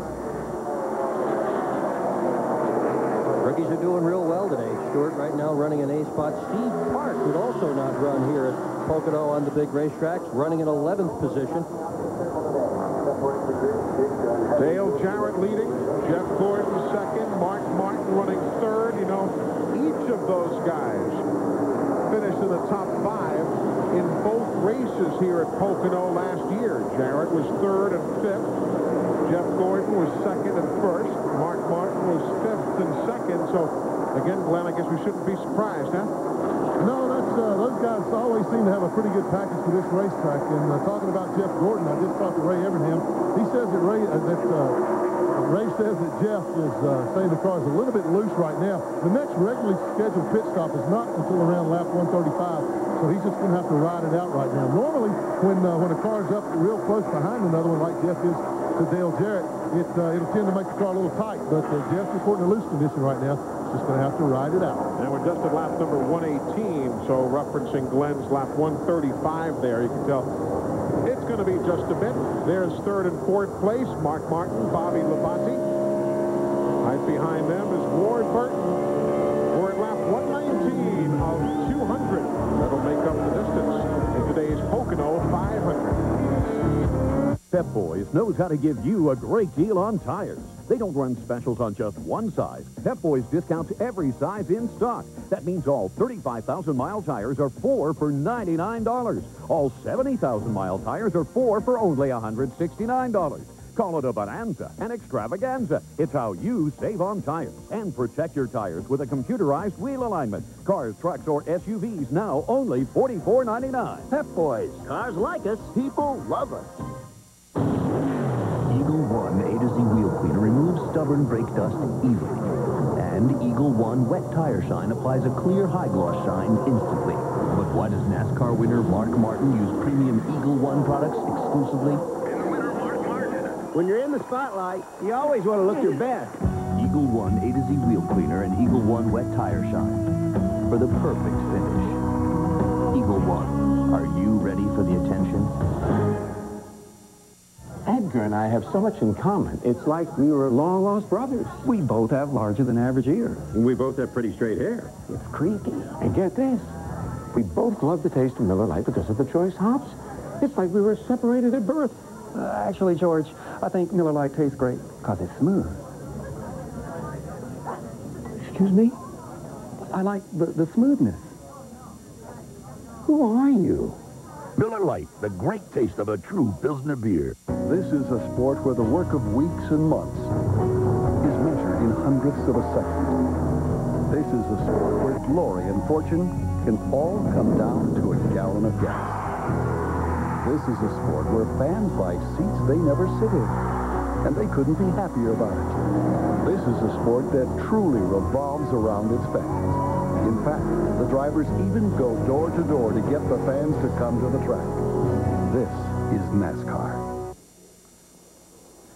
Back at Pocono, Dale Jarrett still leading Jeff Gordon. Hey, quick reminder, want everybody to know that TNN Motorsports is now offering official NASCAR merchandise, including all the die-cast collectibles that you might want to add to your collection. As Gordon grabs the lead, you can call that number you see on the screen and pick up the latest in NASCAR collectible merchandise from TNN Motorsports. Well, Gordon's been strong there all day, but Jarrett's had the oomph here on the main straightaway. It looked like Dale Jarrett right now is just doing what he wants to do out there. I think he let Jeff Gordon go by just that second. Maybe check his line out, see what he's doing now. You see him looking to the inside. He says, well, I don't see anything I'm impressed with there. I think I'll just move back up. Jarrett's got everything he needs. He's got a ton of horsepower. The car is handling beautifully. There's no body damage on it at all. You wonder where that right rear fender that's bowed out on Gordon's car, and we can see it particularly coming off 3 on that main straightaway shot, that head-on shot. You wonder where it's really hurting him the most, because he's got to be catching, not so much from that angle, but from the other side. He's going to be scooping up air. Absolutely, and that could have something to do with the loose condition they're talking about, because his car, it looks like a little parachute right there on that right corner. My drawing's not so good, but you can see that dark part sticking out. That's almost like a parachute on the back of the 24. Vincent Van Gogh, you got the idea. Just imagine how much faster he would be if that was not there. Why don't we set the field for you behind Jarrett and Gordon? The front two, or as you can see, about a car length or so apart. You drop back 1 4/10 seconds to Bobby Labonte, and then behind Bobby, you go another second back to Mark Martin. That's your top 4 right there. Then from Mark Martin, you pull further back, way back. You've got Chad Little in the car 97. He's running in 37, 20 laps down. And there's the 22 of Ward Burton, who is in 5th. He's 4.9 seconds behind the leader, Dale Jarrett. Then you pull back and wait for Tony Stewart to come in the screen. He is 6th right now, 7 7/10 seconds back of the race leader. Behind him, you've got Jeremy Mayfield. That's where he is backslid to. They're the Mobil 1 team right there, along with Ernie Irvin. They are each 9.5 seconds back, battling for positions 7 and 8 on the lead lap. Then back further, you've got Dale Earnhardt, car number 3. He's 9th, 10.2 seconds back.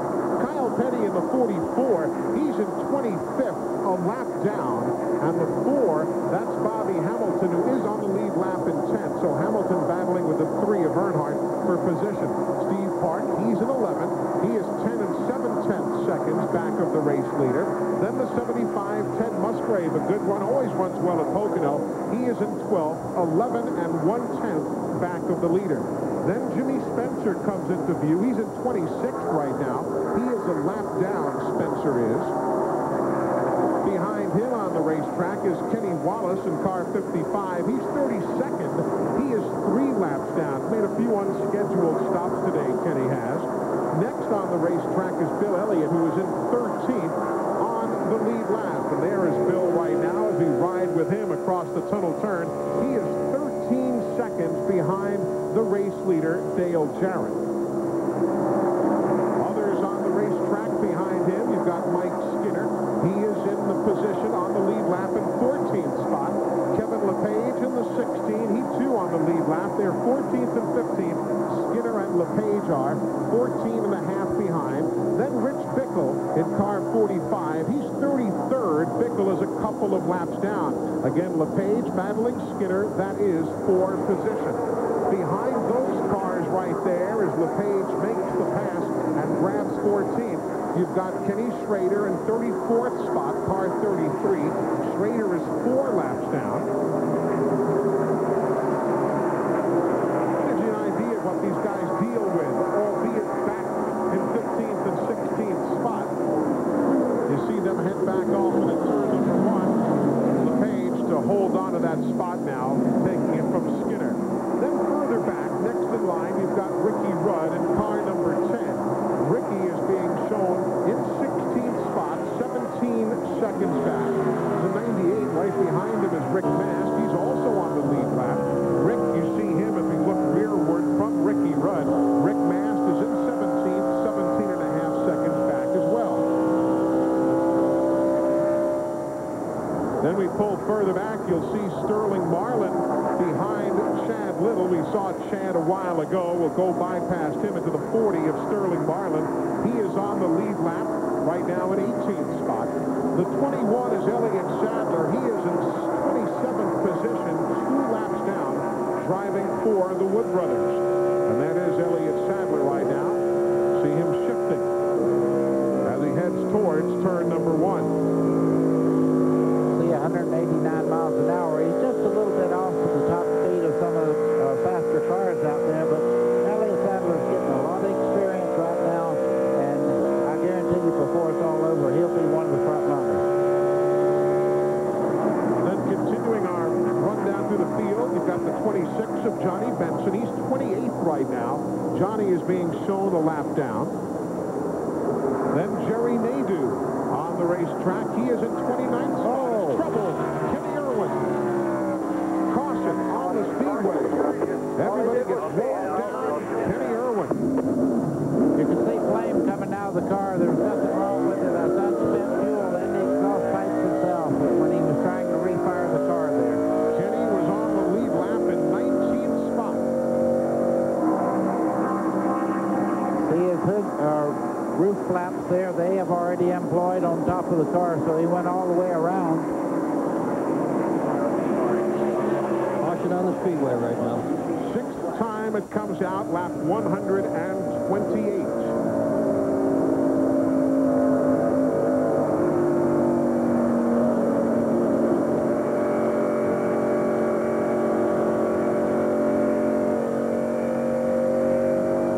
So the leader, Dale Jarrett, as the field will sort itself out, certainly you're not going to go from here. No, but one thing as you were going back through the field just then, Bobby Labonte was absolutely flying. He was almost a mile an hour a lap faster than the front 2 cars. Taking a look at what happened to Kenny Irwin before. Let's see the incident with Michael Waltrip behind him. You can see Darrell Waltrip. That's Terry Labonte right there. Michael Waltrip in the 7 gets into the back of him, makes him wiggle just a little bit. He spins there. He did not collect the wall, though. He just spun around and down to the inside of the racetrack. Watch the 7 car, Michael Waltrip, right here. He nudges him. That's all she took. Doesn't take much here. It really doesn't. Whoa, Andretti. John just missed him. John is very good in those situations. He is about as good as anybody in avoiding trouble. He went through that wreck early on here in the race on lap number 2, went right through a whole bunch of stuff, didn't hurt the race car. Wally Dallenbach was eyeball to eyeball with Kenny Irwin as he was spinning there. Luckily, they didn't make contact. They'll reset that roof flap when they make their pit stop here in just a moment. Irwin had a couple of good finishes coming to Pocono. He was 10th at Dover, 11th at Michigan. Last year at June, he started 36th and finished 11th, past 25 cars here at Pocono this race in 1998. And Kenny has top 15 finishes now in his last 3 races. So things are starting to turn for that Texaco Haviland team. It's amazing what seat time can do for you in this business, isn't it? Yes, it is. And let me explain something. Michael Waltrip was right up behind him there, and if the 28 cars checked up any at all, they were so close he couldn't avoid touching him at that point of the racetrack, and that's what caused the spin. All right, all the leaders coming in. These stops will be at lap 130. These stops at lap 130. Jarrett the leader, 24 Gordon in second, 18 Labonte in third. Let's go to Ralph. Well, Dale Jarrett is in being serviced. They're going to make an air pressure adjustment to the right rear. They're going to take a half a round out of the left rear as well. They will take 4 tires of fuel. They even got a guy over the wall to clean the windshield. Good clean for him. Steve Ralph Bobby Labonte service is finished. No adjustments. 4 tires of gas. Go to Glenn Jarrett. George just pulled away. They got 4 tires and fuel also, Steve. They were talking about putting around in the Panhard bar to try to tighten the car up. Jeff didn't want to go that radical. He told Ray Abraham just to do air pressure adjustment, try to snug the car up a little bit. Mark Martin's team getting the job done. We saw them earlier with some great pit stops. Watch this from onboard Kenny Irwin. Okay, he's right behind Terry Labonte. Hear him in the throttle. Oh, they make contact right there. Look at him trying to catch the steering wheel. Yeah. Look at that work.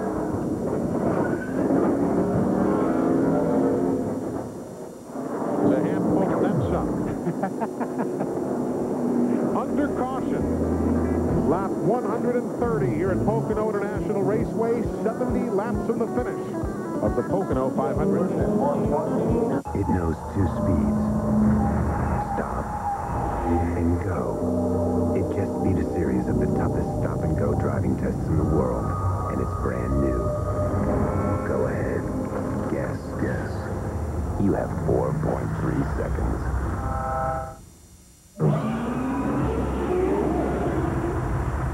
Introducing Pennzoil with new Pure Base. Stop. Go. Pennzoil.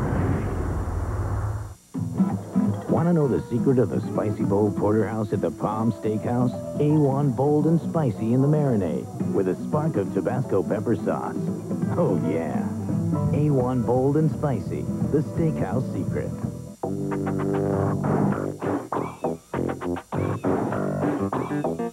Got a noisy car? For $29.95, get our Economizer Plus muffler and our nationwide guarantee. Now $29.95. Go safely, go Midas. TNN's Hot Summer Nights gets even hotter on Saturdays. That's when TNN turns up the heat with high-speed action from the NASCAR Busch Grand National Series, the American Speed Association, and the Pennzoil World of Outlaws. It's fireworks that will last all July. Saturday night at the races. A prime-time race every Saturday night, starting July 10th on TNN's Hot Summer Nights month. Drivers, race teams, and race fans, the 99 Team Simpson Racing Catalog is now available. For more information, call 1-800-71-RACIN or visit the Simpson website at SimpsonRaceProducts.com and join Team Simpson today. Mack Trucks are furnished by Clement Chevy Mack Sales. For all your truck and tractor needs, call Clement at 1-800-369-MACK. Winnebago Industries, the official motorhome of TNN Motorsports. For information on Winnebago Industries products for the Winnebago Motorsports team, call 1-800-643-4892. Mark Martin leads the Pocono 500. Glad you're with us. Eli Gold, Buddy Baker, Dick Berggren, Glenn Jarrett, Ralph Shaheen, and Steve Burns. Let me ask you, it's clear nobody can go from here on fuel. What do they look like? What's the fuel window, and how far can these guys go towards the finish now? Eli, talking to some of the crew chiefs prior to the race, they said 38, maybe 40 laps, but that would be pushing it. So, yes, they will have to stop for gas one more time. Just spoke with Greg Zippadelli, the crew chief for Tony Stewart on the 20, and as you guys have noted, they've had just a tremendous, consistent run for the first time he's been on this racetrack. They made a minor chassis adjustment that time, raised the track bar just a bit, obviously 4 tires and gas. Let's go to Ralph. Steve, for Mark Martin, he's a little tight right now. They made a half-pound air adjustment in the right rear, and that was just about it. He's good to go from there. Glenn Jarrett? Well, move down to Jeremy Mayfield's pits, guys, to check on that nose problem that they had. They tried to take that tape off and start over, but when they went to fix it earlier, they pop-riveted that tape to the car, and so they couldn't get it off. And so they made a chassis adjustment to try to free the car up. The push is primarily, like we were seeing earlier, when if he gets up behind another car and takes the air off the nose, that's when it seems to be the very, very worst. But they didn't get it fixed the way they want to, but the car's not running all that bad. At least we know they use first-class pop rivets. No question about that. There you see the pit summary, so you know who's where. Mark Martin from 4th to 1st, and Ward Burton coming out on the short end of the exchange. Tire stops for everybody here at Pocono under caution, and tires are always a big story when you come to a super speedway. How big is Goodyear's impact? Let's learn from Glenn. We're going to do a tire story with a little bit different slant on it. We're down here at the Goodyear Tire Mounting Center, where the guys mount all the tires for the Winston Cup cars for a weekend of racing here at Pocono. Now, these guys over here to the left, these are some of the guys that mount these tires. Pretty big, sturdy-looking guys. How many tires do they mount? Well, there's 43 cars in the field. Each car gets 60 tires. That's 15 sets. That's a total of 2,580 tires. There's 12 of these guys that do that. That means that each one of these guys mounts 215 tires apiece. They weigh 75 pounds. That's a total of 16,025 pounds of tires that each one of these guys mount. Folks, that's 8 tons of tires. But let's go a little bit further. Let's talk about the money. 60 tires per car times $374 per tire. State sales tax 6% is included in that. $21,180 per race car times 43 race cars. $965,350 worth of tires that these guys mount on the weekend. These are pretty tough guys. I'm not going to mess with them, but I'm going to ask them to excuse me right now because I want to go find out about getting a Goodyear tire distributorship. See you guys. Those are some impressive numbers. Well done, too. Yeah. That's a lot of big-time stuff right there. Here's some other good numbers to look at. Roush Racing and how they are faring. Jeff Burton, of course, today in 41st. He's 56 laps down. Mark Martin is the race leader. Chad Little's had problems. He's 35th today. Johnny Benson has been in and out of the mix throughout the course of the afternoon. He finds himself in 28th. And Kevin LePage is in 13th on the lead lap. And there's the cat in the hat, Jack Roush himself. Green flag. Lap 134 of 200. Wow, Gordon started to move to the inside. Martin would have nothing to do with that, so he's going to try him on the outside. If he pulls that off, he definitely is made out of newer material. Outside passes in turn number 1, nothing you see all that often.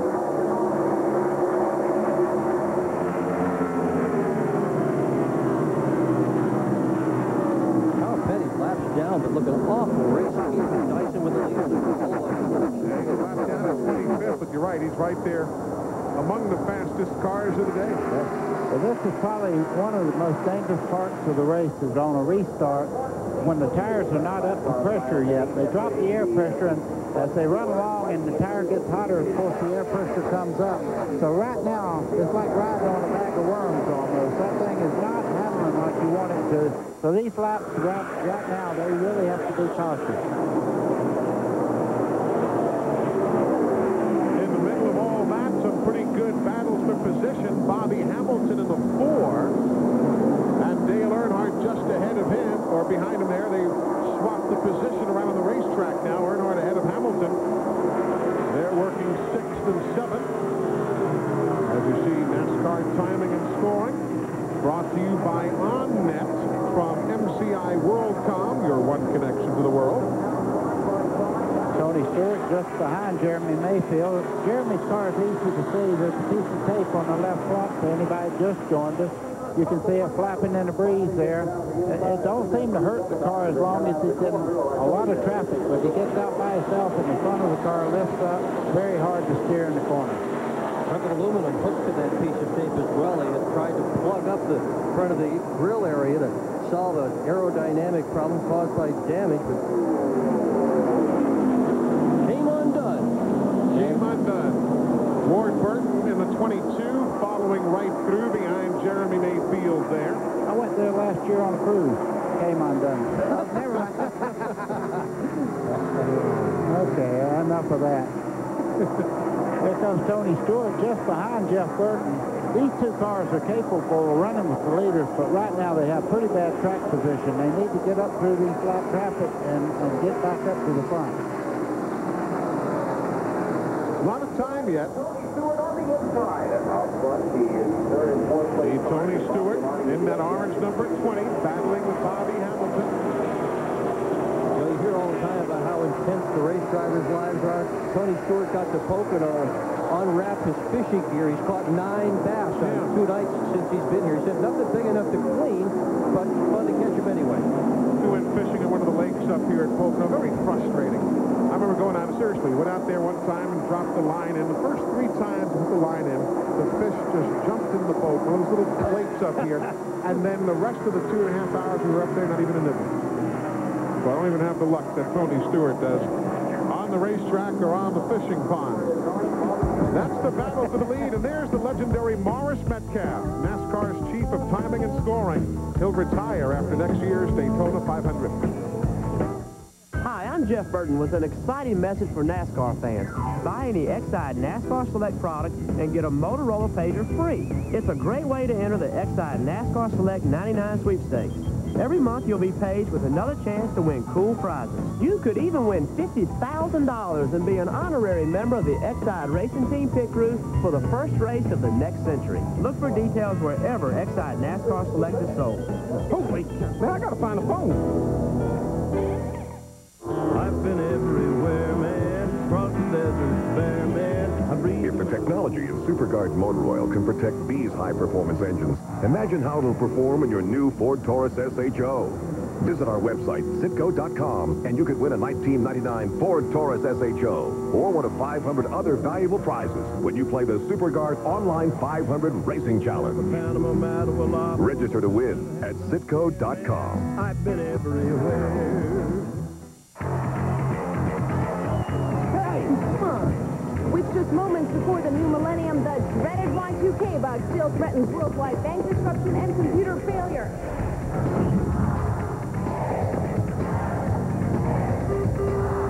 Introducing Polaroid Pop Shots, the 10-shot one-time use instant camera. Polaroid Pop Shots. See what develops.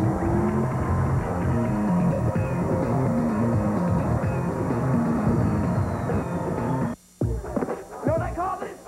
Dancing. No, it's the collect call with 1-800-CALLATT. Just dial right down the center of the phone. CALLATT for guaranteed cheap collect calls. Dial 1-800-CALL-ATT. You got feet that sweat for a living, and you get athlete's foot. Smart guys know comfort comes in yellow. New improved Desinex powder, it gets rid of the fungus and absorbs twice as much moisture as Tenactin. Desinex soothes while it cures for comfortable feet. Welcome back, everybody, as we continue from Pocono International Raceway in Pennsylvania. That's the battle for the lead. Mark Martin ahead of Jeff Gordon. Bobby Labonte, that green car, along with Dale Jarrett in the blue. They have pulled away now by 2.5 seconds from Ernie Irvin, who has gotten himself a superb 5th-place run going. Earnhardt, Mayfield, Ward Burton, all the other cars that are in the mix among those on the lead lap. Best run of the year for Ernie Irvin so far. Saw Robert Presley, the slow car there on the inside of the racetrack, just coming out of the garage. Got a brief glimpse of him. Robert's 35 laps down. Yeah, that car shouldn't be that competitive from here on out because it took a hard hit on the driver's side. You see Mark Martin out here leading the race. They had time trials for the qualifying sessions on Friday, and boy, Pocono puts a ton of fans, an absolute ton of fans in the pit area. They all stand behind the concrete wall. Mark Martin turned the corner, and he just started to sign autographs, and he signed, and he signed, and he signed, and he signed until the last minute when he scooted up to his race car, jumped into it. Pocono provides, even for Winston Cup, abnormal accessibility, and it's guys like Mark Martin that help bring the fans here. He's one of the most liked of all the drivers. I mean, you can tell who they really like when they qualify, and when he goes out on the racetrack, the fans just come alive because he has that relationship with the fans. He runs so well here, too. He's led 7 out of the last 8 races here, including today. 3 poles, 7 top 10s in a row. Hard to believe he's never won at Pocono. Yeah, really has. A lot of good race car drivers have never mastered this racetrack. Dale Jarrett, meanwhile, led most recently from laps 123 through 130. We're now at lap 141. There he is. When we go down to the Jarrett pit, are they all satisfied with the way the 88 car's dialed in? No, they're not, Eli. Right now, Dale Jarrett's a little bit on the loose side. He radioed in just a few laps ago, told Todd Jarrett his crew chief he was loose. They said hang in there, and they're going to have one more pit stop to go before this race is done. All right, Ralph, thanks a lot as we get the latest on Jarrett, who has led 4 times today for a grand total of 71 laps.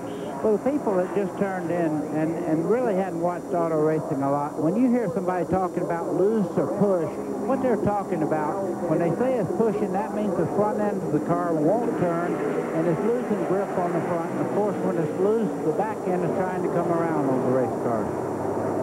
There are the leaders heading back off into turn number 1. Tools are at the ready. Pit stops yet to come before the finish. Reason for coming to Home Depot, number 1 is me. Ooh, did I get you? I use most of the equipment here myself. I can't think of any piece of power equipment here I don't use. Don't worry, I like the tree. So therefore, I feel comfortable talking to you, the customer, and telling you what you should be using. I have everything that you're going to need, no matter what size yard that you're taking care of. Toro, Scott, Black & Decker, Honda, Hula, Longboy. This is my candy store. Got all my tools. Wherever your kids want to go this summer, there's a Red Roof Inn nearby. Beaches, theme parks at a price that'll make everybody happy, especially you. Well, I'm lost. Anybody got a map? Call 1-800-THE-ROOF, where kids stay free and save money like you mean it. May I take your order, please? 4 biggie fries and 4 biggie drinks. Are you sure? Yeah. Wendy's Biggie Fries and Biggie Drinks are really big. The biggest you can get for 99 cents. Here you go. So be careful. I was afraid of that. It's flying time and crying time with the good guys and the bad. It's a smash up, crash up, best time you ever had. TNN Friday night. Good deal at Adams. No pressure, no gimmicks, and the lowest price in town. That's the deal. And that's why people keep coming back to their hometown dealer, Adams County Motors. We're not a mega dealership with a huge overhead, so we can be flexible enough to work with your budget. And that means you'll get the best possible value on a full line of Ford, Lincoln, Mercury, and Ford trucks. We've been doing it this way for more than 50 years, and we're not about to change now. Stop by Adams County Motors on Biglerville Road, 1 mile north of the square in Gettysburg. Going camping or taking a vacation? Why not go in style in an RV from Endless Summer RVs? Locally owned and operated, Endless Summer RVs has been serving the RV community for nearly 20 years. We have the finest selection of recreational vehicles, from tent campers to motorhomes, with a complete line of parts for any RV and a service department that's second to none. Stop by Endless Summer RVs today and start traveling in style. 7633 Devil Bis Bridge Road, Frederick. Lap 144 of 200 here at Pocono International Raceway. Mark Martin, Jeff Gordon, Bobby Labonte, Dale Jarrett, the top 4. Same fellows will be in action on TNN on July the 11th, racing at the Magic Mile in Loudon, New Hampshire. Hope you can join us for the Jiffy Lube 300. That is Sunday, July 11th at 1 o'clock Eastern, 10 Pacific, right here on TNN Motorsports. That is July 11th. That's a totally different racetrack from this one.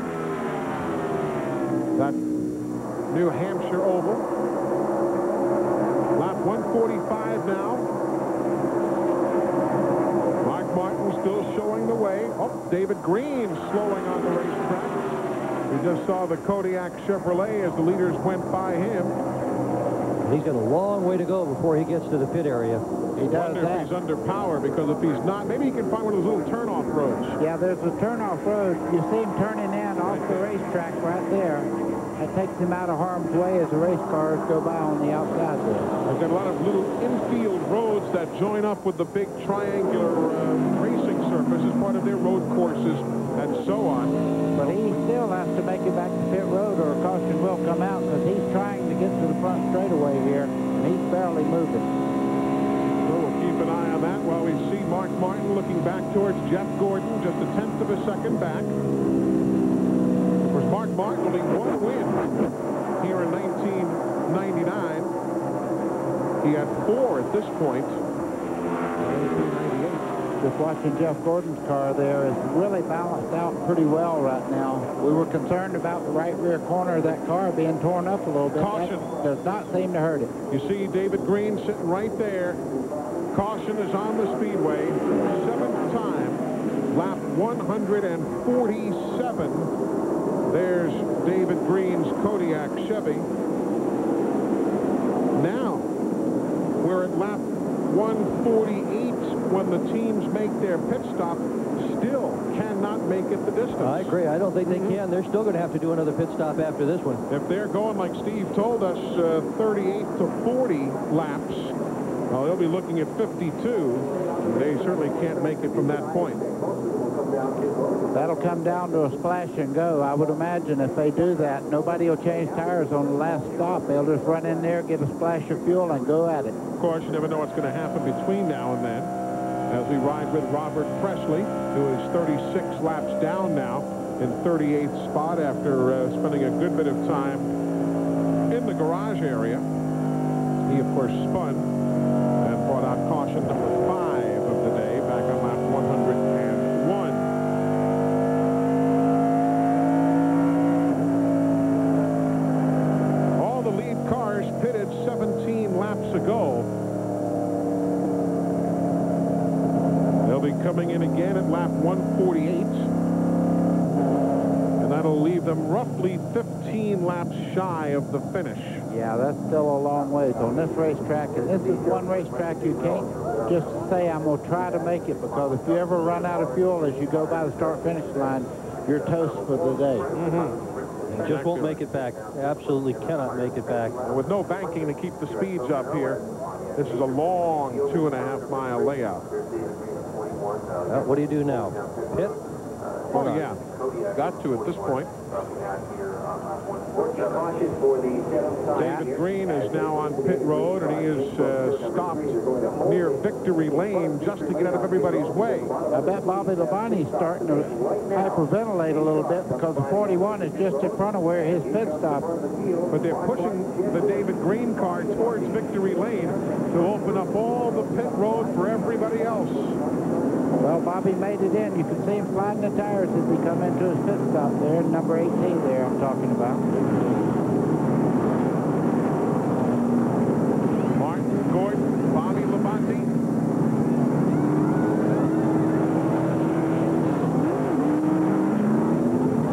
You see the A1 steak sauce pit box. A1 steak sauce, the sizzle starts here, and those are some pretty sizzling pit stops. Good numbers. Ralph, what they do to Mark Martin? Routine? Eli, it was pretty much routine, but they were talking about making an air pressure adjustment to the car. Just about a half pound in the right rear was all they wanted to do to the car. 4 tires of fuel. Glenn? Ralph, we were down at Jeff Gordon's pit, and as I said the last time his car was loose, it was still just a little loose, so they were going to make an adjustment there. They put 1 can of fuel in 4 tires. Steve? Hey, Glenn, they did make a chassis adjustment to Bobby Labonte's number 18 car, but the biggest problem they had, David Green's car had stopped on pit road, blocking their entrance onto into their pit box, and Jimmy Maycar talking to a NASCAR Winston Cup official right now, but tell you what, they were really upset about their entrance being stymied by the 41 car. We had talked about the NASCAR officials did the best they could. There weren't many areas to place the car, so they pushed it towards the entrance to victory lane just to get it as much out of the way as possible. That was a no-win situation for everyone. The green now, as you saw, goes to the garage. Well, Jimmy Maycar, Ray Evernham, and all the crews waiting to resume. Draft beer is an extension of the brewery brought to you, and what I mean by that is beer in its most perfect condition. It's actually beer from a finishing tank at the brewery that is put into a keg. It's then kept refrigerated all the way to your local bar or restaurant. The result is a taste and a drinkability you'll find in no other beer. Draft beer is beer at its best, and there's nothing better than an ice-cold Budweiser draft.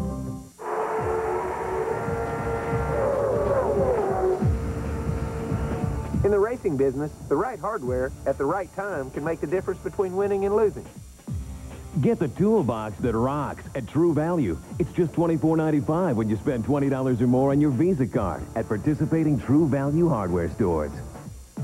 Your True Value is the official hardware store of NASCAR, IROC, and homes everywhere. You know, my first racing days were pretty rough. With my wheels set so close together, I was always getting loose in the turns. Now that I'm trading paint with the big boys, wider is better. With speed-sensitive steering, the White Track Grand Prix delivers precise control in the corners. No wonder it's been selected official pace car of NASCAR. There's no getting around it. Wider is... The White Track Grand Prix. Wider is better. By Pontiac. This summer, if you can dream it up, Sonic can put it in a cup. We've got hundreds of drink flavors you can mix and match. Plus, our 44-ounce Route 44 big drinks. Enough choices to let your dreams run wild. Sonic America's driving.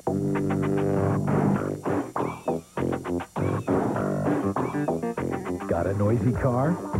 For $29.95, get our Economizer Plus muffler and our nationwide guarantee. Now $29.95. Go safely, go Midas. CNN Motorsports live coverage of the Pocono 500 is being brought to you by the Wide Track Grand Prix by Pontiac. Wider is better. By Sonic, where we invite you to drive in for a change. And by Midas. Go safely. Go Midas. Back with you at Pocono International Raceway, 51 laps from the conclusion of the Pocono 500. There is Dale Jarrett all the way back in 10th spot after this series of pit stops. Don't forget, folks, NASCAR rocks. June 27th, Hartford, Connecticut. On to the Queen City on the Ohio. And to Baltimore and Washington and Virginia Beach, NASCAR rocks. Check it out. Tickets are available at locations near you. Houston, Texas.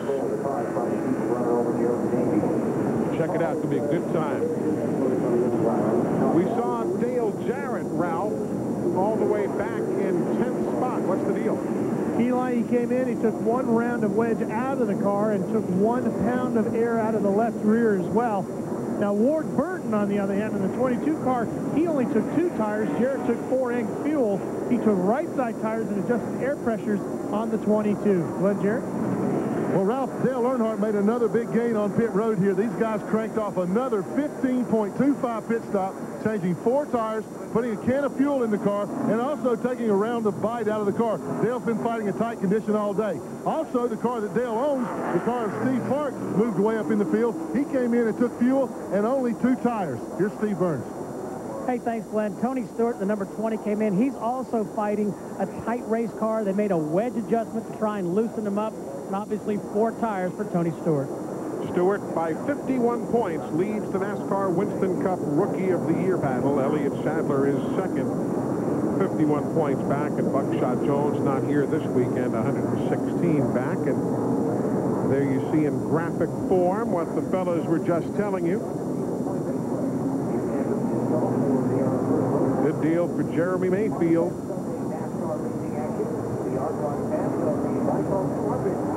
A lot of pretty good pit stops being pulled off here today at Pocono International Raceway.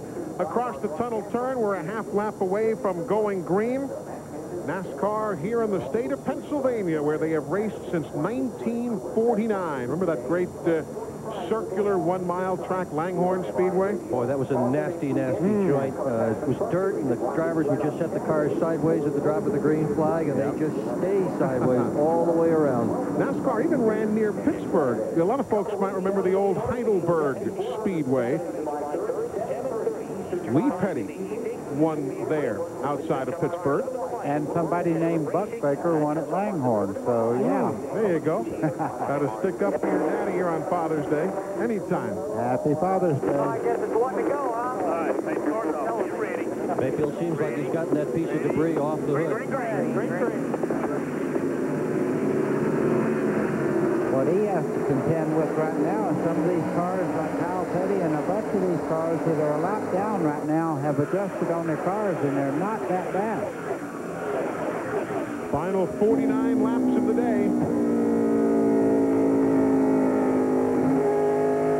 And here's how we'll find out how good 2 tires is as opposed to 4.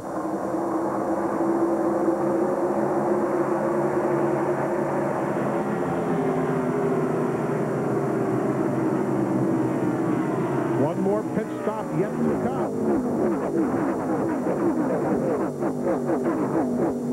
That is a great shot. Isn't it down there? Oh, man, you know, they call that a speed shot. You can see why.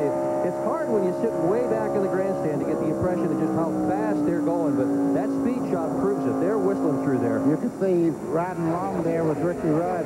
He was protecting that low line so nobody could get under him as he started the turn 3. You don't want to get caught on the outside there. Every time that shot shows up, you see Tony Stewart looking for another spot. Got to give him credit for trying. Once Earnhardt Day, you saw him dancing around trying to pass Labonte. Turn 1, problems. Michael Waltrip. Oh, hard hit. Michael Waltrip running in 15th spot, lead lap. Hard. Boy, he gave that wall a hit. Again, that's a 200-mile-an-hour approach to that corner. Eli, we always talk about safety. If you didn't have that rubber tank in the back with the fuel there, that would have been a huge fire just years back. And look at Ted Musgrave on the lead lap running in 17th. He, too, has a problem. He was off in the grass. So Jeremy Mayfield continues as the leader. You can look through, you see Michael moving around and climbing from the race car. And he tells the guy, okay, I'm all right. Yeah, I'm just glad he didn't try to refire it. There was some seepage out of that tank. Little pinball machine action there. That's Bill Elliott there, it looks like, on the outside. They made a little contact.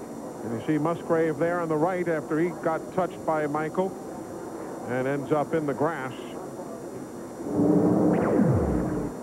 And let's see what Michael does here. He's staring at someone. You could see he was kind of like the silver ball in the pinball machine. Things really got stacked up there.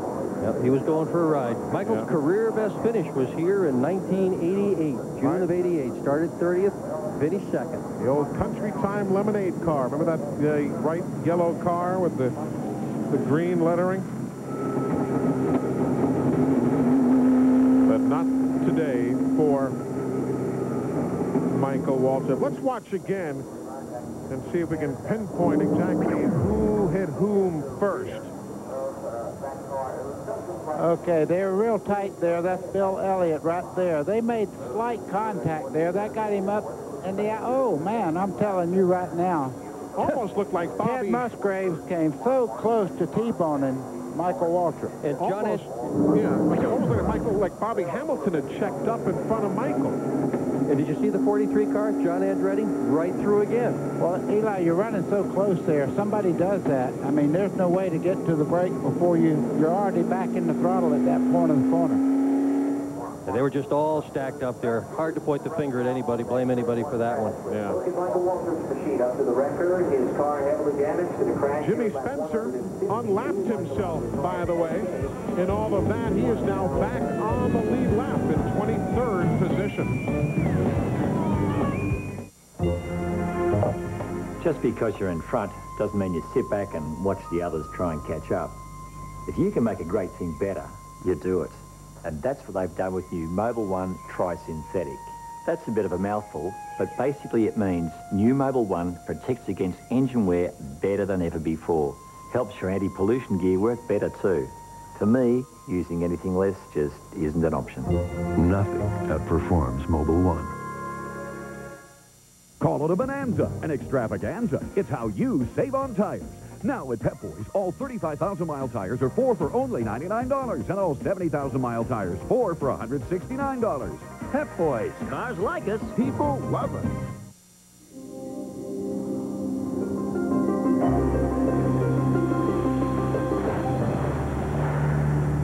Ice Sport. The scent of exhilaration from Aquavelva. Now available in your skin conditioning gel. Tell Daddy what the race car does. You can do. Tell Daddy what the... What? Oh, boy. Foul, need foul. No, size 3. Whoa. Never get used to that smell. Okay, get back in there. Appreciate it. The Die Hard 250, July 4th at 2 Eastern on TNN. Cleanup continues out in turn number 1 from the 8th caution of the day. Michael Waltrip with his problems. We're now, as you see on that big scoreboard, lap 154 of 200. Let's take a look again. First, the overhead. You'll see it, everything just stacks up. Okay, you have cars that are right in front of the accident itself, right along here. That might have caused them to back off just a little bit. Bill Elliott makes contact with the 7 car, Michael Waltrip. Now, Ricky Rudd was in there. Bill Elliott was in that mix. And let's see what Ricky saw. Oh! Yeah. Now, Bill Elliott. Boom. Wow. Well, you heard the throttle. He was out of the gas, and I'm sure on the brake as well. Well, it all happens that quickly when they're all working in one big pack of traffic. And Bill Elliott now coming in to make pit stops. We're at lap 156 now. Rich Bickle is in, Andretti, Jeff Green, Ricky Rudd, and Terry Labonte all in, along with Bill Elliott, who we're watching being serviced by the drive-through crew.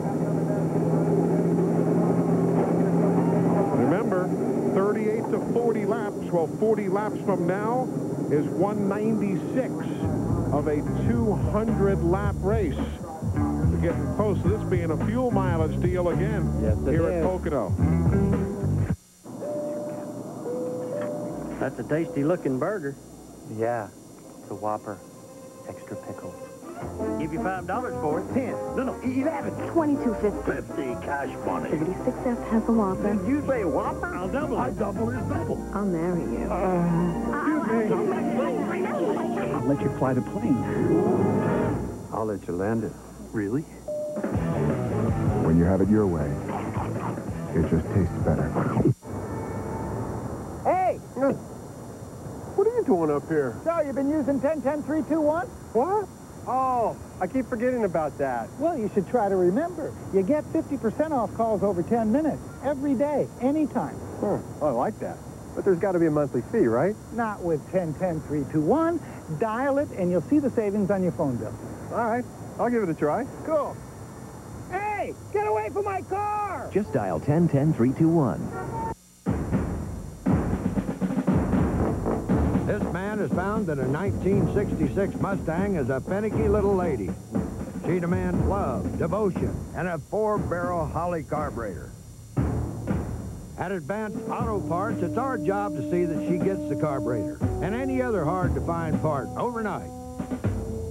As for the love and devotion, well, Let's just say there are some things we won't get involved with.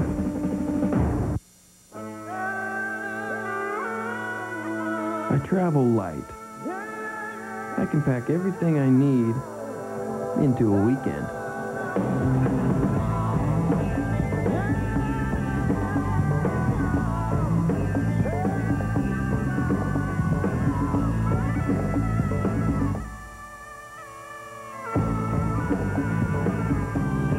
Ford Ranger, built Ford tough. We are back still under caution, and we're all sitting here playing the numbers game in the booth. Lap 156 complete. They're working 157. Still have not gotten the one-to-go signal as the cleanup, you see, extensive in turn one after the Michael Waltrip accident. Somebody's going to try and go the distance here. I've got a feeling you're right, Eli, and I'll tell you who it might be. We will be able to tell if anybody ducks in for fuel here in just a lap or two. Michael Waltrip has just come from the infield care center. Let's get an update on him. Well, Eli, Michael has a custom Happy Father's Day shirt, but it's not a very happy Father's Day for you. What happened? A neat shirt, though, isn't it? Yes, sir. Buffy and Mason made that. You know, if restarts are tough, you just kind of stack it in there, and you know people are going to check up, and the guys in front of me checked up, I checked up, and whoever was behind me just, run over me wide open. Couldn't hit me harder. It's just disappointing because we run 18th or 20th all day long. We worked on the car. We had it better and better. Phillips Electronics, Klausner Furniture, Phillips Light Bulb Chevy finally was running. We got it toward the top 10. All that work, and now we're going to finish in the back. When you race steady and try to collect up points, these kind of things just kill you. And we didn't have a car capable of winning today, but we were smart. We were going to run close to the top 10 and then get taken out, man. It just breaks my heart. Frustrating end to a good day for Michael Waltrip. How was that? Yep. Tough day for old Michael. Indeed, folks did check up around him. Well, while we're under caution, let's see if we can talk to John Andretti. He just took a little bit of fuel there. John Andretti, Dick Bergman at TNN. Hey, Dick. How you doing, John? Looks like you're ducking a whole lot of wrecks out there. Right now, I think that's about all we're doing. We're trying to been playing for track position all day, just haven't been able to get it. Been working on the car, and it's been getting better, but we'll see how it goes here at the end. You would just stop for fuel, John. Can you go all the way? No, I don't think so, but I don't think anybody can. Okay, good luck, John. Well, a lot of guys are going to come in and top off. All the leaders are coming down the pit lane to top off fuel as the field gets the one-to-go signal. Just fuel here. It'll be lap 158 when we come back. You're looking at around 42 to go, buddy. Yeah, and I've noticed in the 18 car took on 4 tires. They are taking on tires. Everybody else coming in for fuel. Jimmy Maycar and the boys going for tires.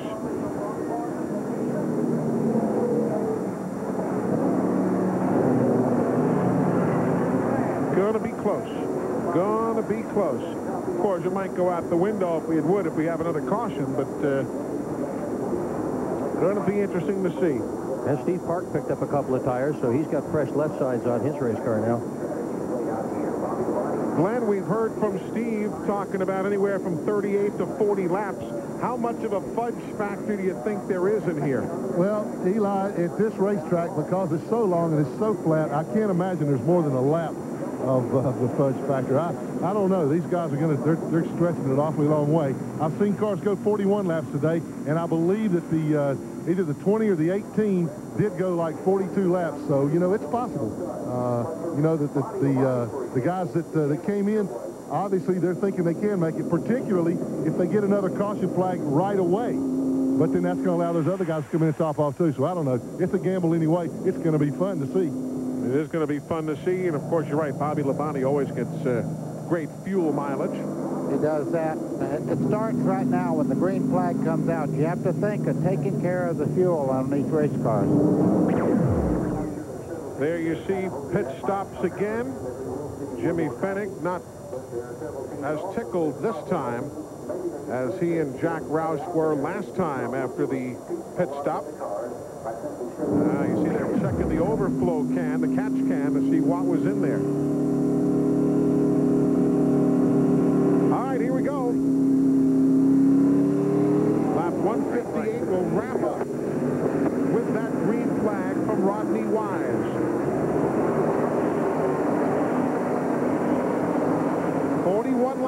finish it.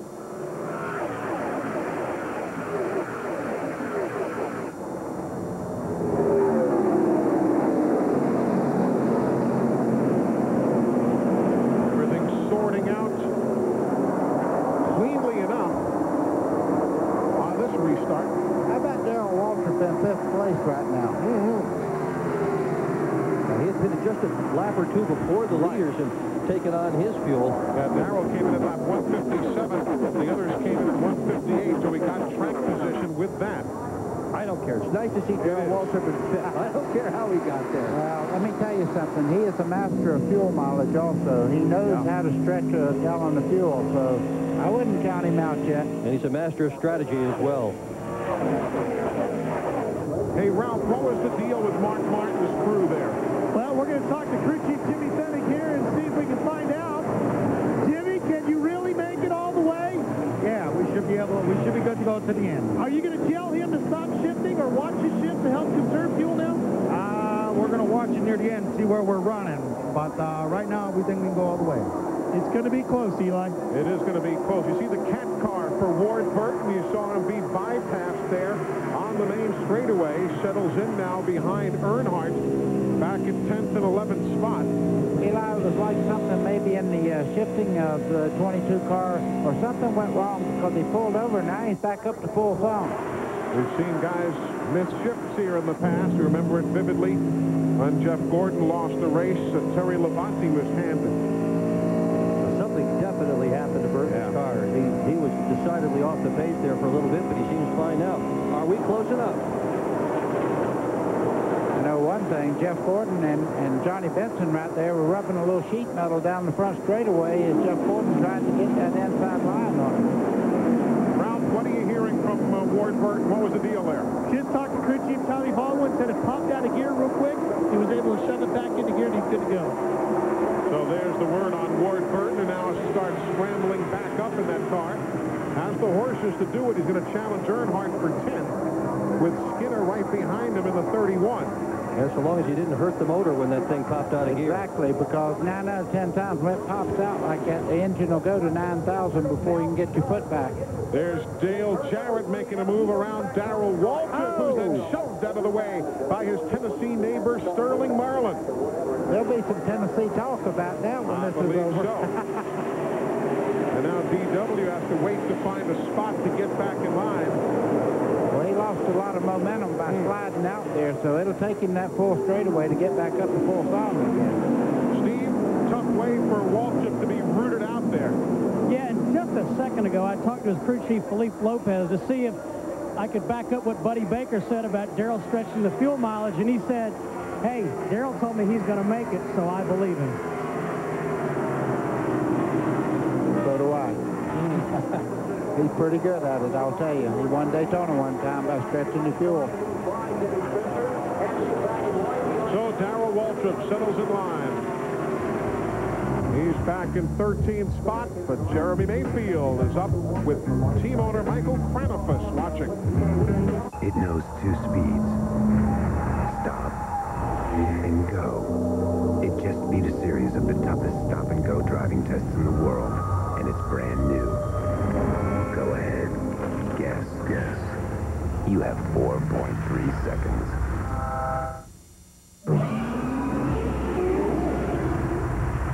Introducing Pennzoil with new Pure Base.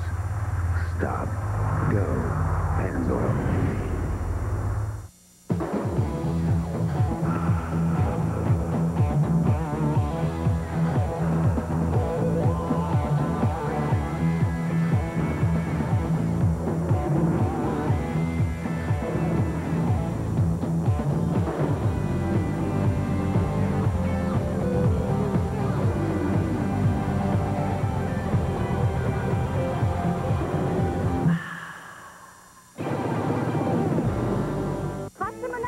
Only on TNN. It's party time. The biggest stars, the hottest cars, monster trucks, roller jammers, and a whole lot more from Walt Disney World. Hot Summer Nights Month, starting July 1st on TNN.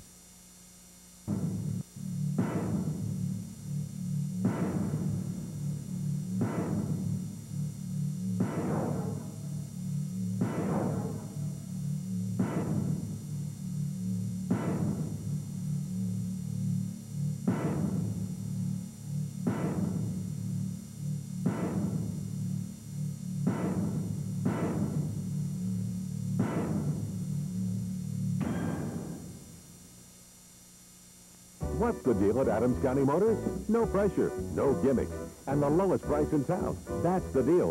And that's why people keep coming back to their hometown dealer, Adams County Motors.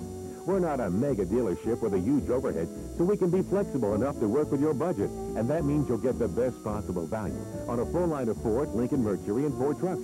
We've been doing it this way for more than 50 years, and we're not about to change now. Stop by Adams County Motors on Biglerville Road, 1 mile north of the square in Gettysburg. Mr. Excitement in third, but not for long. Jeff Gordon just blows right by the Team Winston machine. Yeah, but he's out there really fighting back right now, and he was a lap down. He made up a lap. You see Sterling Marlin moving in on him there in the 40 car, but Jimmy Spencer is putting up a valiant effort, and you know, he does not know what the future holds for him in Western Cup right now. Right, he's finished no better than 16th this year, Jimmy Spencer, at Talladega. Glenn, what's the story fuel-wise now on the lead cars? Remember how poor the fuel mileage has been for, I think Jeremy Mayfield has been coming in earlier than most everybody else. That's right, Eli. That's why the 12 car did not pit on that caution to try to stretch the fuel. They were only getting 34 laps to the tank of gas. They were going to come up 10, 12 laps short, even if they tried to stretch it. Darrell Waltrip. Oh, man. Down there. Hard hit for DW. 9th caution. Well, there goes all the question about fuel, because a chance for everybody to stop now, and clearly they can go the distance. You see Darrell moving around in the race car, but another hard hit, an unforgiving corner, and you fly into turn 1, 195, 200 miles an hour. You don't turn, there's that wall right in your face. Well, I think probably he got a little help turning there because of the angle of the back of the car. It hit on the left rear corner. That means it went around and hit the outside wall.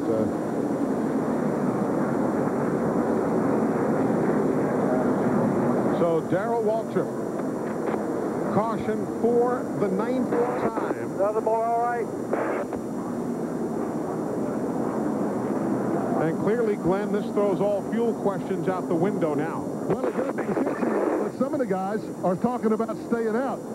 The 24 car, Jeff Gordon, we just heard Ray Evans tell him to stay out. I suspect that Mark Martin will try to stay out as well. The 3 car of Dale Earnhardt, he says that he can make it all the way, so we'll just have to wait and see. Steve, what do you got? You know, I talked to some of the guys on the 18 team here just a minute ago, Glenn. They said they should be all right. Now, they're all poised on pit wall like they're going to stop. Now, I don't know if they're bluffing or not, but they are poised at the ready in case they're going to stop the number 18. Ralph? Well, the 88 really needed this pit stop. They were not going to be able to make it all the way on fuel, so they're going to bring Dale Jarrett in and fill him up with fuel now. The car seems to be fairly okay. They're pretty happy with that. Mark Martin's going to come in and make a half-pound right rear air adjustment on that car. Everybody with the cloud cover that is now rolled over the racetrack, everybody's car is now handling differently. Darrell Waltrip, meanwhile, as you see, is out of the race car, but disappointed. Had himself a fine run going, and here in the last 15 minutes got rooted out of the running order by Sterling Marlin at one end of the track. And now the problems in turn 1. Let's see what we can see from Bobby Labonte's car. Okay, that's Darrell Waltrip. Steve Park under him there. Well, we didn't see it, but one would assume there was a shove there, though we really couldn't see it clearly from Bobby Labonte's onboard camera. Darrell Waltrip was 5th on the last restart, but his day is going to end up in the garage. And here come the leaders. Here come the leaders. Most everybody else stays on the racetrack here at lap 167. Let's go to Glenn.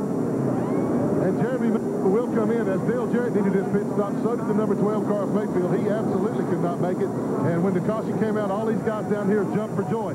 So they will put 4 tires on the car, fill him up with fuel, and he'll be good to go the rest of the way. Here's Ralph. 4 tires of fuel for Dale Jarrett, pretty much as we figured they would, and they're done, and he is away. So all those pit stops taking place at lap 167. But clearly you can see that many, including Bobby Labonte, electing to stay on the racetrack as they work through turn number 1. Mark Martin stayed on the racetrack. looked like he was coming in. Mark Martin just headed right to pit road, then either changed his mind at the last minute or he was faking, pulled back out again onto the racetrack. Eli, they're using hardly any fuel at all around here under the caution. Anybody was even questionable as far as making it right now. The guys would rather have track position right now. That front bunch can make the distance. Good point. Track position, always the magic words in NASCAR Winston Cup racing with 33 laps to go here at Pocono.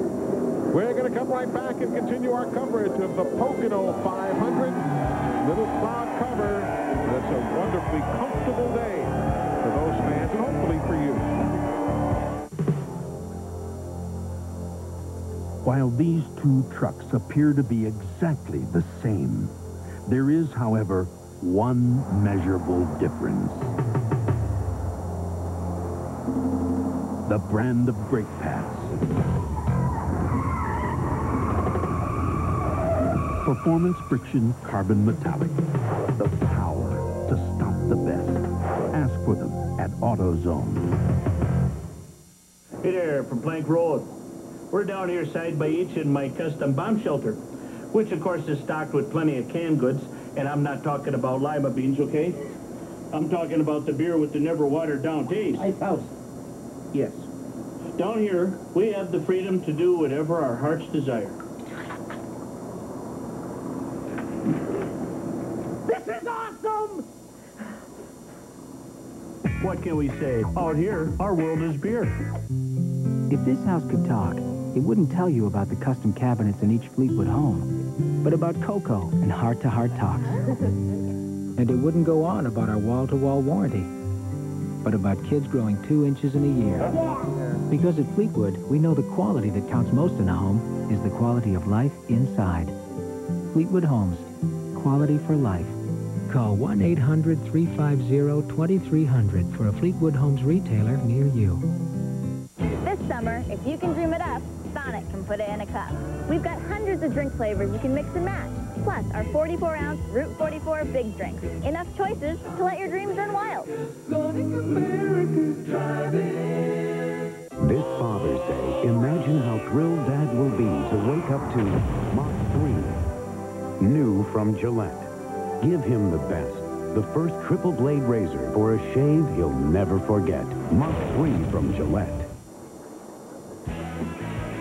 Caution for Darrell Waltrip's accident in turn number 1. Pretty well used up that big Kmart Ford. That's a big wreck, is what that is. It is. I have to put it on the rollback, on the flatbed, to get it off the racetrack. Well, fuel, again, should not be a factor now, as we've heard from all the guys on pit road. The marks, those yellow markers, are the fellas who did not make a pit stop. See how they moved up accordingly by staying on the racetrack. Ralph, a lot of rolling of the dice down there, but I guess you don't just want to give up track position. Well, that's exactly right, Eli, and that's why the 6th car decided to stay out. Mark Martin's car is not handling exactly the way they would like. They would love to have brought him in and made an air pressure adjustment, as we talked about. They thought they were going to do that. The car is getting a little bit tighter. As I mentioned before, huge cloud cover now moving over the speedway. It's tightened up a lot of the race cars. But Mark is running in 4th. They don't want to give up that track position. Glenn Jarrett? The Ralph, track position is exactly what Jeremy Mayfield and Dale Jarrett lost a lot of. They came in running 1-2. They came out running, the 12 car is now in 12th. The 88 is all the way back to 16th. There's only going to be about 30 laps left to go when the green flag flies. It's only about 75 miles. They got a lot of ground to make up. But the determining factor was they had no choice. They had to stop for fuel. Well, let's find out exactly what happened down there in turn 1. Darrell Waltrip is out of the care center. Steve? Yeah, I just walked out of the care center, but it doesn't look too happy. What happened, DW? Oh, I don't know if he's a rookie anymore or not. You'd think somebody, I helped as much as I did park, he wouldn't have run into the back of me, but he just ran there in the corner and left me off the ground, spun me around. Ended my day. It's frustrating. I kind of minded my manners and stayed out of trouble all day, and, you know, we had the fuel mileage thing figured out. We wasn't going to have to stop again, and sometimes people with fast cars don't do too good. Tough day for the three-time champion. It really is, especially as well as he was running. But fuel mileage, always a story whenever you prepare for a race in Pocono. We asked a few of the crew chiefs about fuel mileage strategy. Well, you know, you got to start figuring fuel strategy from the drop of the green flag. The thing about it is 200 laps, break it up into 4 segments, that's 50 laps. Nobody can really run 50 laps. Again, it's not a big secret thing. We look at every aspect of what it takes to get fuel mileage. That's engine efficiency, you're burning all the fuel through carburation, a good tuned carburetor, good efficient motor, the gear ratio that we select for the RPM range, and how the car's set up comes into a big play. You follow the 18. You follow the 18. That's what I'm going to do. I'm going to hook a chain onto the 18. I'm going to watch them this week, see how they get their fuel cell in the car and everything, and I'm just going to follow the 18 all week until the last lap. Great idea for Frankie Stoddard. Unfortunately, his driver, Jeff Burton, involved in an accident way back on lap 2, and he is running in 39th spot, some 40 laps down. But you're right, he can do a whole lot worse than following the 18 of Bobby Labonte when fuel is part of the equation. Rodney Wise says, let's get back at it. 29 laps to settle the Pocono 500. Look at Kenny Wallace shooting way out right. Yeah, they're 4 wide back there. I will tell Jeff Gordon only one thing. That 23 car of Jimmy Spencer behind him, he's hungry at this point in his racing career. And if he can catch him, he better stand on it. That's all I can tell you. Spencer's lost his sponsor. There's some question as to where he's going to run next year, who's going to be able to drive for. He said, my hat is in the ring. This is a great way to get your hat noticed. Hasn't won since July of '94 in Talladega. 148 races ago, Jimmy Spencer.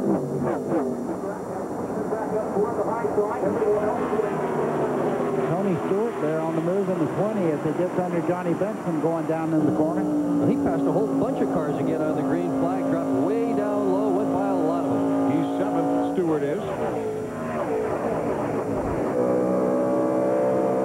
You see those clouds that the guys are talking about rolling in overhead after brilliant sunshine earlier. And you hear guys talking about the race cars getting much, much tighter. That means that the back wheels are actually getting better traction. Here comes Jimmy Spencer. Spencer, in front of the Pennsylvania fans, has them standing. Spencer wants the lead.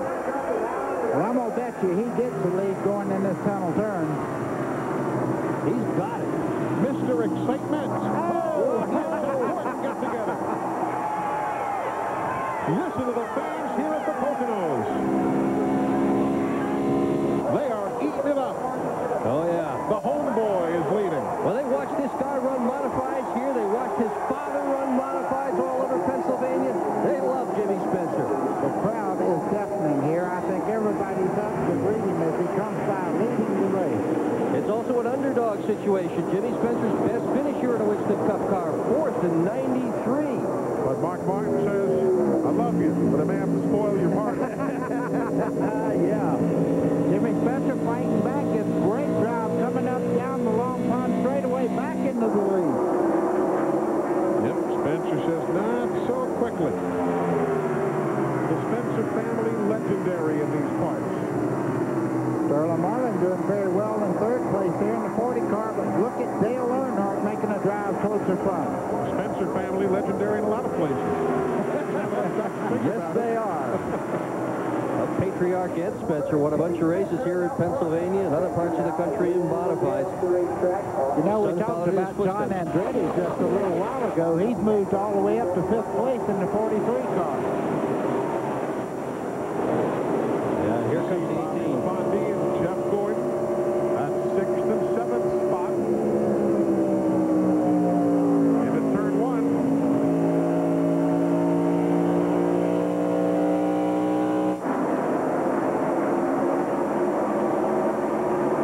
This is going to be fun to watch. It's fun right now. It really is. This is a good race. Labonte for 5th. On the inside, Andretti just moved right on by. Jeff Gordon right now is really having a battle as Tony Stewart now moves on in. He has lost about 4 or 5 spots, Eli, in the last 3 laps. Remember Spencer starting in 40th. Remember, he also Pocono was black flagged earlier today. Lap 51 had to make an unscheduled stop to check the lug nuts on the tire. Boy, what an upset it would be if he could win. Oh, boy.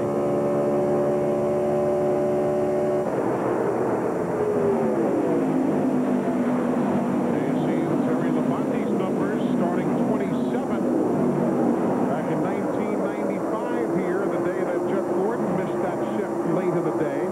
And folks, don't count out Dale Jarrett, who restarted 16th. He's up to 9th now. While we're watching this battle for the lead, Jarrett very quickly moving up to the front. He's 2.4 seconds back. We see him right there in the 88, very much in the picture now. Yeah, he's looking him over right now. This car is absolutely flying with 4 fresh tires, as you just said. You see John Andretti couldn't even put up a battle there as he just drove right up under him. A lot of power in that number 88 as he moves in on Tony Stewart now. And those tires are a big help.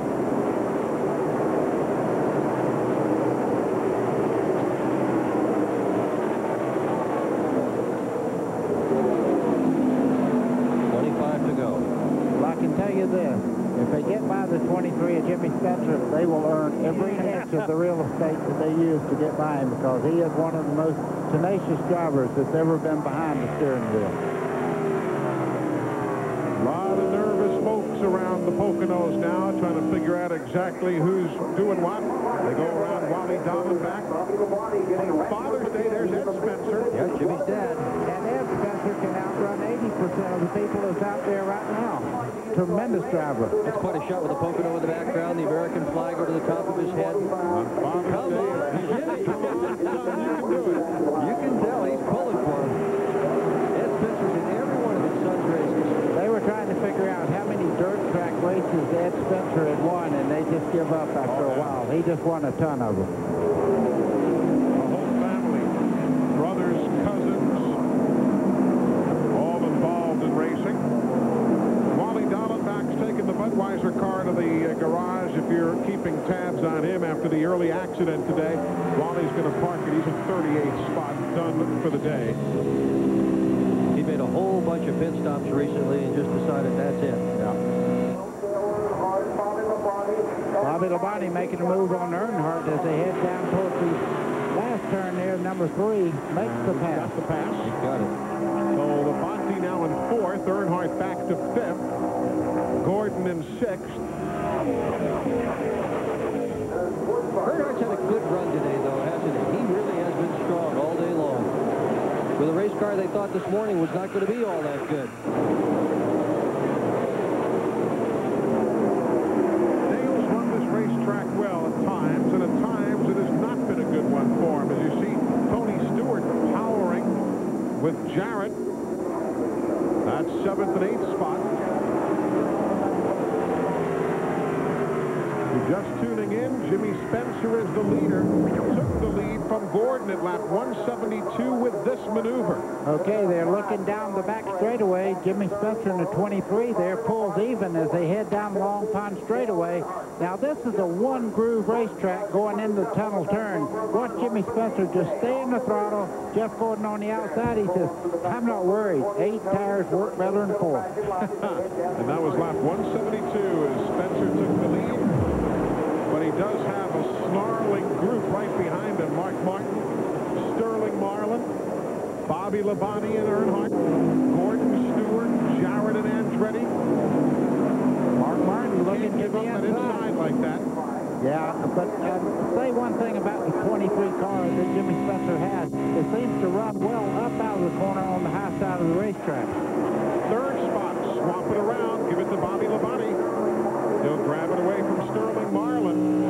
Remember, Labonte has got 4 fresh tires as he heads to the front. He came in at lap 168 and took on the Goodyears. You saw that gear shift lever in Labonte's car in what's supposed to be 3rd gear position. He'll drop her down into overdrive into 4th, coming down the front straightaway. Look at that. Ed Spencer, he's working harder, I think, than Jimmy, or at least as hard. Oh, yeah. I hope he can't talk to Jimmy with that radio. Well, that'd be quite a Father's Day gift if he could win with his father father here like that. I tell you, that's a very special time in a race driver's career when your dad's here to be with you and run the circle and everything. Yep. Oh! Look at this scramble for second. Taking all the racetrack, and of course the car in front does have the advantage of being able to take the race to the line. Steve, I don't know if you have an eyeball on Ed Spencer, but he's doing quite a dance for us on the TV screen. Well, Eli, he's right behind me. I've known Big Ed, as they call him, for a long time, and I asked him if he talked to us, and he just shook his head and said, I'm too nervous to talk. And as Buddy said, he's one of the greatest racers in this part of the country, or the country for that matter. Great modified racing. One of the very best. Sixth place is a good scramble ongoing as well. You've got the 20 of Tony Stewart, the 24 of Jeff Gordon, Dale Jarrett. Well, I tell you, since the clouds got on this racetrack, Jeff Gordon has really had to fight to keep his positions there. Tony Stewart got sideways there coming out of the corner. That could have been a big wreck right there. Nice job, guys. Meanwhile, the laps is not counting down quickly enough for the front bunch. Jarrett keeps trying to get by Tony Stewart. He's tried him lap after lap and just can't get past him. We've got a breakaway for 60 seconds, and we're coming right back to resume the story. Everybody watching, Donnie Wingo, Ray Evernham, waiting for this one to finish.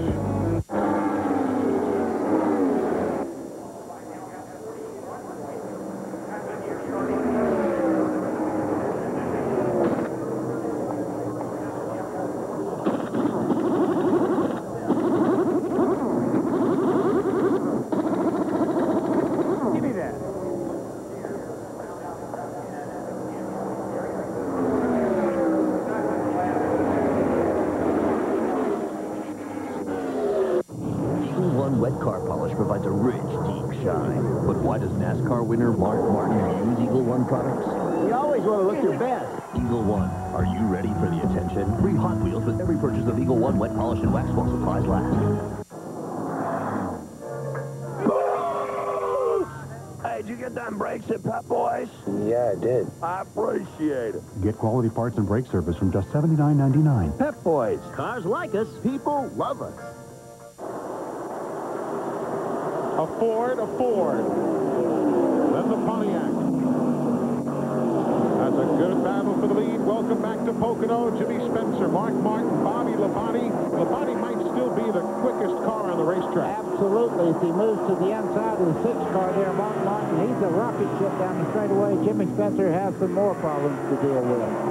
Remember Dover with the fuel mileage of Jimmy Maycar's brilliant pit strategy. Here they brought him in for 4 tires. Jimmy Maycar again has put his driver in position to win another Winston Cup race.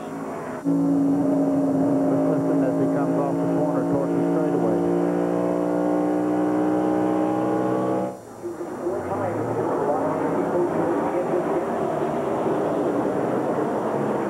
Jimmy going to the inside, weaving back and forth there. He don't want to give Bobby Labonte a long run where he has time to think about how to pass it. Got a lot of laps to keep him back there. That might be some trouble for Bobby Labonte right there. I noticed the car took off out to the outside groove just then. He drove it in awfully hard, but look at the straightaway speed.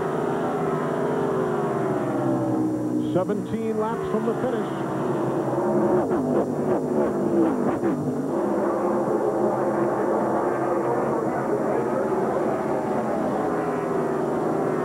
Stewart inside of Earnhardt for 6th. And Dale Jarrett goes right along with him as Earnhardt loses 2 spots getting in the tunnel turn over there.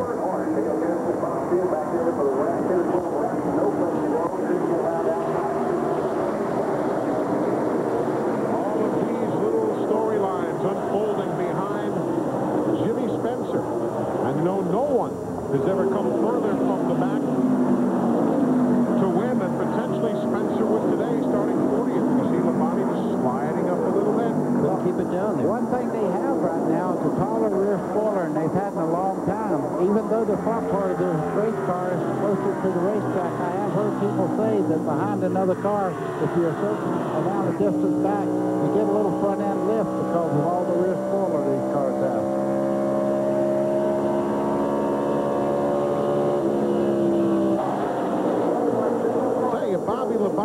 probably quicker, but getting by Spencer is going to be a handful and a half. How do you say take a bone from a pit bull? I don't think so. It's going to be tough. Problems for Bill Elliott. We're riding with him, and smoke you can see behind the car. Tough break for Bill Elliott in 22nd spot and faltering now. You hate to see that. He had a good day going. Yeah, he pulled off on the return road there. Get out of the racing groove, so there shouldn't be any moisture or anything in the racing groove itself. Brother Ernie says, just give us a little time. The crew is still green. He says, give us 4 more races, and you're really going to see some action out of Bill Elliott's team. You see the red light on there? Yeah, the red light, that means there's no power right then. There's no. Spencer just bounced her off the wall. Yep, that's all she took. Caution. Maybe there was a little bit off. On the speedway. Caution on the speedway. Ed Spencer looking on. Jimmy gets back in line. It happened right around the spot where Bill Elliott had problems and pulled off the racetrack. Caution. Lap number 185. Eli, you're exactly right. Going down the back straightaway, the 94, Bill Elliott had his problem. He tried to get over as far as he could, but on that particular corner, the tunnel turn itself, you run right on the bottom of the racetrack. And this is only the 4th race in Pocono history with 10 or more cautions. The record is 13 from a decade ago. This is the 10th caution flag of the afternoon. Unbelievable. Watch it again. You'll see what happened. Spencer, wide. Oh, just touched it. Just did touch it. I'll tell you, I was watching the cars behind him, though, and I didn't see anybody else get sideways. He just looked like he went in there very, very hard and got in the gray part of the racetrack and slipped up towards the outside wall. Did a good job of saving it, but he lost 2 spots in the mix. Well, Steve Burns, that's a heartbreaker. I just spoke to Travis Carter, the owner of this team, Eli, and he said that Jimmy had radioed in and said that he got into some oil or some kind of liquid. You know, don't know if that came off of Bill Elliott's car, but anyways, he said he did get into something slippery on the racetrack. Well, there's your answer. There you see they're putting the Speedy Dry down. You see how close to the inside of the racetrack they're putting that stuff down. I mean, Bill got over as far as he could, but wow. So we're under caution, and Ed Spencer sees what could have been a wonderful day potentially end in the Pocono wall. You're watching TNN, America's country home. TNN, America's country home. Orioles in GS. 13 games in Baseball City, USA. 13 opportunities for the O's to try to turn it around. I'm sensing a big moment. Albert Bell has dialed some long distance. Back-to-back jacks. Spurs back on top. You can put this one to the Orioles. This is no time to give it up. Catch 13 Orioles games in June, only on HTS. Ready to play.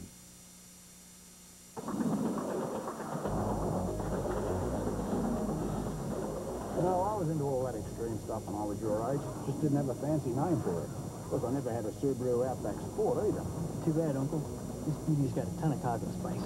Full-time all-wheel drive, more horsepower than a RAV4. You never did that, I'll bet. Sure we did. But what's the rope for? Outback Sport, part of the Outback family from Subaru. Under caution here at Pocono International Raceway, the 10th caution of the day of lap 185. We're now at 187, just 13 from the finish. Hey, folks, coming up Friday night on Roller Jam, the California Quakes. You know, the Bod Squad. They'll be taking on their arch rivals, the Florida Sundogs. See who survives Friday night, 9 Eastern and Pacific. Roller Jam right here on TNN. Florida Sundogs? Yeah, I like the Bod Squad, though. I like the Enforcers. They got a great name. Hope you folks tune in. Roller Jam, Friday nights here on TNN. Well, Ralph, Bobby Labonte got him. He did, Eli, and I just spoke to his crew chief, Jimmy Maycar, to ask him what the situation is with the car. He says they're not hearing anything back from Bobby. They do not know if the car is tight or loose. He hasn't commented at all. The only thing they're sure of is that they have enough fuel. One, Jarrett? Well, Ralph, that's exactly the question right now for Mark Martin as well. But Jimmy Finning, Mark's crew chief, told Mark to stay on the racetrack and follow the 18, do exactly what the leader did. So they're still pushing it. They're still cutting it close, but they could not give up track position. Meanwhile, Dale Jarrett made that impressive run up after that pit stop a while ago. Now the car has developed a very severe push, and so he's just having to fight and get a position whenever he can. They wanted to stop, but again, couldn't give up track position. 1 to go is the signal from atop the flag stand. You see Rodney Wise putting one finger in the air and waving the unfurled yellow. That's the 1 to go signal. Eli, I was watching Jeff Gordon. He dropped all the way back to ninth spot wrestling that race car, and as he ran along, the racetrack come back to him, and he's all the way up to fourth now. What a run Bobby Labonte is having in the last few weeks. You think about it, last week he was 5th at Michigan. He won Dover, 2nd at Lowe's, 3rd at Richmond, 3rd at California, 4th at Talladega. They are good everywhere. Top 5 virtually everywhere. Lead virtually everywhere. This is the stuff of which championships are made. And they were kind of concerned about Pocono because historically it's not been a good track for Bobby. Only top 10 in 12 previous visits here was 4th last July. But they learned something in that 4th, and they plugged that into this race car, and look at where it's gotten them. Well, I'll tell you something else. They got a lot from Tony Stewart coming up here testing also. That's the value of 2 cars that tested. Good point. Good point. 12 laps from the finish. Field forming up on the Long Pond straightaway, heading to the tunnel turn. Have a lengthier race than usual at Pocono. Always do, because caution laps here take, forever. Eli, it takes a long time when you're qualifying here to get around this racetrack, and when you think about 52, 53 seconds to get around here full song, you can imagine when you're out there running behind a pace car how long it takes. Yeah, we've had 43 caution laps already. Yeah, but we've needed that to catch our breath today. I mean, there's been so much stuff going on, especially at the front of the pack. It's not so bad to just sort of be able to settle back, take it all in, and get ready to go again. It's amazing. 1 week ago, Glenn, not a single caution. And now 43 laps worth here this afternoon. Yeah, there have been a lot of cautions that's really jumbled things up. We've had an exciting race, but, one thing we're hearing right now from a lot of the contenders, Mark Martin, as I told you, Dale Jarrett, Jeff Gordon's car, not like he wants it. There's a big cloud cover right now. The temperature has dropped down probably 8 to 10 degrees. It's very, very cool. That has tightened these race cars up. Here we go for the green flag. 11 laps to settle the Pocono 500. Let's see how badly that little touch to the wall damaged Jimmy Spencer's car, whether he can get around Mark Martin or Bobby Labonte. But he has to deal with Jeff Gordon first. Yeah, Jimmy Spencer's looking to the inside of Mark Martin right there. As Jeff Gordon pulls to the outside, and they head down the back straightaway side by side. Looks like Jeff Gordon got the jump. So Spencer settles in 4th.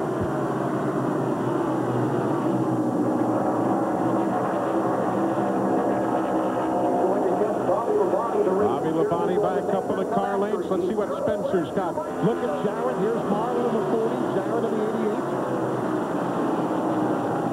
Flag as the leaders charge into and through turn number 3. Bobby Labonte taking off. Look at Dale Jarrett on the outside on Marlin there, trying to make that pass coming off the corner. He passed him on the outside, so the car must be down there pretty good for Dale Jarrett.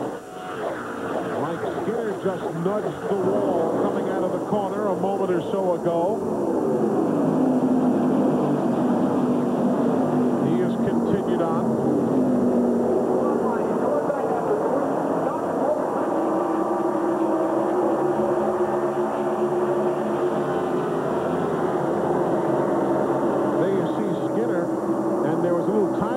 We just saw as he came off that corner. That was that puff of smoke you saw. He must have caved the sheet metal in.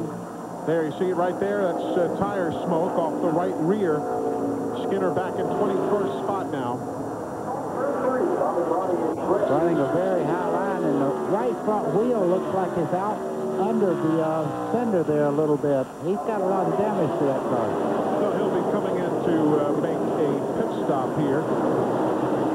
Matter of fact, his number's up on the board. He'll be black flagged by NASCAR. Here's a good move for Jarrett. He and Spencer battling. Spencer getting that great drive back on that high line as he heads down the back straightaway there. Jimmy's got some horses under the hood. Yeah, he does. And he is running high when he comes out of that corner. He is using every inch of racetrack. Yeah, but he used the wrong line down the back straightaway there. He got caught on the outside, had to back out, and Jarrett took the spot. All of this is 1.5 seconds behind the leader, Bobby Labonte. Here comes Kyle Petty in 44. He's running very, very fast right now, but Kyle is not on the lead lap. He's a lap down in 22nd.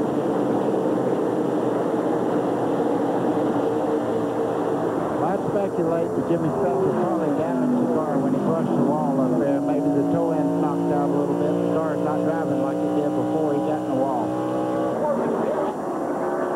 Been a while since we've seen a Pontiac up front near the end of a race here at Pocono. There's the Ford of Martin in second and the Chevy of Gordon running third. This would be the first Pontiac win here since Kyle back in June of '93. There you see it right on the screen. Caution on the speedway. The short shoot from turn 2 to turn 3. You've got Ward Burton there. You saw Kenny Irwin on the grass. Wow, man, a lot of damage to Ward Burton's car. Caution for the 11th time. Lap 193. Oh, a whole bunch of guys there up against the inside. John Andretti didn't miss that wreck. No, he got caught in that one. Ward had a good run today until this. You saw Irwin, you saw Andretti. Well, that's a heartbreaker, too. 7 laps from the finish. Now, as long as it takes to get around here under caution, we should be able to get that area cleaned up by NASCAR. We see Johnny Benson involved as well. Let's go to Glenn.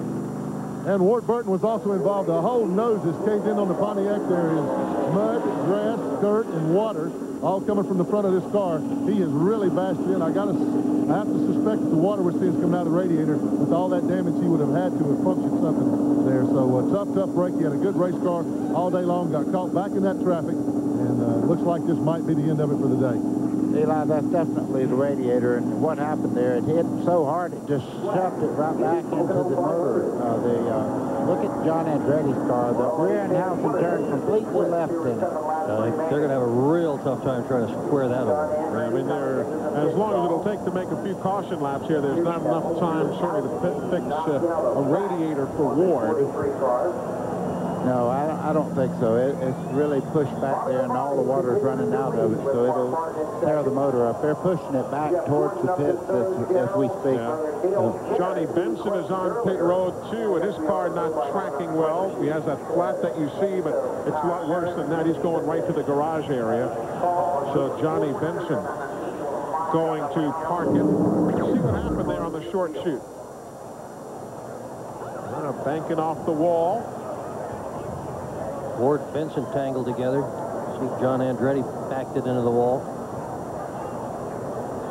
We'll see what Kenny Irwin saw here. Let's watch. It has already taken place. We saw him go through the grass.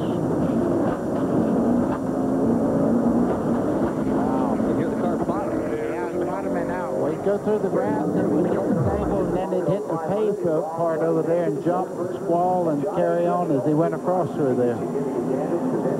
So, the attrition list really growing now. Rusty Wallace, Joe Nemechek, Dave Marcus, Dick Trickle, David Green, Michael and Darrell Waltrip, Wally Dallenbach, Bill Elliott, Ward Burton, and Johnny Benson, all in the garage.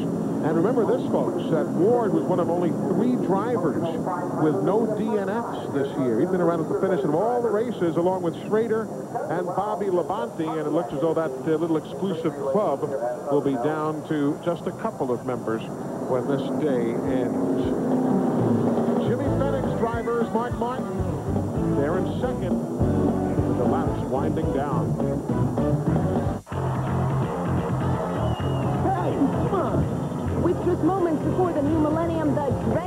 2K bug still threatens worldwide bank disruption and computer failure.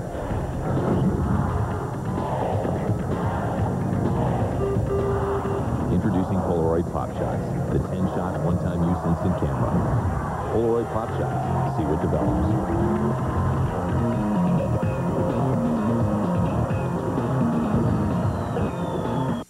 To reach the outer edges of the universe, man fills the sky with radio signals. It's an efficient way to communicate long distance. But this one costs 99 cents. Dial 1010-220 and all your long-distance calls up to 20 minutes cost only 99 cents. And only 10 cents for each minute over 20. Any day, anytime, anywhere within the U.S. and to Canada. No fees, no sign-up. Just dial 1010-220, then 1 and the number, and talk up to 20 minutes for only 99 cents. I never thought when my son moved away that I wouldn't see him for 3 years. It's just a tractor for my grandson. But this trip I wasn't going to miss. He's sleeping. This is for when he's older. My son had built his own life. Hey, Dad. He got a John Deere. Of course. But he still appreciates where he came from. The LT-133 from John Deere. At under $2,000, it's possibly the best lawn tractor ever built. And it's the only one with a past as bright as its future. There's a lot of reasons why so many people who take care of their cars turn to AutoZone each week. The low prices on the replacement parts they really need, and the large selection of the things they simply want.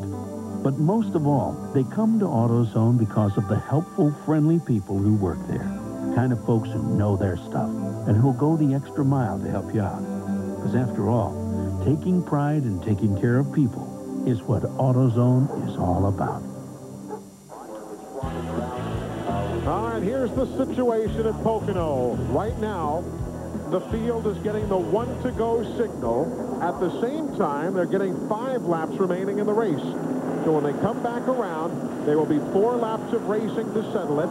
And obviously, inside the final 10 laps of the event, there is NASCAR's 10-lap rule. And there'll be single-file restarts here among only the lead cars. John Andretti's bunch has been, he's doing more skating than the Stanley Cup champion Dallas Stars. But he has made it around the racetrack, skating around with, what, a broken Panhard bar? Well, the track bar in the back, you can see it's just turned sideways down the straightaway there. He's just trying to get it back to the pits right now. The rear end housing's just floating around back there. But he made another lap. Andretti is in 24th. He's a lap down now. There you see the top 5. Spencer there in 6th. Steve, how significant was Jimmy's little bump with the wall there? It didn't look too bad. How tough has it hurt the Winston car?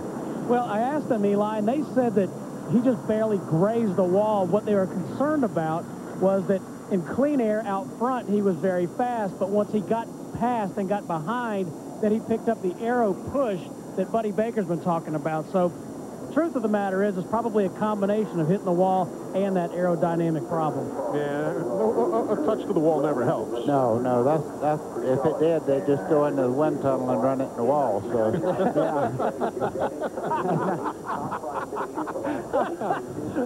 Any way you look at it, he has gone from 1st to 6th. Yeah, that's too bad. Yeah, but he sure gave him something to cheer for while he was up there. Had he won, they would have torn the Mattioli's new grandstands down. I was going to say 17,000 seats would have gone home with the fans. Never mind staying here for the next race. All right, folks, it'll be 4 laps of racing to settle it as we wrap up our 11th caution and our 46th caution lap here at Pocono today. Are you ready? what's the other thing? Bigger fish now. They're all around. I guess. LePage, Mayfield, everybody looking for any opening. LePage is 11th, Mayfield is 12th. They've got great runs going. Second place. Gordon did it on the high side. Jeff Gordon to the outside. Look at Dale Jarrett on the outside of the 6 of Mark Martin as they head down the back straightaway, Eli. Bobby Labonte says, keep it up, fellas. Exactly. But we'll see what Gordon's got now. If he's in the free and clear as you ride with Mark Martin. Mark lost a couple of spots there. Sterling Marlin in the 40 there, just behind Dale Jarrett. He took advantage of when Dale Jarrett and them were fighting there for position. Well, one thing Gordon's got are tires that are older than Bobby Labonte's tires. And you can see that. Oh, my goodness. Spencer at Mayfield. And Jimmy loses that exchange again. Oh. Off the momentum. It'll take him a while to get going. Well, I guess you got to say you give him an A for effort to try and make something happen. But tough right there. Spencer's all the way back to 12th and fading. Tony Stewart in 20 now is all the way up to 6th and looking over Mark Martin. Mark just hadn't got back up to full song after the restart here. I don't know whether his car is pushing real bad or what, but he's just not running with the front roof out at the moment. There you see Andretti. Uh-oh. I wonder if he can get off the racetrack. Watch what happened again with Spencer before. Jeremy Mayfield in 12 on the bottom side there.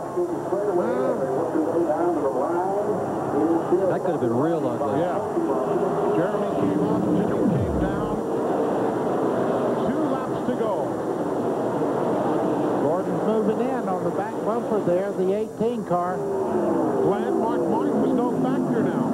No, Eli, when they went around under that caution, remember I told you he was fighting a little bit of a tight condition. The tires just cooled off a lot. It's still very cool out here, and it just won't run on cold tires. So they're really disappointed here. They thought they had a chance for the win.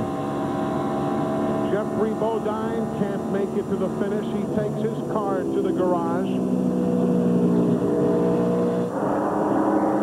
That'll be his 6th DNF of the year. There's Spencer, LePage, Irwin, Rudd, all battling for position. That's 14th on back. Andretti did make it around to the pits. Coming to the white flag. 2.5 miles to go for Bobby Labonte. He arrived at the battle in the middle of the pack.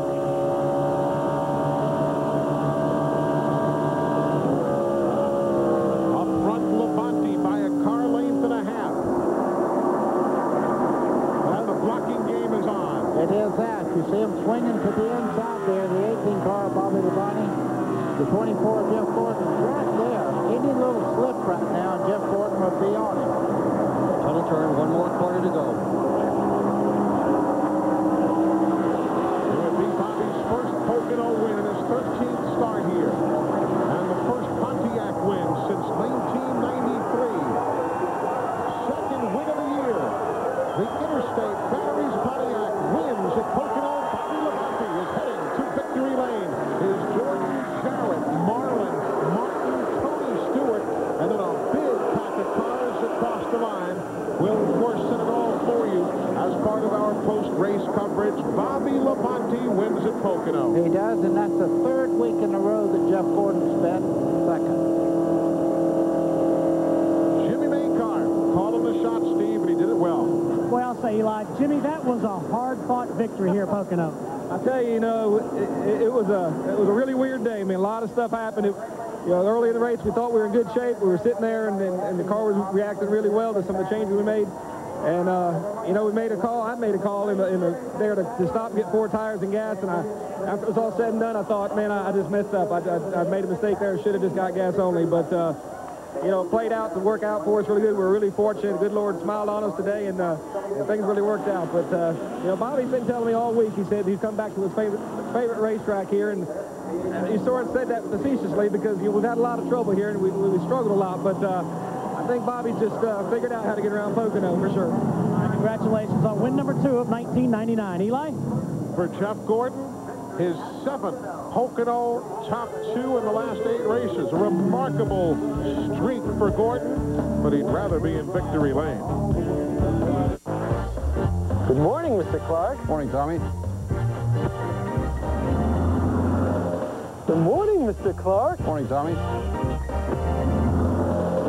Good morning, Mr. Clark. Morning, Tommy.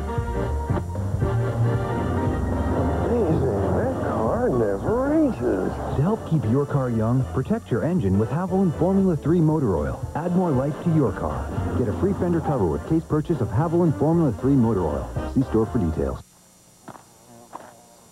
If you don't get AC Delco brand name parts, you'd better get a good brand name shoe. AC Delco. If you're not asking for it, you're asking for it. No matter what you drive or what it needs, ask for dependable AC Delco automotive parts. They're the ones I rely on. AC Delco. If you're not asking for it, you're asking for it.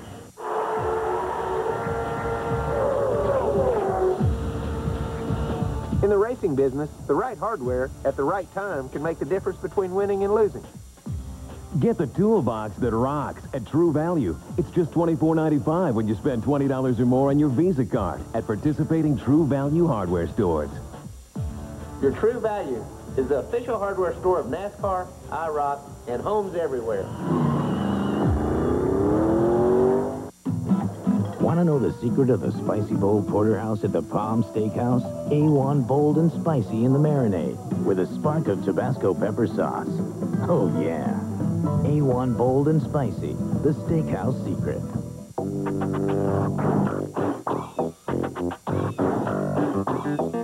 Got a noisy car? For $29.95, get our Economizer Plus muffler and our nationwide guarantee. Now $29.95. Go safely, go Midas. TNN Motorsports live coverage of the Pocono 500 has been brought to you by Haviland Formula 3 motor oil. Add more life to your car. By AC Delco automotive parts. If you're not asking for it, you're asking for it. And by Brewery Fresh Budweiser, official beer of NASCAR. Hey, race fans, this Bud's for you. Well, lots of cautions, but lots of storylines. Bobby Labonte is in victory lane here at Pocono. Glenn Jarrett. And Bobby stands up on it, and I think he's going to give somebody a Coca-Cola bath. He did. Not me, Bobby. Oh, well. And I got it. And his first words were, "This is Pocono." Hey, it's only been 2 weeks ago we met like this. You finally conquered that Pocono jinx, man. Congratulations. Man, I tell you what, these guys did a great job. I couldn't believe it there at the end. I thought, Jeff was awful quick, was going to catch up to us and get us, but this Interstate Pontiac held on. I thought we were behind there one time when a pit stop got us there, and we were back position. Never knew what was going to happen there at the end with the caution flags falling and everything like that, but Jimmy made the right call. We come in and got some tires and gas, and this Interstate Pontiac was pretty awesome today.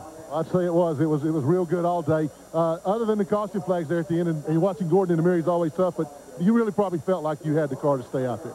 Well, I felt like I did. I felt like once I was out front, or I could catch the guys, but when I got to them, it was hard for me to pass them. But I stayed out front, it was pretty good. But, I got to thank MB&A, Centos, Easy Care, Ditch Witch. We did this last time. Champion Spark Plugs, Coca-Cola Planters, Goodyear Tires, and Pontiac. And I know there's some more, Wicks Filters and Circuit City. And there's probably a couple others I missed. But what I like to say hi to my dad. Happy Father's Day and all the fathers out there. And let's see, what else? Hey, have a Coke and a smile, man. Well, thanks for the Coca-Cola bath. Remember, someday, somewhere, you're going to get a Coke down your back. Here's Ralph. Well, we caught up to Jimmy Spencer, and Jimmy, it was quite a performance out there today. Tell me what happened between you and Jeremy Mayfield that seemed to make the difference at the end.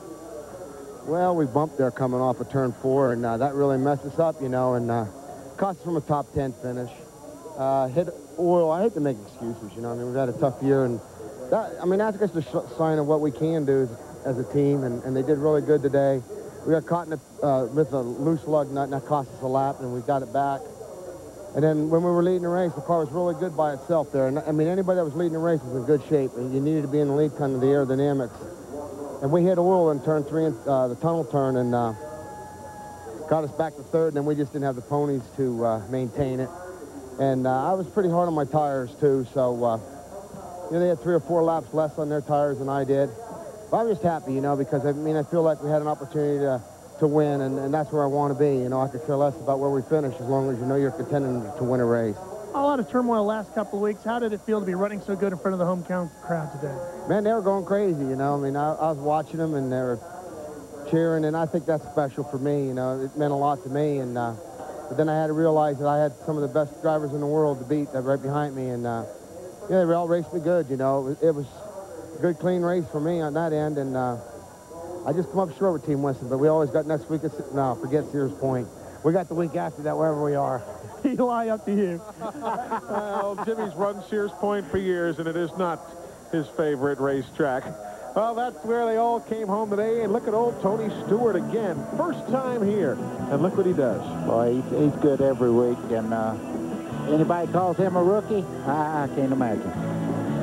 Ted Musgrave a good run, finishing in 11th spot as well. Ted always runs well here. One of his favorite tracks. Had a bunch of top fives here over the years. Schrader a tough day, finishing 27th. And all of these fellas in the garage area before the race ended. Lots and lots of cautions here today. Of course, with Jeff Burton going into the wall early there, and the accident that really shuffles up the NASCAR Winston Cup points. Yeah, and I'd just like to say to Dave Marcus, if you're watching this, we hope you're well. That was a violent wreck he was in on the tunnel turn over there. We wish him well. There's how the points stack up. But look at that. Burton will drop from a relatively tight second to a more distant third. Tony Stewart drops to 6th. But the party begins in the Joe Gibbs pit area as Bobby Labonte gets the victory. Been a good weekend here at Pocono, as per usual. Little unpredictable, little unusual, but we were glad able to bring it to you. Buddy Baker and Dick Berggren have been alongside me here in the booth, down on the pit lane and in the garage area. Glenn Jarrett, Ralph Shaheen, and Steve Burns. I'm Eli Gold. Thanks for joining us on TNN Motorsports as Bobby Labonte wins the Pocono 500. So long, everybody.